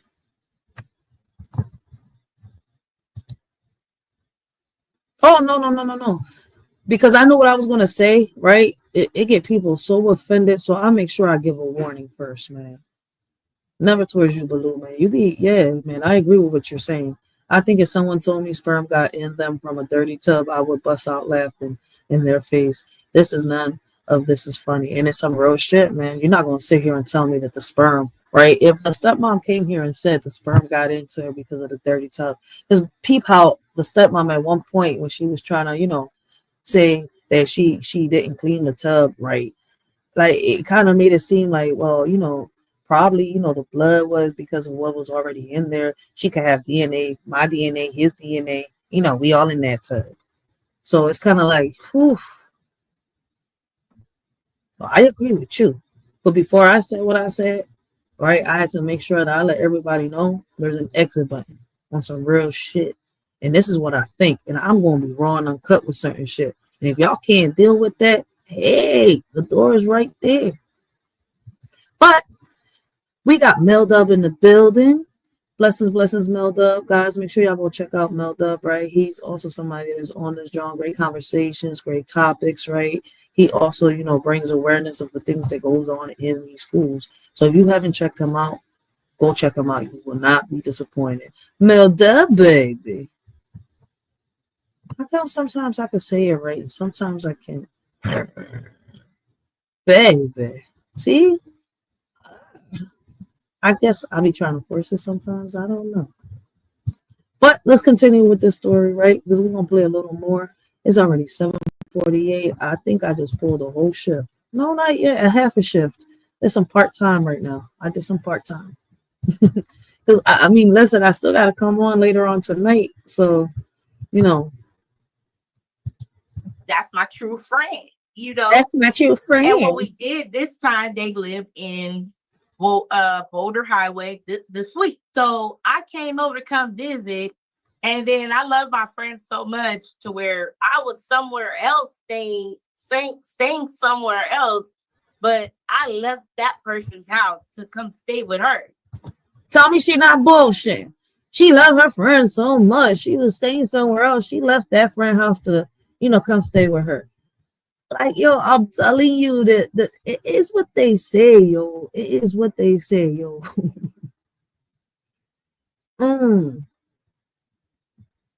Let me ask you a question. Is there a way that we can create a culture where every child feels safe and valued?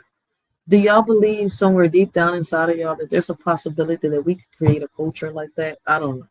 But if, y'all got something to say, if y'all got an answer for that question, y'all can leave your comments down below, man, and let's get this discussion started.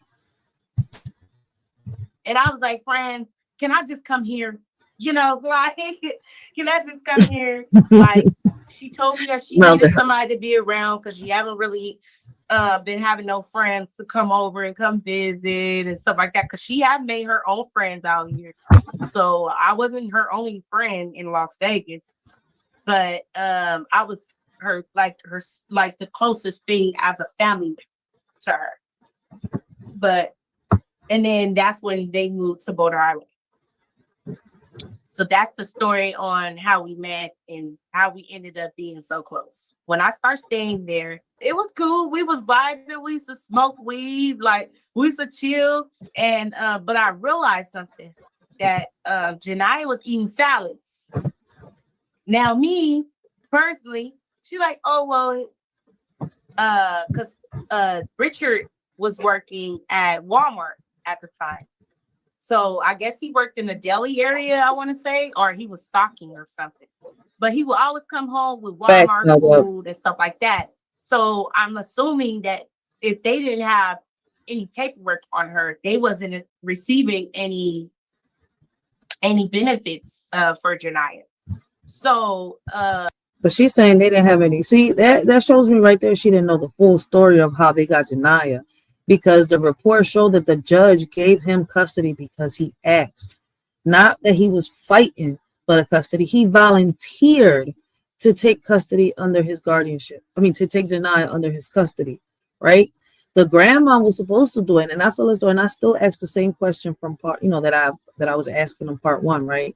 I feel as though that the grandma could have fought a little harder with me hearing, like, listen, I'm not a grandmother, but I am a mother, right? But if I was this grandmom, right, and I'm not, you know what, let me not say it like that. If I was a grandmother, right, if I was a grandmother and my grandchild came up to me and said, my daddy's touching me, right? And my mommy told me, that the way she said it, just with my daddy's touching me alone, I would have fought harder to keep custody of my grandchild. No, my grandchild's not even with him.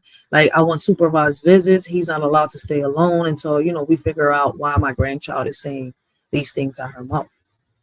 I know kids say the darndest things, right?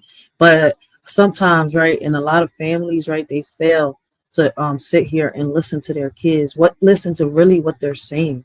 And I know that sometimes, kids have a hard time saying certain things, putting it together to get a grown up to understand, right? Even sometimes the teenagers do too. I've seen it, right? Like, it's sometimes they get frustrated because they're trying to tell you something, but it's coming out this way because I don't know. Do we blame it on the lingo? Do we blame it on our language? I don't know, our slang. Because, man, I've seen it time after time where these kids are trying to tell their parents one thing and the parents misunderstand it because of the way they say it, right? But they're really trying to say another thing. So that was the case of Janiyah, right? She was telling her grandmom something, but the way she was putting her words made her grandmom think, oh, no, she's probably joking around. I wouldn't take that as a joke. If a child is telling me somebody's touching me inappropriately, something's going to be done. Either we figure out what's going on, or I'm definitely putting you in one of the caskets that are somewhere in La La Land, right along with Peter Pan. They barely have food.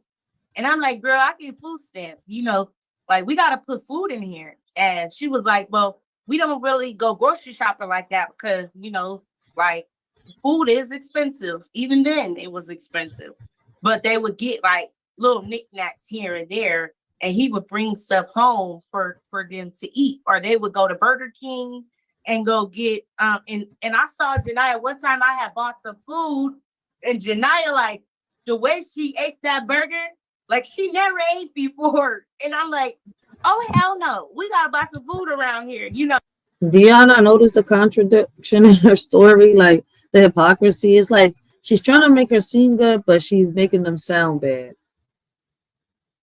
It's the hypocrisy, the contradiction in this, man. Lord have mercy. So, a lot of people don't like to ask for help and stuff like that. But I'm like, no, fuck that. I'm here. Excuse my language. But I'm like, I'm here. Friend, we gotta go grocery shop. Oh, so she became the superwoman, the superhero, right? They was poor, they didn't have nothing until you came along. You're the reason they had their bills paid and everything, right?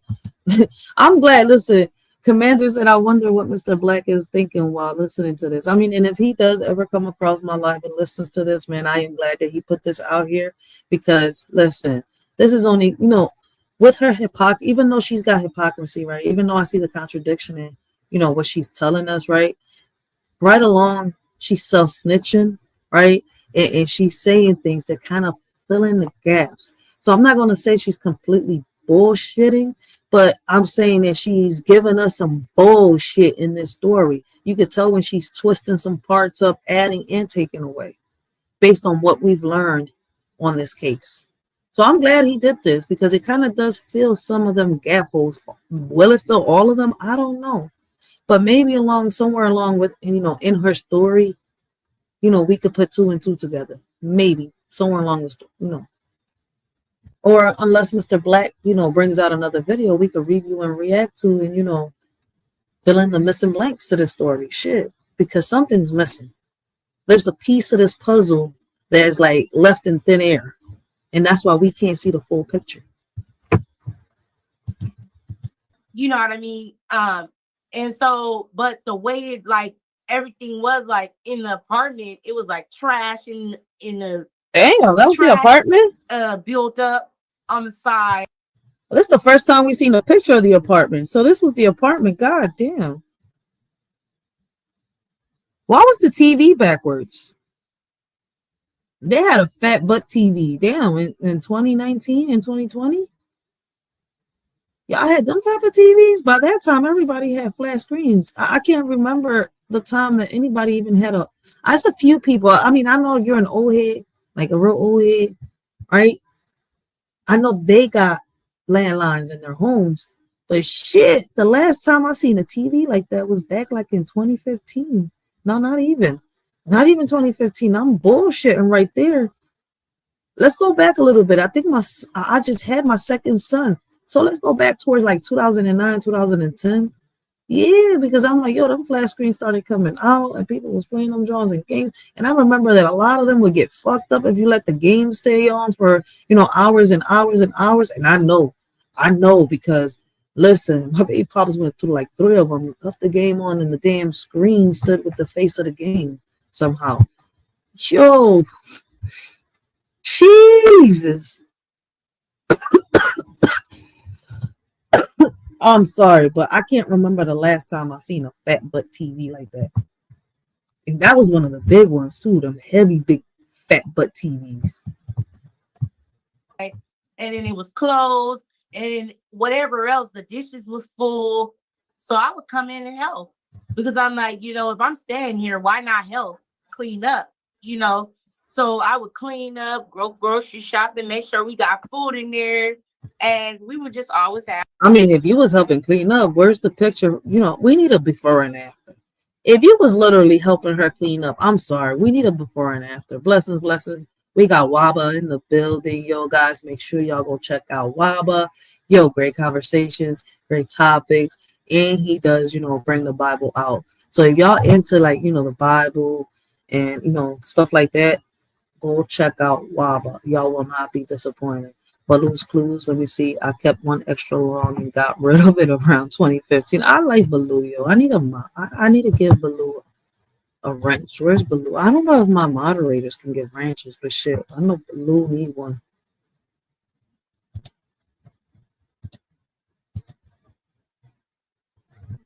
There you go. Baloo is monetized.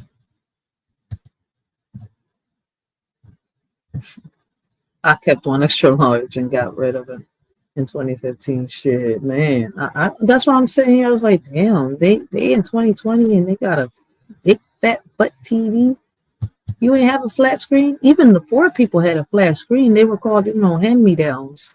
When somebody in the neighborhood got a brand new TV, hey, you need a TV for your kids or something? Yeah, I'm not saying no. My kids like playing video games. Give me that shit, man. We go through TVs like crazy. Yo, like, no. Let's get serious. Let's get back on topic. I'm sorry. I don't even know how long I've been on this, John. I'm getting goofy. That means I'm getting tired.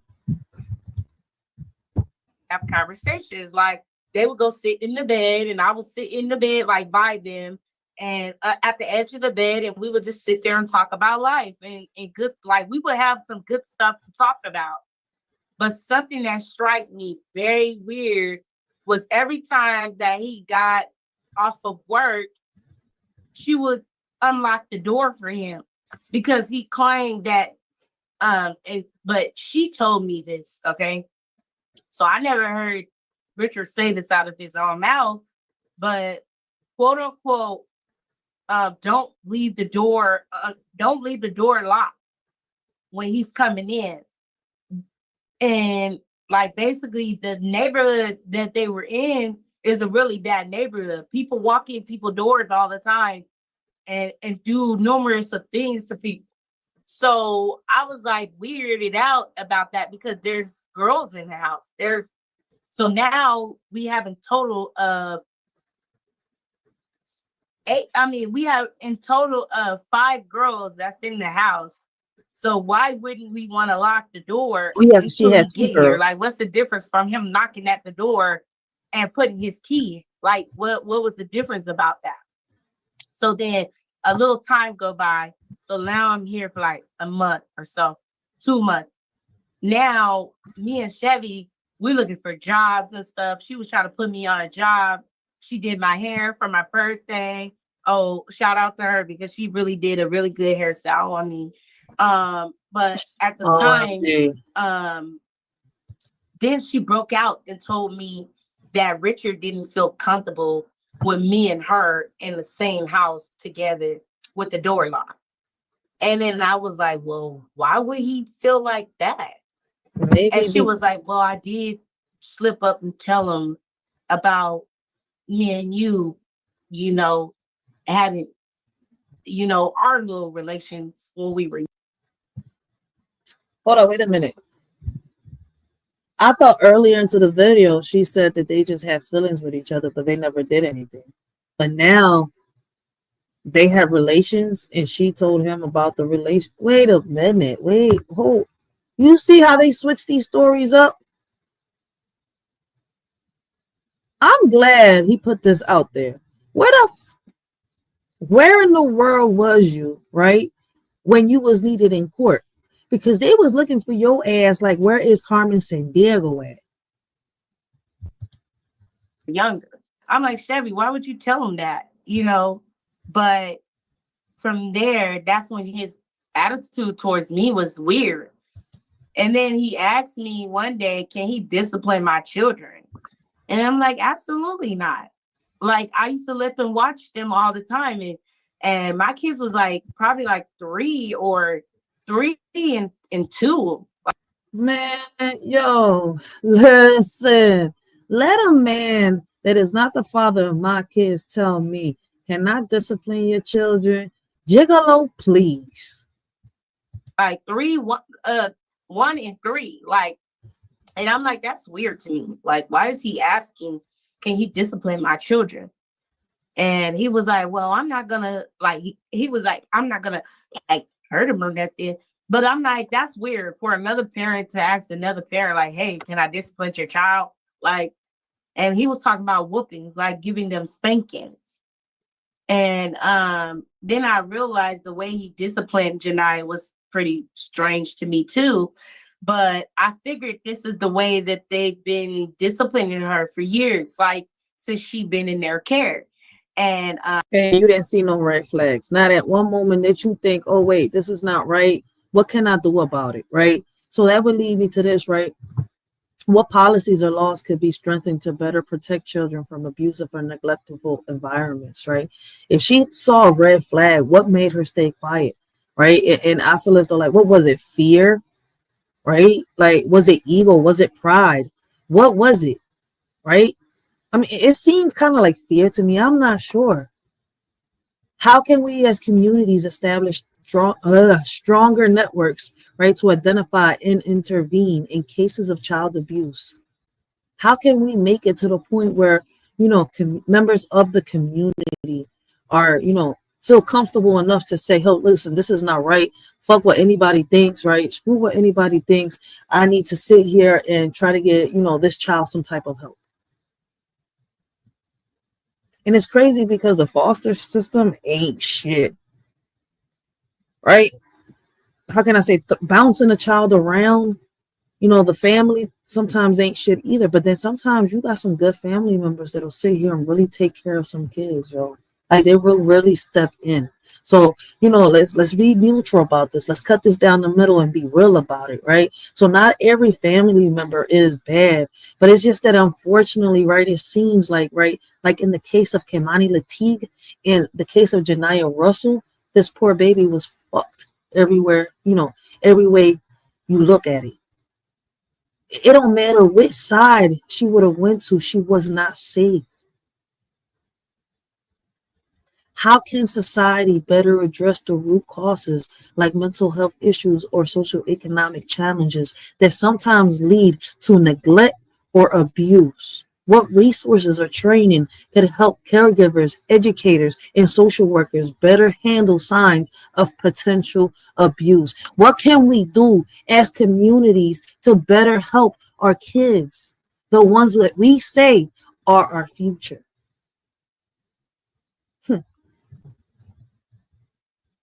Black lives matter, white lives matter, all lives matter. That's the plea, right? So why don't these kids' lives matter as much as these adults' lives do? She would do like push-ups, sit-ups, like Chevy was saying. She would do like wall sits.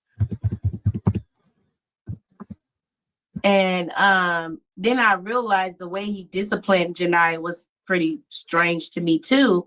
But I figured this is the way that they've been disciplining her for years, like since she's been in their care. And she would do like push-ups, sit-ups, like Chevy was saying. She would do like like wall sits, and he would teach her to box with the boxing gloves. This picture right here is blurry, but if y'all go to part 1 of my live, I think it's either on part 1 or part 2. But if y'all watch the lives, right, y'all will see that during the investigation, right, even the bull asked, why didn't the officers collect this, right, and take it, in for evidence to get any type of DNA from these gloves? What if those gloves were used to punch that little girl in the stomach just to keep, their DNA away from her body? But even with that, his DNA was underneath that little girl's skin, right? The stepmother's face was scratched that day. So was her DNA under her nails too? Or was it just the father's? I feel as though, right, and there's nothing, right? Nothing that could take this out my head, right? I feel as though that this 5-year-old girl was fighting for her life the same way a woman would fight for her life. Like, something is missing in this freaking story. Whether the friend says it, whether the stepmom says it, whether the grandmom speaks on it. Why is the police department withholding a lot of evidence from the public? Why, they sat here, took this case and let it fade? Why let the father walk away knowing that he was sexually assaulting this little girl? So many questions, right? And then also, they would make her count her numbers from front to back. So she would count all the way to 100, all the way back. And then I saw this manual. I saw like this book that Chevy made for her. And the book was like a lot of stuff, like educational purposes, like to teach her basic stuff that you need to know in school. So I thought that was a good thing. I thought that was beautiful, but anytime that Janiyah would get in trouble, she would always call Richard and be like, well, you need to hurry up and get here because Janiyah is doing X, Y, and Z, or Janiyah is doing too much. I already talked to her. And sometimes Janiyah will act like she don't know certain stuff, like, okay, but what's 5 times 5 or something like that. And she would struggle with that. She's like, Janiyah, don't make me like make you do squats, or don't make me have to make you do push-ups and stuff like that, or whatever, And sometimes Janiyah will play like she don't know, but we all know she knows, because she was very smart. So but I understood that part. But I thought it was a little strange, like militant, because his family was very militant.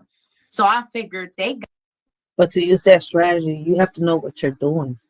And I feel as though that a lot of people nowadays try to use the strategies that the old heads used to use back then, but they're not doing it the right way. And what's crazy, I don't see it, I don't think that should be as, used as a tool, right? If you know how to do it, then by any means, discipline your child like that. But if you don't know what the fuck you're doing, don't do that to your kid. That's abuse. You see where I'm coming from? Like, come on, man.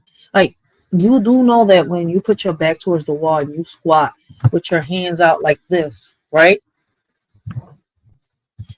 If it hurts an adult my age and older, right? Squatting that long, even with your back towards the wall, right?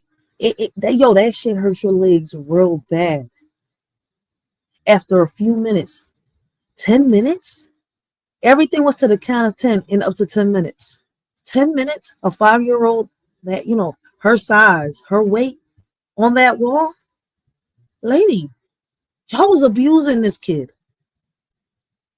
It's like the more and more the friend speaks, the more and more she slips up. Oh. Commander, my Instagram is everywhere. So is my Facebook. Like, yo, send me that, John. I don't know about this case yet, so I'm gonna have to, look into it. Curry me. I can't pronounce the last name, and if I say it, it's gonna sound fucked up. But I'm gonna say it anyway. It's Corey Mikulo, Michaleo. I can't pronounce the last name. Listen, man. You don't have any of those platforms? Shit. Put the link in the chat. I'm gonna have to, let me see if I can get that name. I'm about to search it up. But let's continue. Got that from them, like to discipline her in that manner. So I really didn't see them like whoop. I've never seen Richard whoop her physically. You didn't see him whoop her physically, but you heard him whoop her. Even though you didn't see it, you heard him whoop her, little Miss Piggy. From there, one day, because we would lay a pallet for the kids on the floor. So we laid them down, and then I walked in, because we was having like a smoke session. You know, we would close the door. And I walked in, and she was like trying to go down on my youngest baby or my oldest baby. It was one of the two, but she was going down on one of them. And I was like, oh, hell no. I knocked at the, like, hey, come get her, you know. So you're telling me that would have been the second red flag, right? But for some motherfucking reason, your ass thought, I don't know what. You was at an adventure at Six Flags, bitch. If you saw Janiyah, 5-year-old Janiyah, trying to go down on one of your little kids that is the same age as her, right?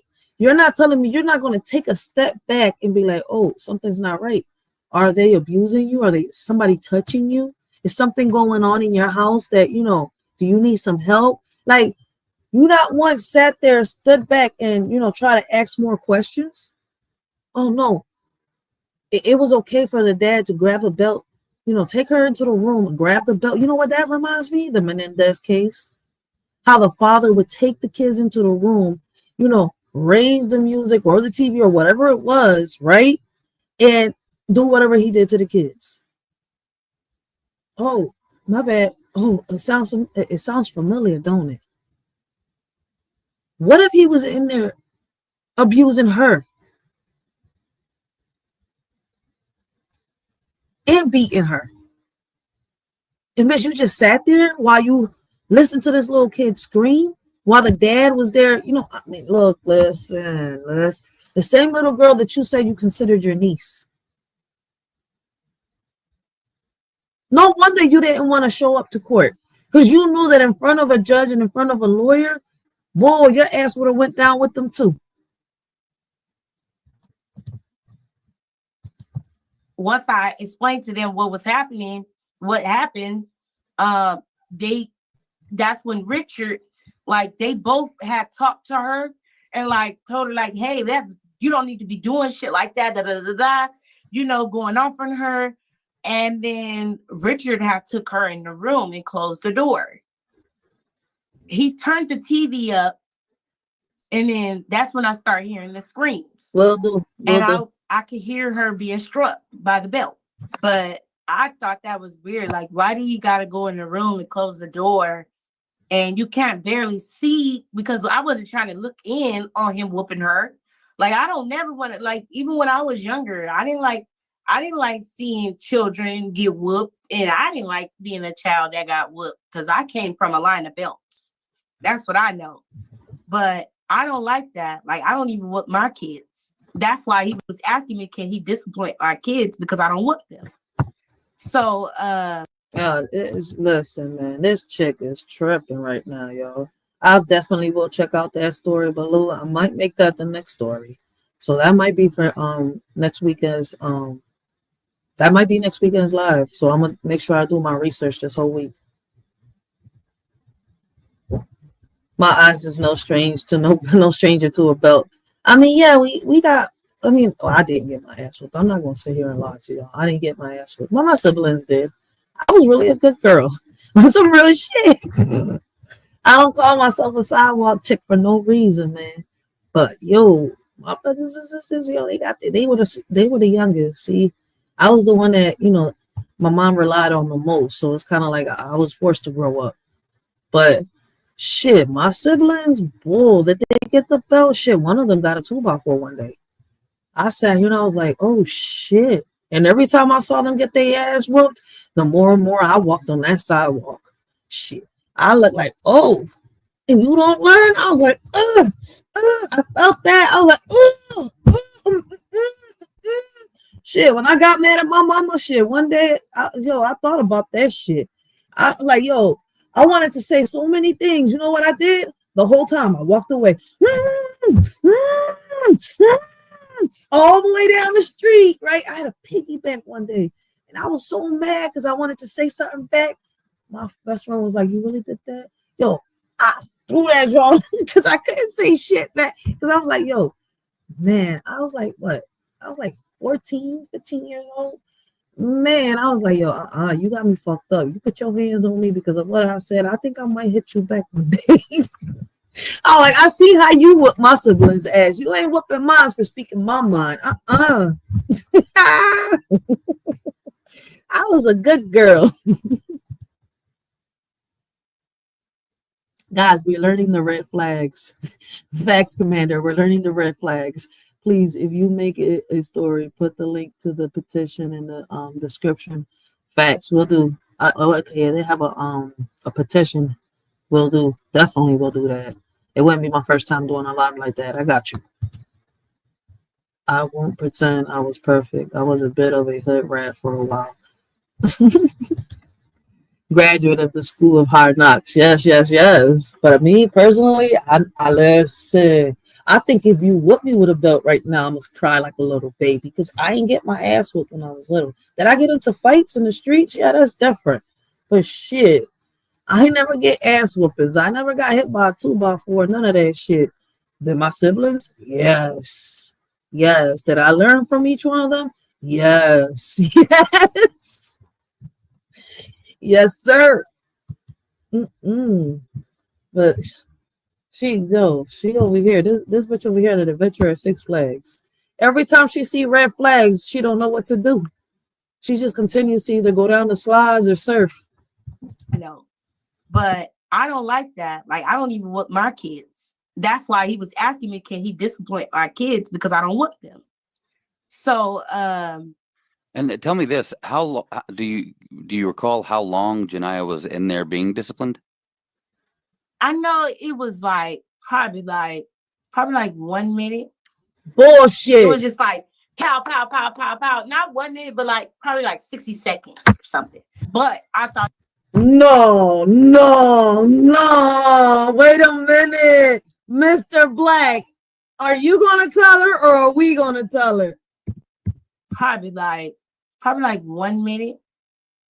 It was just like pow, pow, pow, pow, pow. Not 1 minute, but like probably like 60 seconds. I know it was like probably like 1 minute. It was just like pow, pow, pow, pow, pow. Not 1 minute, but like probably like 60 seconds or something. It was like probably like 1 minute. It was just like pow, pow, pow, pow, pow. Not 1 minute, but like probably like 60 seconds or something. But I thought Who's that was gonna tell her? Us pow, or you, pow. Mr. Black? Probably like 1 minute. It was just like pow, pow, pow, pow, pow. Not 1 minute, but like probably like 60 seconds or something. But Nah, it was probably like 1 minute. It was pow, pow, pow, pow. It was probably like 60 seconds. No, man. I went to math class and I failed. 60 seconds doesn't equal 1 minute. 1 minute doesn't equal 60 seconds. So, I mean, I don't know. I can't tell, if it was 1 minute or 60 seconds. Which one do y'all think? He pow, pow, pow, powed the little girl. It was probably a minute or 60 seconds, even though, they both mean the same thing. But in my brain, right, I can't comprehend if it was 60 seconds or a minute. I'm discombobulated right now. I need to see if something's wrong with me. Where my baby pops at? Baby pops, I need surgery. You want to come and dig in my brain? Shit. I need Frankenstein over here, man. Put me into an outlet. Electrocute. See if my fucking brain can function right. Because I'm cussing again, aren't I? I can't stand hoes like this. But I thought that was just weird to me that he had to turn up the TV to whoop her, But then I thought about it, like maybe he just want to drown out the sound. So the neighbors, because the walls were so thin, you could hear everything that's happening next door. So I just thought like that, like maybe he just wanted to drown out the sound. But I was like, okay, For 60 well, seconds you or for got 1 that minute? handled. I'll be right back. I gotta go take care of some business, yada yada yada. Can you guys watch the kids? It was like, yeah, sure. What was Janiyah's demeanor like after the discipline? Just regular. She was saying that her heart felt funny Commander. a lot of times. But I told her, like, you know, maybe you guys need to take her to the hospital. I mean, the doctors, because she always saying that her heart feel funny, but not after the whooping. She been saying that. Like, that wasn't nothing new. Like, she been saying that. But it's not dawning on me that they don't have paperwork on her to take her anywhere. So I'm like, she was like, she just being dramatic. Why is she making an excuse for them? Like, yo, I'm telling you, left and right, making excuses for them. Like, yo, a judge gave them custody of that little girl. So that lets you know that they had health care for that little girl, unless they didn't go and, you know, file the proper paperwork, right? To get, you know, health care, food stamps, and cash for her and stuff like that, because they will get it, especially if they wasn't working. So, I mean, and not just that. I know that he would have gotten, if he wasn't getting no type of services, I mean, if he wasn't working, they would have tried to help him. But then that alone right there, see, I didn't even think about it before. That shit went right over my head. Why would a judge give him the custody if he had no way of supporting her? And by the way that house was, where was CPS in this situation? Because I know they also got to be around too, right? Something's not right. Like, if you're running around a lot, your heart's racing, your heart's going to feel funny, you know, because No, she wasn't in foster home. She was being bounced around between the family, between the grandmothers and the father. But she used to do bad stuff though. Like, don't get me wrong, every kid got they perks, and she used to do stuff that, like, she'll cut up a dog hair and then blame it on my kids, and then say, "Well, they did it," or she would throw something somewhere and then be like, "Well, they did it." Like, she did do little conniving stuff like that. Like, as a little kid, you know, kids do stuff like towards each other to get each other in trouble. So Janiah would do things like that and then blame my children. And sometimes they did do it, and sometimes they really didn't do it, you know. So she would get in trouble for that, like blaming people. And so how did she get in trouble? She got her ass whooped up. Listen, the way that little girl was bruised, you're not going to sit here and tell me that they gently popped her. They just they beat that little girl every time she got in trouble. And that's crazy, because I said it the first time I laid eyes on that little girl in that video, right? I said it, man. I can't get, you know, over the fact that I grew up, right, with my elders telling me, right, the eyes, right? A person's eyes is a way to see through their soul, right? Like, and what's crazy is when you look at that little girl's eyes, you could see fear in her eyes. Like, her eyes were screaming of fear.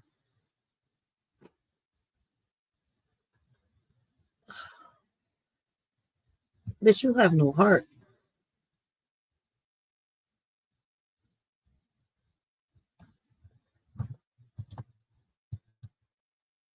they held her accountable for the stuff. That's one thing I liked about how they disciplined her, because they didn't just be like, oh, well, my child's not doing anything, and coddling her. They looked at it like, well, you need, like, you know, you're in trouble. Like, you can't do anything. You can't play with no toys. You need to say your numbers and stuff like that. Like, it would be on that matter. But I'm always outside. So I would leave, come back, leave, come back. I had a little friend over here, like a little boot thing, which we would call that a little lover in the area, right? And so I would always step out and go go where I'm going, and I'll be like, hey, well, can you guys watch the kids? Yada, yada, yada. And they will watch the kids a lot. So fast forward, this was like a week prior to my birthday. No, actually, this was like 2 days after my birthday. My birthday was August 19th, 2019.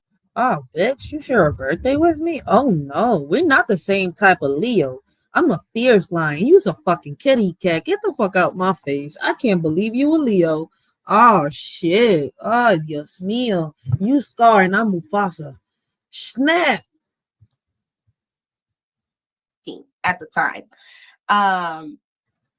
Like 2 days after that, that's when me and Chevy had gotten to our argument. But remind you, I didn't know that. I felt weird though after a while about Richard, because once you start telling me that he was having conversations with the baby mama and they was talking about getting back together again and her coming back out here, like from there, I started being like, yeah, he's weird, friend. Like, you don't need to be with nobody like that. At what point do you think it would have been August of 2019 that there was talk of Janiyah's mother and Richard getting back together? Yes. So basically, remember I told you that whenever she had trouble in paradise with her guy, she really not expressive. So wait a minute. I don't know if it's true, but right, I'm gonna humor the situation for 1 second, right? So if it was true that, Richard was going to get back with the baby mama, which is Janiyah's biological mom, right? And the stepmom knew about it. Then again, it doesn't change one of my theories, but it kind of like, adds to it, right? Could they have both abused that little girl separately that day, right? And because of her thinking that he was going to get back with the baby mama, she killed that little, she unalived the little girl out of, rage, hate, envy, jealousy. If what she is saying is true, right? Because we know she throwing some bullshit along the way. She capping. Like, she could be telling the truth, but she's twisting, right? And she's taking away and she's adding to it. But, somewhere along the line, like, she was capping with a few, with a few parts of her story.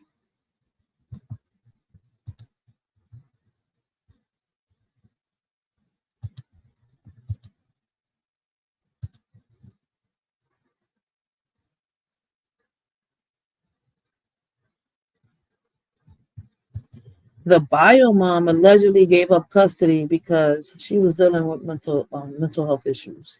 That's why I'm over here questioning this right here. How was the dad and the mom going to get back together, right? If the dad was one of the reasons why the mom left and also gave up custody, she was being abused by the father. That's why I'm over here like, wait, something's sketchy. Somebody's lying, right? Because according to the grandmom, right, the mom went through some shit with him. According to, Siobhan, the best friend, and the grandmother, the dad also abused stepmom, right? Which caused stepmom to lose her baby. So I'm like, something is sketchy on this job, man. Like, and then why is like they trying so hard to cover up for this man? Oh shit, we got the passer in the building. Passer, yo. We got Double Speaks in the building, baby. Yo, big shout out to Double Speak, man. One of my favorite people here on YouTube, yo. He gives one of the best morning motivations. And if you don't catch him in the morning, you might catch him in the afternoon. Or you might catch him in the trap house, right? Where the women go wild and the men might catch amnesia. So make sure y'all go check him out. Do not miss his live show, because I'm telling you, he be bringing up some great conversations, some great topics, yo. Like, listen, I love every personality that the pastor brings on here, whether he's double speaks, whether he's the pastor, or whether he is the trap pastor. Yo, and I'm telling you, when he's in the trap house, I love it because y'all be missing it, yo. Man, I'm telling you, the women go wild and the men catch amnesia. It's like, yo, the exorcism be real in that John, for real, yo. I love him. Like, listen, man, I can't deny that fact. Listen. Big shout out to the pastor, yo. And I love him, like, as a content creator, all right, guys? I don't want nobody to take it out of proportion, right? Like, I love me some pastor, but not in the way y'all think, all right? I know the women go wild over there, but I've been a good girl. Let me fix that, all right? But anyways, big shout out to the pastor, yo. I'm telling y'all, like, every time I'm over there, either I'm getting some motivation or I'm getting some giggles. So either way, y'all will not lose. Y'all will get some type of information, right? Or y'all didn't hear me say that. Some type of information, some type of motivation, right? Or some type of comedy. All right. So make sure y'all don't, miss out on the pastor. But let's get back on topic, all right? But yes, yo, one of my favorite people's on here, yo. About it. It was like he was recording her or something. Like he had like a recording device. She really didn't want to like say what it was that was going on, but I had my baby's birthday there. We had a pool party on the 14th, and then mine was on the 19th. And then I was supposed to help them with Janiyah's birthday because her birthday was coming up that same following month. Because I know that it was August something. Like her birthday was around our birthday. 2 days after my birthday, I went out to go see my friend, came back. The next day, Richard tried to, I think Richard had got fired from Walmart. So I gotta go back. How you don't remember your daughter's birthday? She said I had my daughter's birthday. How you don't remember your daughter's birthday? I don't know. Maybe I misheard the chick. Month, because I know that it was August something. Like her birthday was around on the 14th, and then mine was on the 19th, and then I was supposed to help them with Janiyah's birthday. Her birthday was coming up. It was Janiyah's birthday that same following month, because I know that it was August something. Like her birthday was around our birthday. 2 days after my birthday, I went out to go see my friend, came back. The next day, Richard tried to, I think Richard had got fired from Walmart. So she was saying he just lost his job. So he did have a job they're at one trying point. to find like different money revenues to like help them pay the rent. And she was saying like, this is why I went out to go to the donating place. Like I've never been to a plasma place at the time. And they was telling me that, at least if I could help out with something. So I went to the donating place, but they wouldn't allow me to donate plasma because I was wheezing at the time. So when I came back, I had to break the news to them like, hey, I couldn't help with anything, but if I come up with something, I'll make sure that I help, that's just my. So you was in there freeloading too. So wait, how was you helping if you couldn't help with anything? I'm confused. So you was just in there freeloading. You just had a roof over your head. Like you was using her. Basically. I mean, I don't know. Maybe, am I misunderstanding everything? Like basically she was just there because she needed a place to stay. She ain't leave nobody's house, right? Just to come and stay and help her friend. That's bullshit. And then you have no way to put, like, you don't get no type of income to sit here and support, the place where you lay your head at and where you got your kids at. So it was three broke mofos in there, right? Right? Living in one apartment, I forgot what it was. Apartment. 3 broke mofos, right? And after 24, I heard a little girl on YouTube, Instagram, I don't know where she from, but I think she, listen, she said that after 24, you're not broke no more. You poor. How was y'all maintaining the place that y'all was living in? And how was y'all putting food on the table? If you couldn't help, he just lost his job. and she didn't have a job. Y'all was looking for ways of bringing in revenue. You keep giving yourself up. Heart, I'm gonna always pay for wherever I'm staying, whatever. So me and her, I had ended up getting my food stamps, and they got a We Buy Refry out here about the chicken. We go get chicken and stuff like that. So I was like, Chevy, hey, you want to get out today? It's sunny. We can go get some chicken.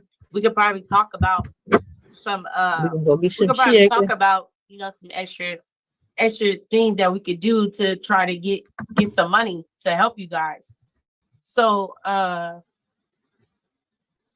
went to the place, came back, but me and Chevion went.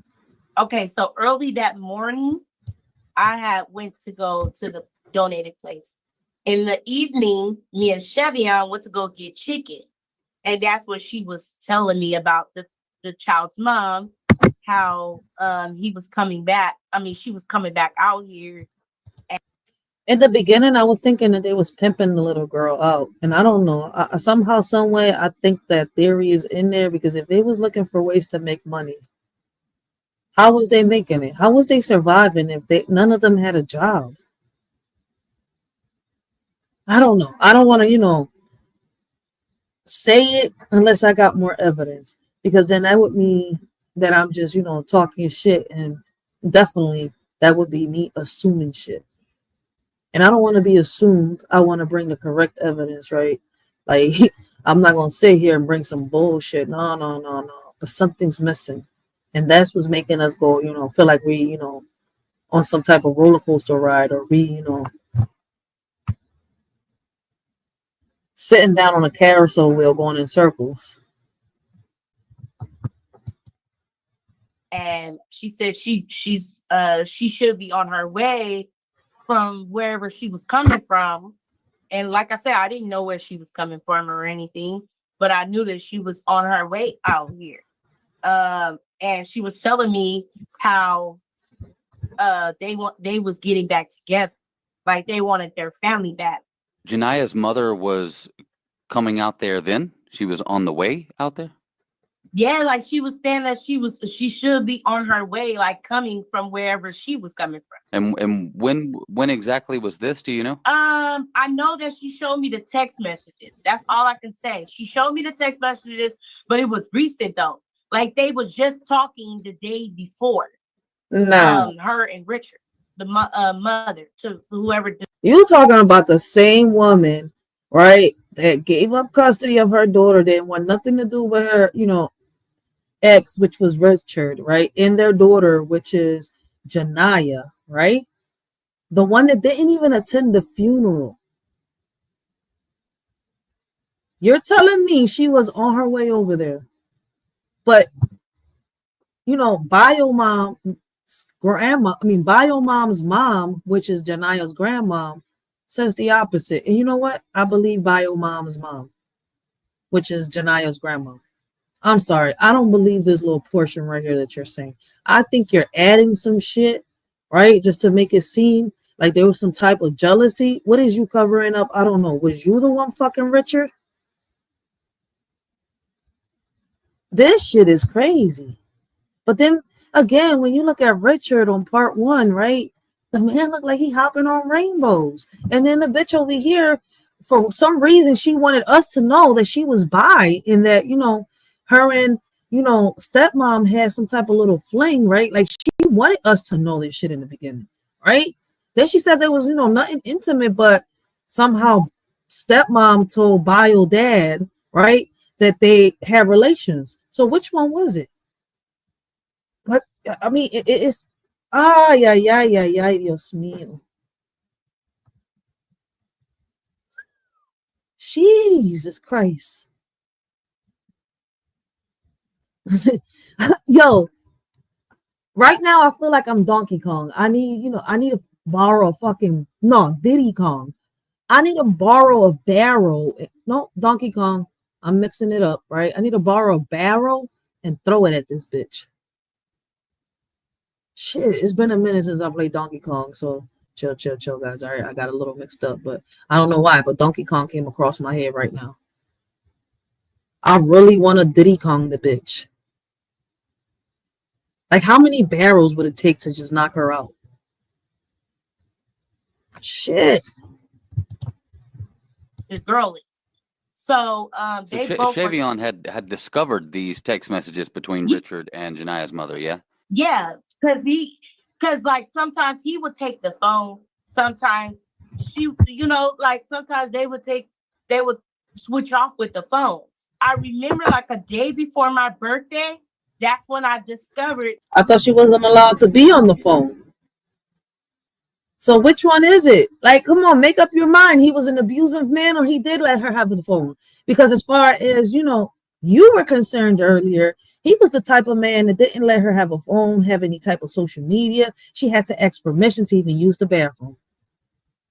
So come on, make up your mind. He was a good man or he was a bad man. He was Don Corleone or he was Scarface. Which one was it? Al Pacino or Don Corleone? He was a gentleman or he was an asshole? Which one? That she was trying to fight for a little boy. She was telling me that she's trying to get the little boy out here. And she was like, if don't nobody want to take care of him, he can come down here, And I was like, well, who is the little boy? And that's when she kind of like went into details, but she never said anything about it being her child per se.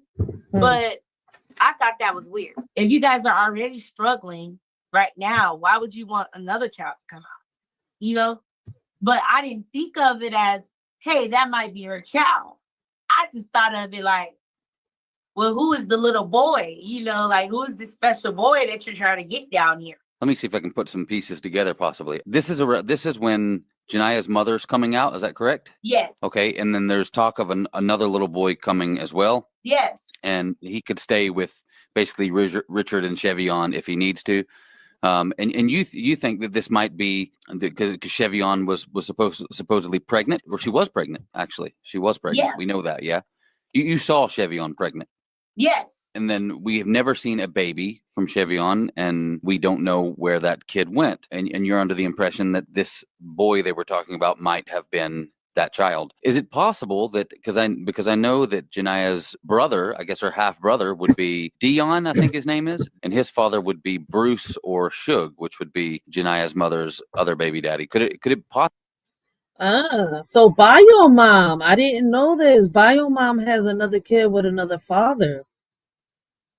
With another baby daddy, my bad. With another man. But it seems like, she don't have custody of him either. It seems like the bio dad in that relationship has the custody because, she didn't have any kids. The last kid she had, she gave custody of. She gave it away. So it's kind of like, wait a minute.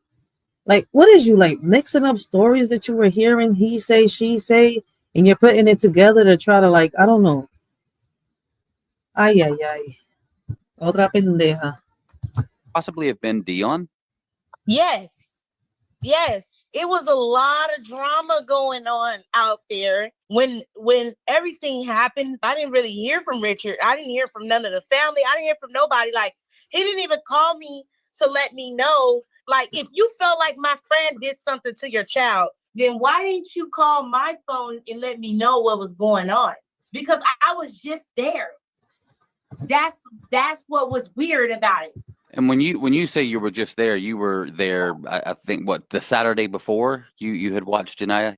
Yeah, when I watched Janiah. Is that in the evening, me and Shavion went to go. I've never been to a plasma place at the time. And they was telling me that, at least if I could help out with something. So I went to the donating place, but they wouldn't allow me to donate plasma because I was wheezing at the time. So when I came back, I had to break the news to them like, hey, I couldn't help with anything. But if I come up with something, I'll make sure that I help, That's just my heart. I'm gonna always pay for wherever I'm staying, whatever. So me and her, I had ended up getting my food stamps, and they got a fry out here about the chicken. We go get chicken and stuff like that. So I was like, Chevy, hey, you want to get out today? It's sunny. We can go get some chicken. We could probably talk about some some extra Can we put your story things that we together? could do to try to get some money to help you guys. So I went to the place, came back, but me and Chevion so early that morning, I had went to go to the donated place. In the evening, me and Chevion went to go get chicken. And that's what she was telling me about the child's mom, how he was coming back. She was coming back out here, and she said she should be on her way from wherever she was coming from. And like I said, I didn't know where she was coming from or anything, but I knew that she was on her way out here. And she was telling me how they was getting back together, like they wanted their family back. Janiah's mother was coming out there then? She was on the way out there? Like she was saying that she should be on her way, like coming from wherever she was coming from. And when exactly was this? Do you know? I know that she showed me the text messages. That's all I can say. She showed me the text messages, but it was recent though. Like they was just talking the day before. Her and Richard, the mother, to whoever the girl is. So they both Chevion had discovered these text messages between Richard and Janiah's mother, yeah? Yeah, because like sometimes he would take the phone, sometimes she, like sometimes they would switch off with the phones. I remember like a day before my birthday, that's when I discovered that she was trying to fight for a little boy. She was telling me that she's trying to get the little boy out here. And she was like, if don't nobody want to take care of him, he can come down here, And I was like, well, who is the little boy? And that's when she kind of like went into details, but she never said anything about it being her child per se. But I thought that was weird. If you guys are already struggling right now, why would you want another child to come out? But I didn't think of it as, hey, that might be her child. I just thought of it like, well, who is the little boy? Like it seems like the whole time you was with Siobhan, you ain't think of nothing. Was it, your obsession of lust that you had for her, or your obsession of love that you couldn't figure out that you had for her? Who is this special boy that you're trying to get down here? Let me see if I can put some pieces together possibly. This is when Janiah's mother's coming out, is that correct? Yes. Okay, and then there's talk of another little boy coming as well. Yes. And he could stay with basically Richard and Chevion if he needs to. And you think that this might be because Chevion was supposedly pregnant, or she was pregnant, actually. She was pregnant. Yeah. We know that, yeah? You saw Chevion pregnant. Yes. And then we have never seen a baby from Chevion, and we don't know where that kid went. And you're under the impression that this boy they were talking about might have been that child. Is it possible that because I know that Janiah's brother, I guess her half brother, would be Dion, I think his name is, and his father would be Bruce or Shug, which would be Janiah's mother's other baby daddy. Could it possibly have been Dion? Yes.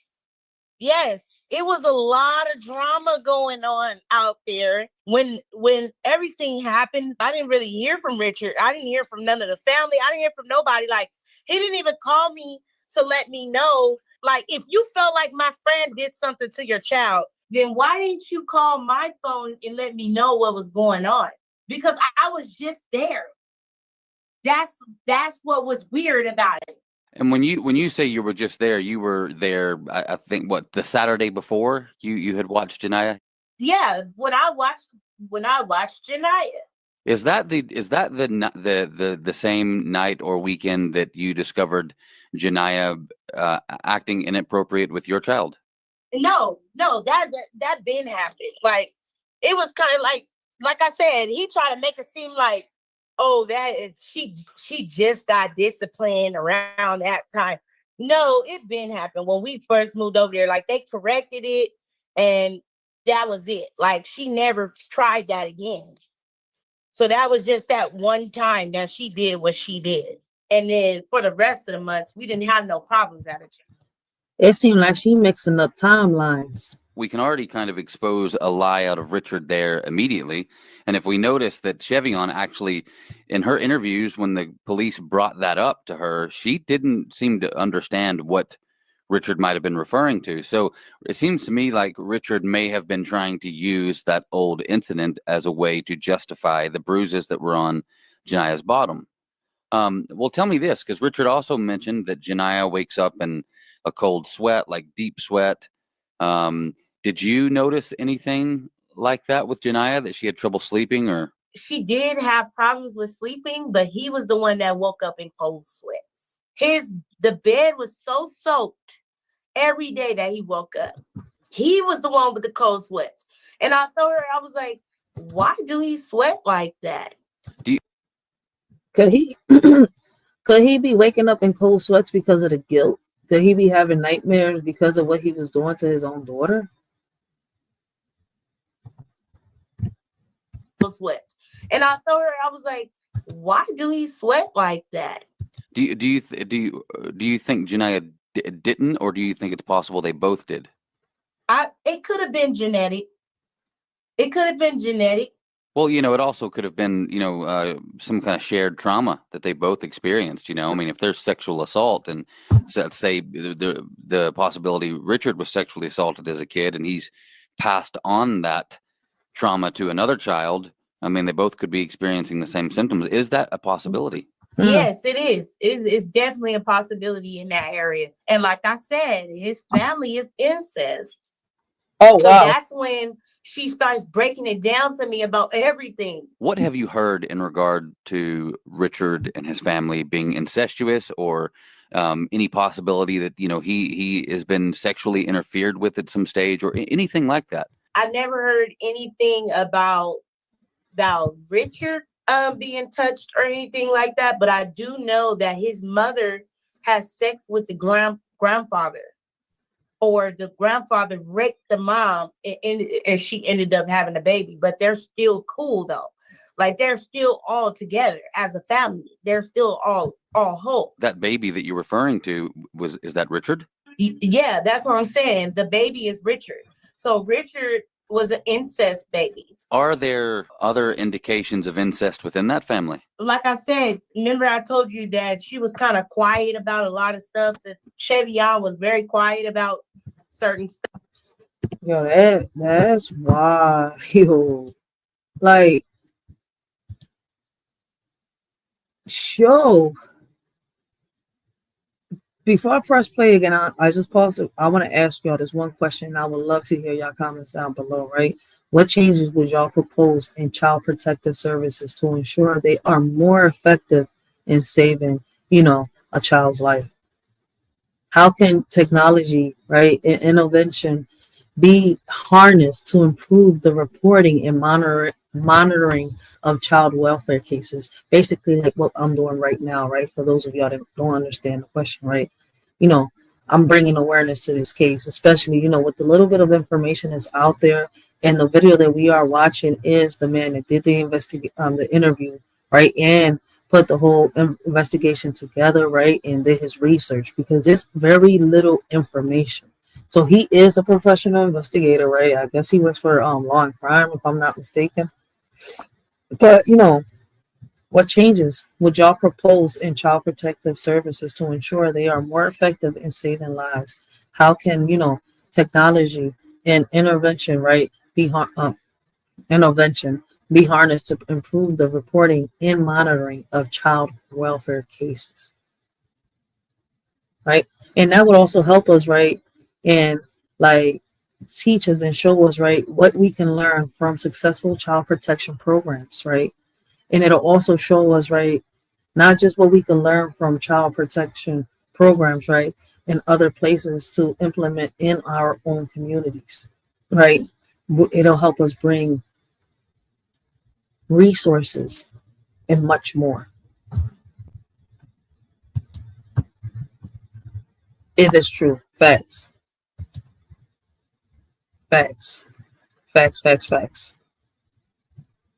This is not the StreamYard with my disclaimer. But let's continue. Kind of quiet about a lot of stuff. That Chevion was very quiet about certain stuff, but she did explain to me that though, like they're still What all happened? together as a family. They're still all whole. That baby that you're referring to is that Richard?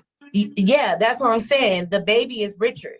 So Richard was an incest baby. Are there other indications of incest within that family? Like I said, remember I told you that she was kind of quiet about a lot of stuff. That Chevion was very quiet about certain stuff, but she did explain to me that the little sister, and she's light skinned, they put makeup on her, they put all types of stuff, and I thought that was weird because she's young, you know.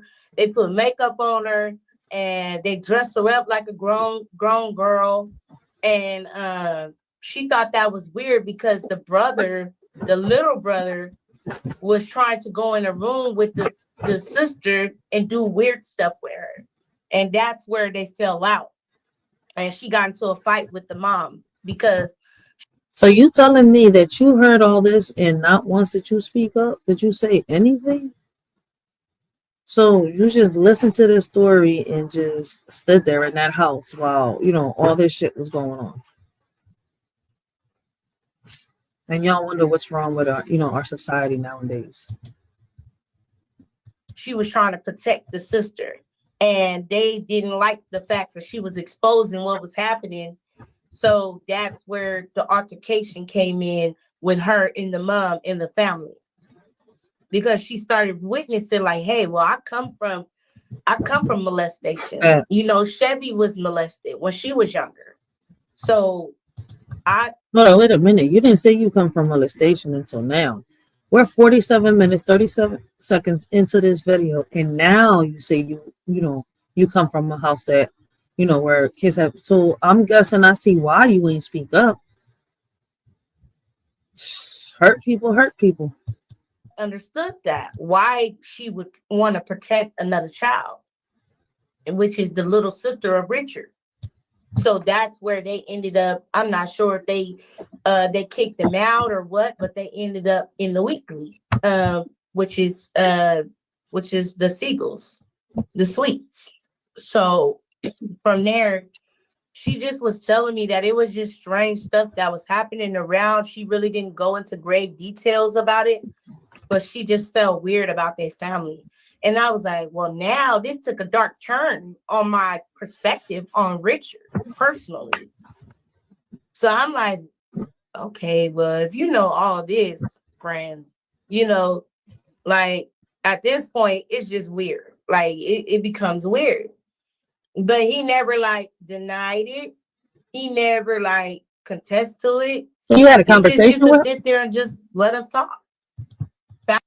Oh, so he was there. Wait a minute. Hold on. Wait a minute. So you're saying that these conversations occurred while he was around?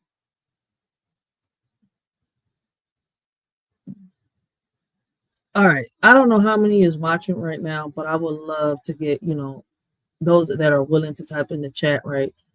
Do y'all call it cap or do y'all believe what she's saying? I mean, just type down cap, right? Or just, you know, believe. I call this shit cap right here. Right here. This part right here. But he never like denied it. He never like contested to it. He just used to sit there and just let us talk. Listen. Fast forward, the day that I left, I was at Chevion and Richard's house, and I woke up in the middle of the night, and it was cold, and everybody was sick in the house, in the apartment. Everybody, we all was sick. So I asked, like, "Hey, can you turn down the air conditioner?" And I ain't gonna lie, I was kind of being like irritable, like, "Hey, I'm gonna turn." Like, I don't know what the hell y'all talking about. You know, I'm finna turn this air up. So I turned the air up. She came back out and turned it off. And then I was like, well, it's cold in here. No. I wasn't talking about the incest part. I was talking about that she had all these conversations in front of Richard, right? And Richard just stood there like nothing. She literally had all these conversations with, you know, Siobhan in front of Richard, but Richard did nothing. I call that shit cap. That little part right there, I call it cap. She did not have these conversations in front of Richard. My bad.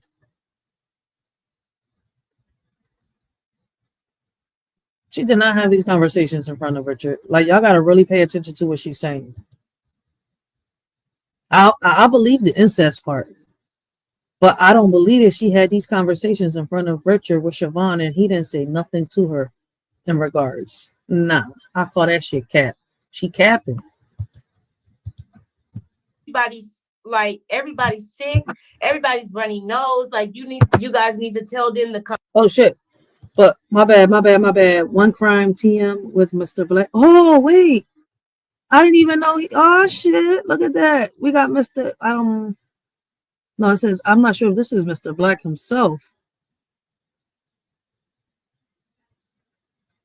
Oh, so you're saying that he would sit there and actually listen? Oh, snap. I didn't know this was Mr. Black, right? I'm not sure. Is you Mr. Black, though? Big shout out to Mr.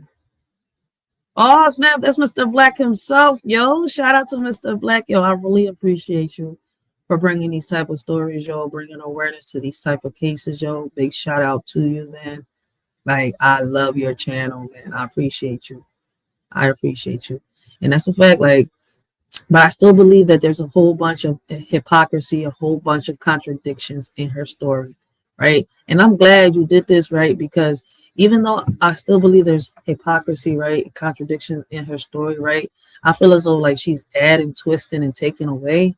She's filling up the gaps to the video, right, to the video that you put together a week prior to this interview. I'm not going to sit here and lie on that part. It's like you can see where she's telling the truth, but you could see where she's capping to. So it's like, I don't know, but that's how I see it, right? And I'm like, I want to ask you, like, you know, why does she say on here why it take her 5 years to, you know, speak up or say anything about the case?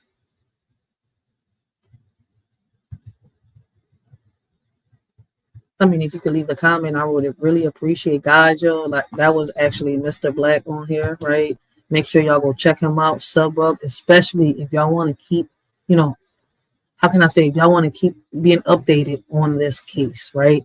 Like I said, he is the one that put the first video together, man, and I really appreciate him because before this video, nobody knew about this case, and there is really very little information. And I feel as though he went all out and, you know, putting this case together and helping us to see, you know, how can I say, what happened in this case, right? For us that, you know, watch these type of cases and these type of videos that try to bring solutions to the table, right? And like I've, you know, throughout this live, the same way that, you know, when we had part 1 and part 2, right? I asked mind-provoking questions, right? Because me personally, as a leader of my community, I feel as though that we could, you know, find ways to make changes in these policies, right? To help our youth, to help our kids, especially, you know, when it comes to the judicial system. It is time for change. But that's my opinion. And in order for that change to happen, we need more people to be united.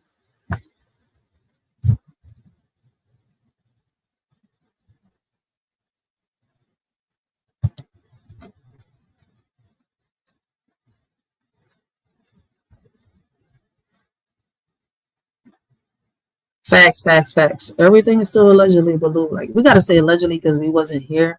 But Mr. Black saying that, you know, she is, you know, she's speaking truth to this. So, whoo, he was there. He, you know, he was with her. He was speaking with her in the interview. So, I believe the world. I believe he would. I released the docs from all the transcripts of his police interviews. The way he reacts to police questions is bizarre, indifferent at times. I don't think he's all there. Oh, so it seems like he's also got some type of mental health issues, right? And that's why I was asking earlier, right? Let me see if I can find the question because I know I got all the questions written down.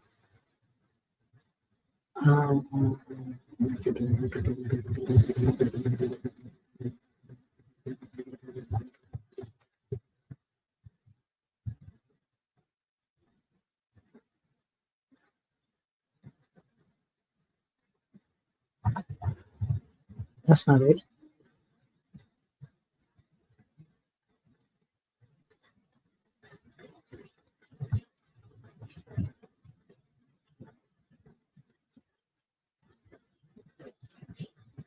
All right, here we go. I had asked earlier, how can society better address the root causes like mental health issues or social economic challenges that sometimes lead to neglect or abuse, like in the case of Janiyah Russell?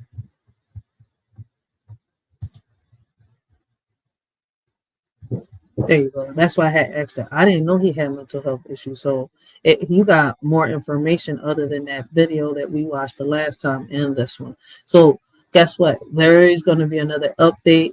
Make sure y'all sub up to One Crime TM, right? With Mr. Black, right? Make sure y'all yo, it is the same channel. Shit. Make sure y'all sub up, guys. Yo. They are the one. I mean, we definitely gonna keep bringing the case up, man, because I'm stuck. Like, I'm wondering why this man is walking. Like, he should be behind bars. Like, in the beginning, I was on the stepmama's side, but I was a little, like iffy, sketchy with it. But then as, I kept watching the video, I was like, nah, she deserved to be right where she at. I can't respect a woman like that. But I'm stuck. The judicial system let that man walk. He really let him walk. And if it wasn't for you putting this video together, we wouldn't get an understanding of this case. This case, right, wouldn't have even been known by the world, right? We would have been reviewing and reacting to a whole bunch of cases, right, without even knowing this one. This would have been a case that would have never had justice if Mr. Black wouldn't have gotten involved. So big shout out to Mr. Black, right? I really appreciate him, man. For real, for real. And I really appreciate you for letting me review and react to this video. Is she telling the full truth? I don't know. Don't think it benefits her to do this. Facts. But a lot of what she says adds up. And that's what I'm saying. Like, at times, like as we're listening to her, it sounds like cat because of the contradiction and the hypocrisy in the story. But when we listen to this story right here, right, and then we watch the video that you posted the week prior, right, she fills in a lot of the gaps, right, and it gets you to understand the video, right. I just wish they would release the interview of him so you could, do your thing, yo. They need to release that interview. For real. I'm not going to sit here and lie. But you were speaking facts right there. Keep talking about Janiyah, though. It's what matters. And that's some real shit, man. And I wish more people, bring awareness like this. Right. Shout out to Mr. One Crime Team. Once again, he took the time to put this together, right? And someone like me is able to come here, bring awareness to this case. And not just bring awareness, but, give my opinion, give my perspective. Could I be right on what I'm saying? Listen, I'm not perfect, right? I'm just giving my opinion based on what I hear and what I see, right? But if it wasn't, once again, for Mr. Black, and I'm going to keep saying, I don't care who gets mad, I wouldn't be able to do this. So I really do appreciate him for this.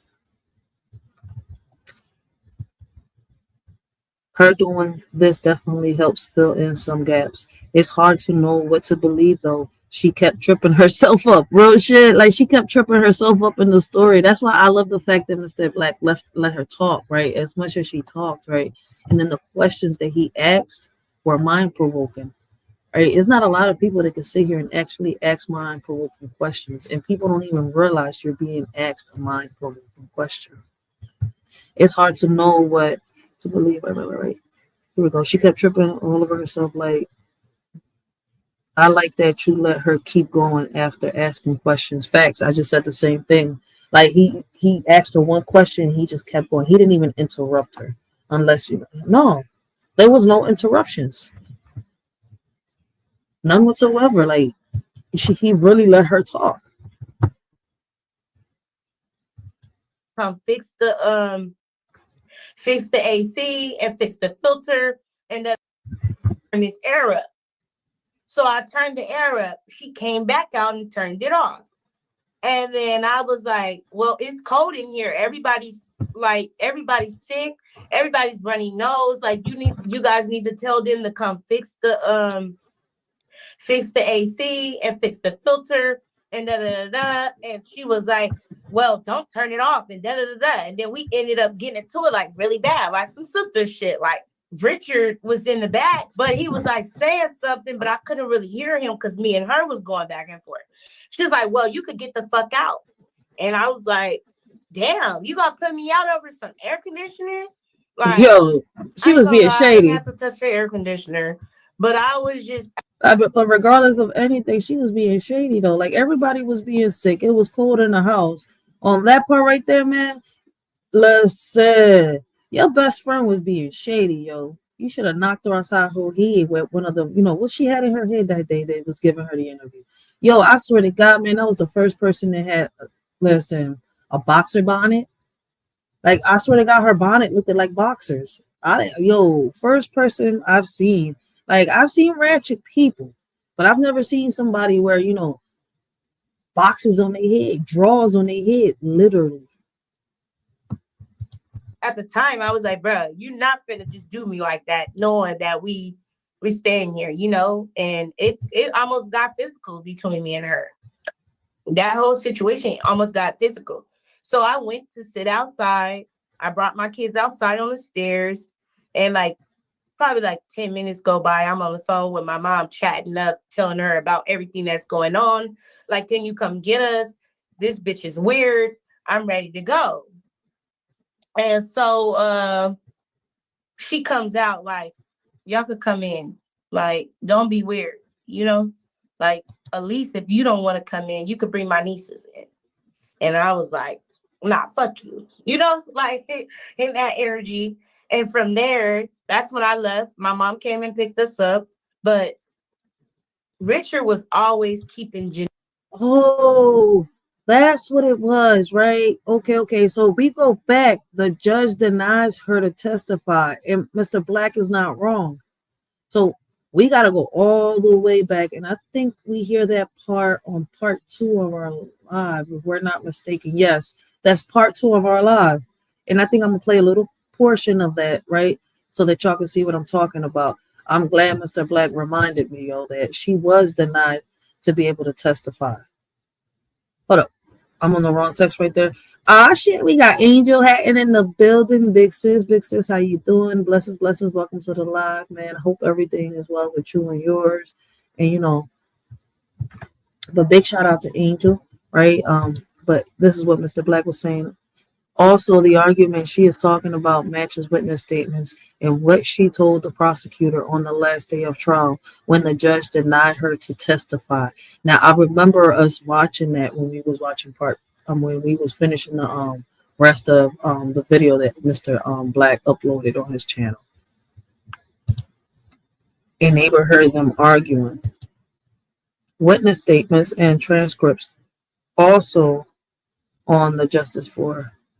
That's what I gotta go see is the witness transcripts. Witness statements, my bad, not the transcripts. I can prove it. I have full court transcripts of Siobhan's trial. I gotta wait. Listen, if you make another video, I'll definitely review and react to the video. Man, I love the way you put the evidence together. See, I'm missing certain parts, so it's kind of like hard for me to put, especially. Like, I get the transcript is up there, but see, we're going to have to read his full transcript, right? Because on the video is a portion of the transcript. So Mr. Black is right.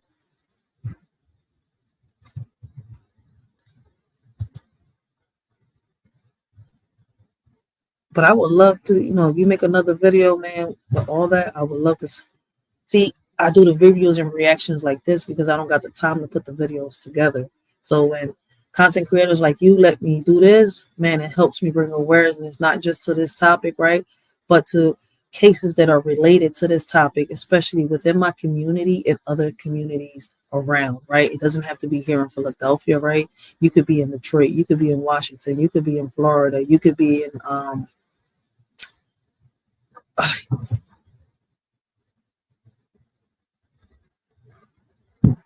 facts, yeah, see,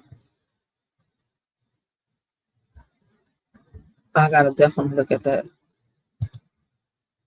This case is devastating. This case is sad and heartbreaking. What's crazy is, right, there is a lot of situations happening right now like this. Look at what happened with Kaimani Latique. You see where I'm coming from? Her bio dad, almost tried to dismember her, and he also sexually assaulted her, right?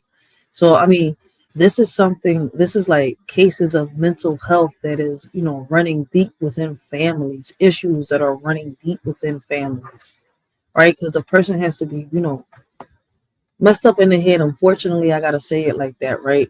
For either a bio mom or a bio dad to do things like this to their kids.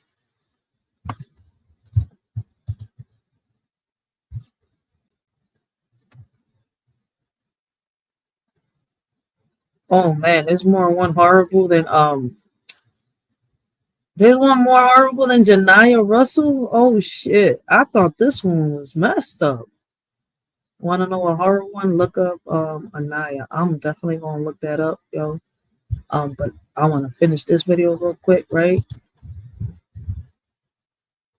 Yeah, there's no point of ending it here because shit, it's only an hour and 32 minutes. Yeah.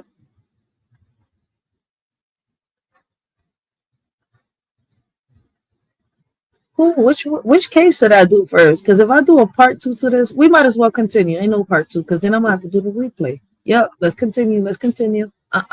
Let's see if we can finish the live. Night close. Like he wouldn't let her do anything by herself.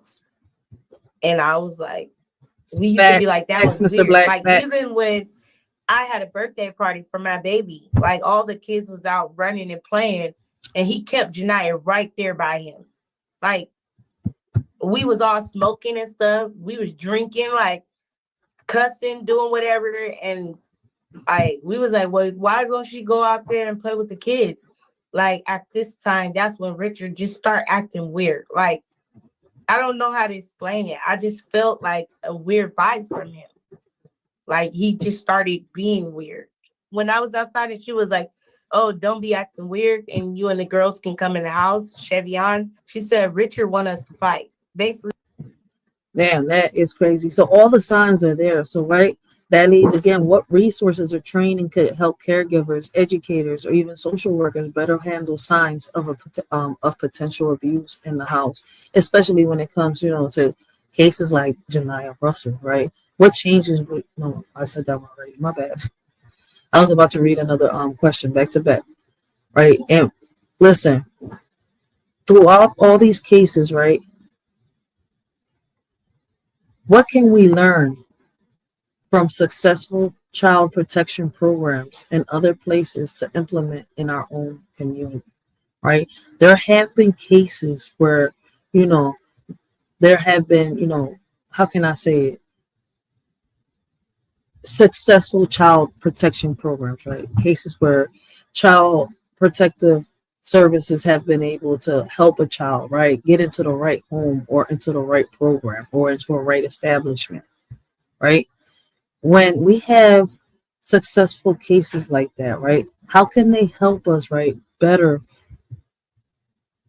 the training of the social workers that are dealing with the cases like Janiyah or Kaimani Lateef, or like Mr. Black said, there's another case that's worse, right, more horrible, and the name is Anaya. So I'm definitely going to research that, John, right? But yeah, what can we learn?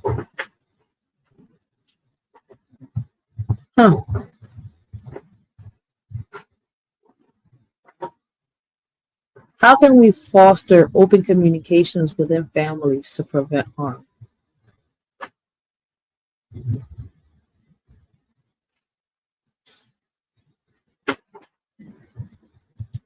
This case is sad. He was taunting her while she was in the house by herself, while I was outside. And he was like telling her, like, you fight everybody else. Why you don't fight her? And he was referring to his mom and the family and stuff like that. Like, basically, why we not fighting? And she was like, no, I'm not going to fight my friend, like, about no air conditioner. That's stupid. So when she told me that, I'm like, word? He said that? And from there, that's when I stopped liking him. I'm like, yeah, I don't want to be around him. I told my mom to come get me. I can't. Why did it take you this long to stop liking him? Like it was too many red flags. It was too many red flags, right? So, I mean, this leads to a question that I've asked before, right? What causes people that see abuse in homes like this, right, stay silent? Is it fear? Or is it, how can I say it? Is it fear or is it, how can I say it, ego or pride? Like, if it's not fear, is it that, to them it matters what people think?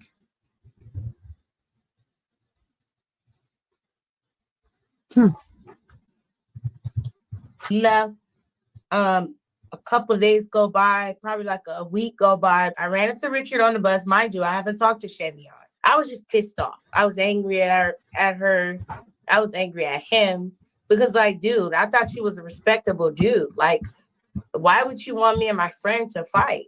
Like, it was just weird to me. That's when I moved back to my mom's house. I felt like she kind of chose him over me in that situation. But I would move too. I mean, what else was she supposed to do? She was already deep in with him. A week go by. I ran into to Richard on the Flamingo bus. And what's a Flamingo bus? He tells me that Chevion needs a friend to be there for her. You egged me and my friend on the fight, and now you want us to get cool again? Like, that was just weird to me. He was like, here, call the number. Whenever you get home, I know you mad at her, but whenever you get... It seemed like Richard was being messy too. So, I mean, I just learned, right? Shout out to Mr. Black, right? That he seems to have some type of mental health, right? It could be like, because of the incest, right? And, Mr. Black was on point with that, right? And one thing that, a lot of people fail to realize, right? When you commit incest, right? One of the biggest issues, right? One of the biggest, I'm going to say side effects, right? Like a pill. I don't even know how to put it. One of the biggest issues that, you have when you commit incest is, right, that your child can either come out deformed, right, have disabilities, right, or they could also have, mental health, or they could have a combination of all three, right? It's so many things that can happen when you commit incest, but it seemed like, he wasn't deformed, right? He didn't seem to have any type of disability, but the mental health. But y'all know that mental health is considered a disability, just in case for those that don't know. Home for her so y'all can make up. Like, you guys are sisters. For her so y'all can make up. What the heck you say? Here, call the number. Whenever you get home, I know you mad at her, but whenever you get home, for her so y'all can make up. Call her. Like, you guys are sisters. And so I was like, okay, whatever. So I met up with Chevy. I told her, I was like, I'm mad at you still. I still come see you. So that's when I met up with her at the bus stop. I told her. That's facts. And big shout out to Angel Hatton for bringing this video to me, because if it wasn't for her, I wouldn't have even known that Mr. Black did the interview. So a big shout out to Angel Hatton, yo. I appreciate you, big sis. I was like, I'm not going in his house.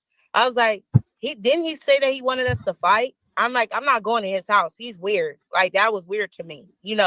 I thought he was cool with me. Like, why would he do that? I ended up at the bus stop with her. And that's when I realized something. Friend, you look dark. Like, you look like shit. Like, basically, like, I've never seen my friend like that. She always keep herself up. Even if her appearance wasn't up, her hair was up. Like, she was always looking decent, So I'm like, are you okay? Like, is everything all right? Because he was saying that I need to be here for you. Like, what's going on, And she was telling me that they had to get out of their apartment soon, that they didn't have money and stuff like that. And that's when she proceeds to ask me, can I make money with her? How? Go out and make money with her and stuff like that. And then we just sit there and did our catching up.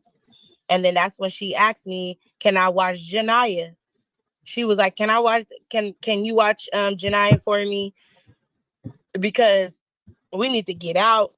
I barely get to get out. me and Richard's gonna go out with the best friend. Now that's the best friend that was in Popeyes, with Richard. And she told me that they're taking them out on like a date or something, like they was doing like a double date together. So I said, I don't mind. You know, they watch my kids so many times. I didn't mind. So that's when I was like, don't trip. Okay, Friday, I think I told them, that's why I keep saying Friday. That Friday, I told them I would spend the night, and then, or something. No, I told them that I would get on the bus early that day and come over and spend time with them until they leave. So I came over. I was like, fuck it, I'll just come in because I gotta watch Janiyah anyways, you know. So I came over with my kids, and then I watched Janiyah because they left that later on that night. They went out, came back. I asked them, can they watch the kids for that morning?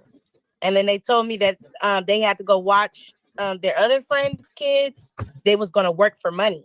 So that was going to be their occupation for a moment, watching their kids for them, and they was going to get paid. So I was like, good, y'all figured something out. I was happy for them because I was like, you know, that's what's up. Like, I know that y'all was stressing out about it. I told her I was going to call her when I get home.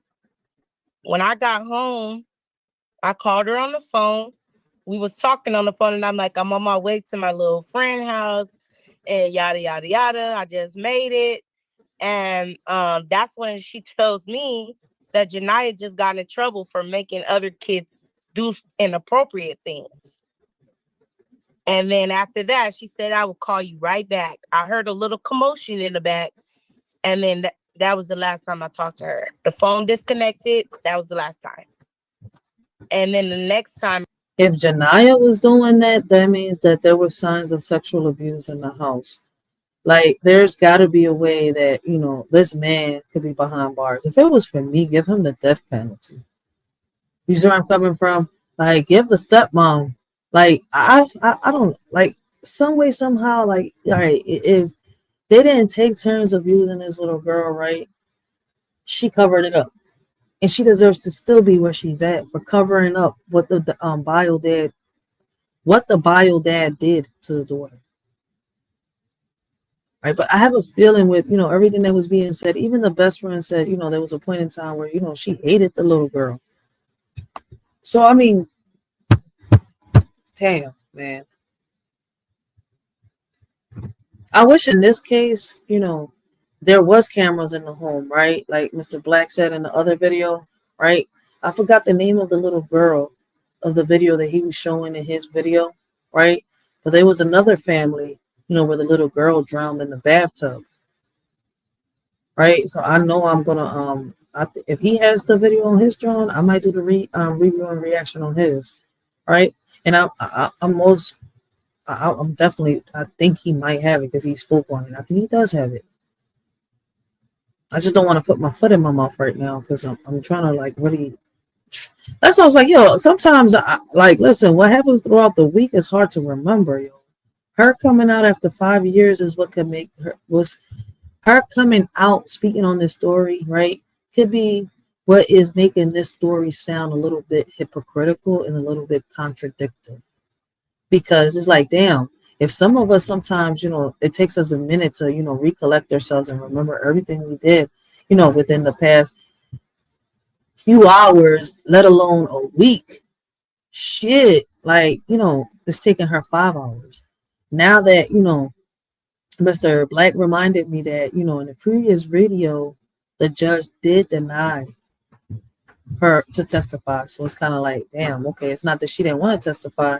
She was denied the chance to testify. I saw her, what was, she was on the news saying the death of a six-year-old baby. You noticed some weird things about Richard as well. So now a lot of people have noticed that in the Telcris video, he has this weird look. He seems to have this weird stare. This, you know, I think when you and I spoke yesterday, I mentioned that it almost looked like he was talking to someone in the sky or something. He has this. Is that something typical of Richard, or he just always looked it like bugged out. Like his eyes.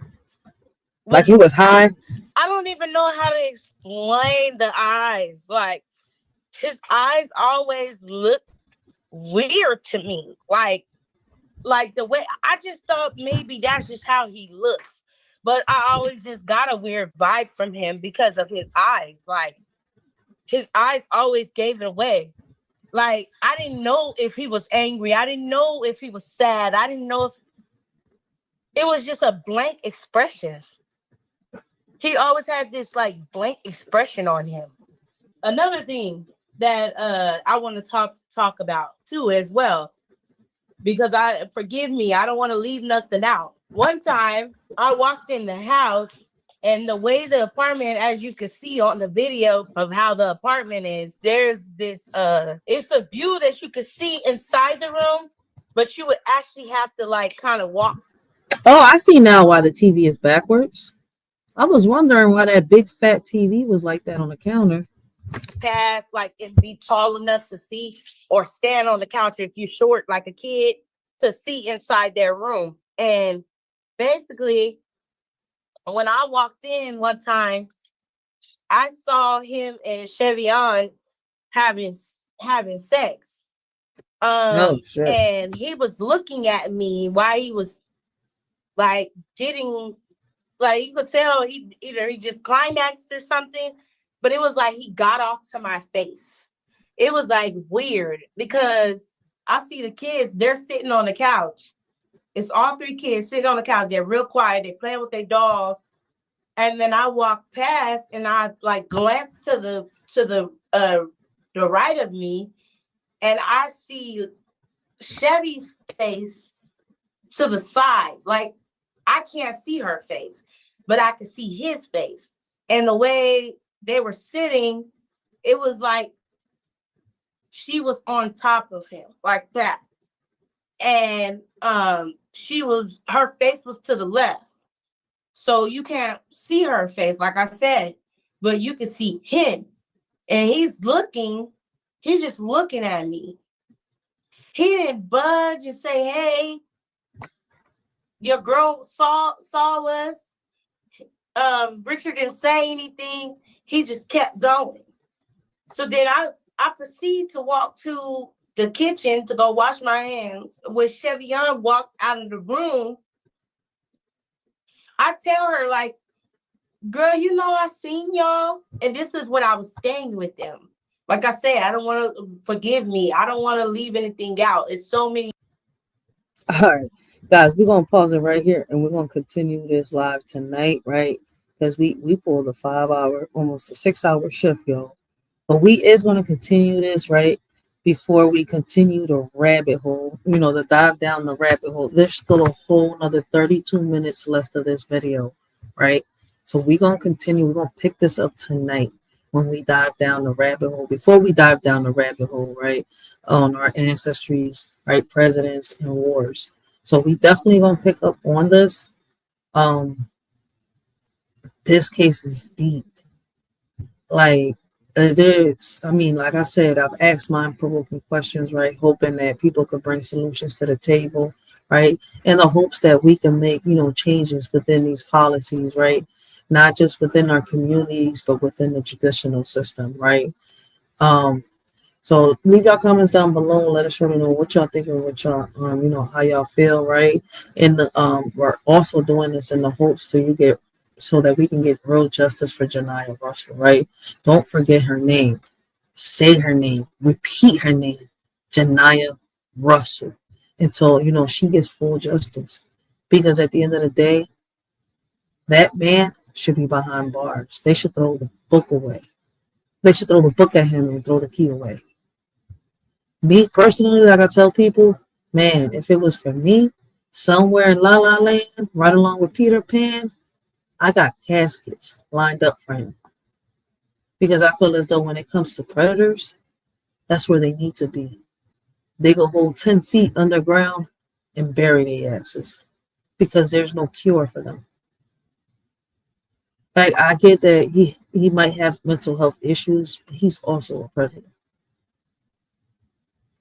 So, you know, with that being said, right, like I said, hopefully I get to hear what y'all say, your comments, your perspectives on this case, right?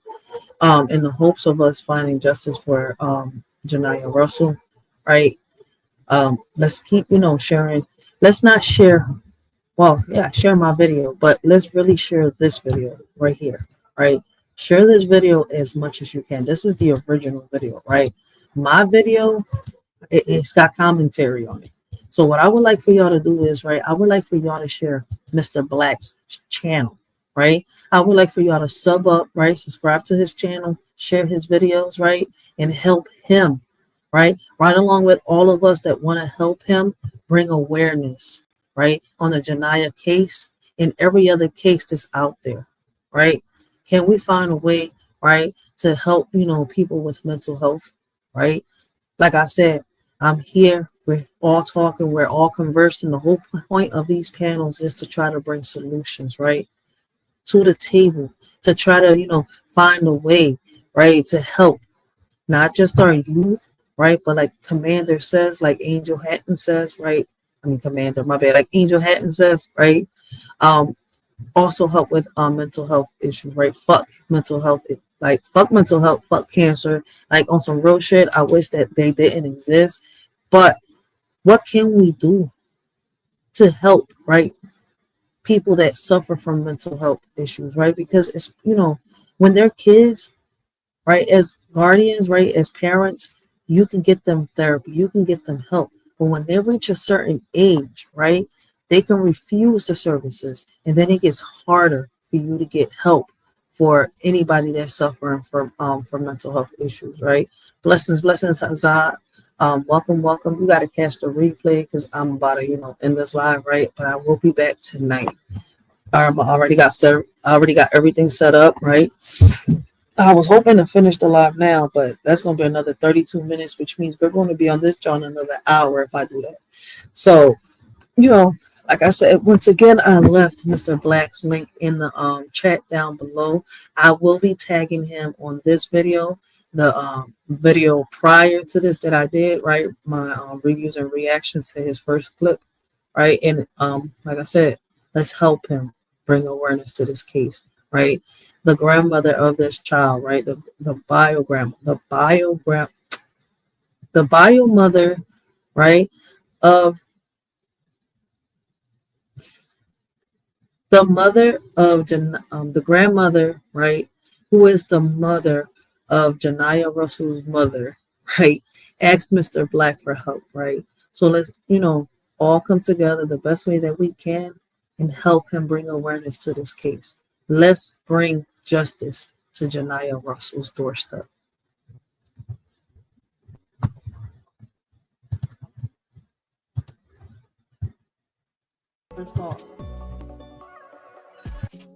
In the face of darkness, I stand tall and strong. With faith as my shield, I'll keep marching on. You may try to bring me down, you may try to silence me, but the warrior in me will never give up. You'll see, through trials and tribulations, I'll keep the fight alive. With courage in my heart, I will continue to strive. You may throw obstacles in my way, try to make me fall, but the warrior in me will rise above it all. My heart won't break, it's a muscle strong. Though used and abused, it still goes on. In this world, it remains humble and kind. Letting go allows me to leave behind. So I bid farewell to what held me down. Embracing the unknown on solid ground. My heart had to release its tight grip. For me to move forward, my soul to equip. Who are we so blind to the truth? Ignoring the facts, we've lost our roots. Loyalty's gone, there's no trust anymore. No need for new friends, we're alone at our core. Staring at the mirror, asking where went wrong. Where's the loyalty, respect, and morals? Long gone. Who are we divided by war? Falling like flies, we can't take it anymore. Bullets flying in the air like the 4th of July. But who we hurting as innocence dies. Caskets for children no longer than 3 feet. Heaven's playground full, God's anger and meats. But no one notices, not enough love. Too much hate, it'll take a shattered life to rise above. Who are we so quick to judge and condemn? Why can't we unite and stop killing our own kin? The white man isn't the only one with hate. Let's put our pride aside before it's too late. Forgetting the youth watching, we take a step back. Celebrities aren't the ones who raise our kids on the right track. A world divided, our children suffer and bleed. The solution lies within us. It's time for us to heed. So many ignorant to the facts, they just don't care. But the solution lies within us. It's time to be aware. Who are we to let this world fall? Just take a minute and listen to what I said. It's just a little food for thought.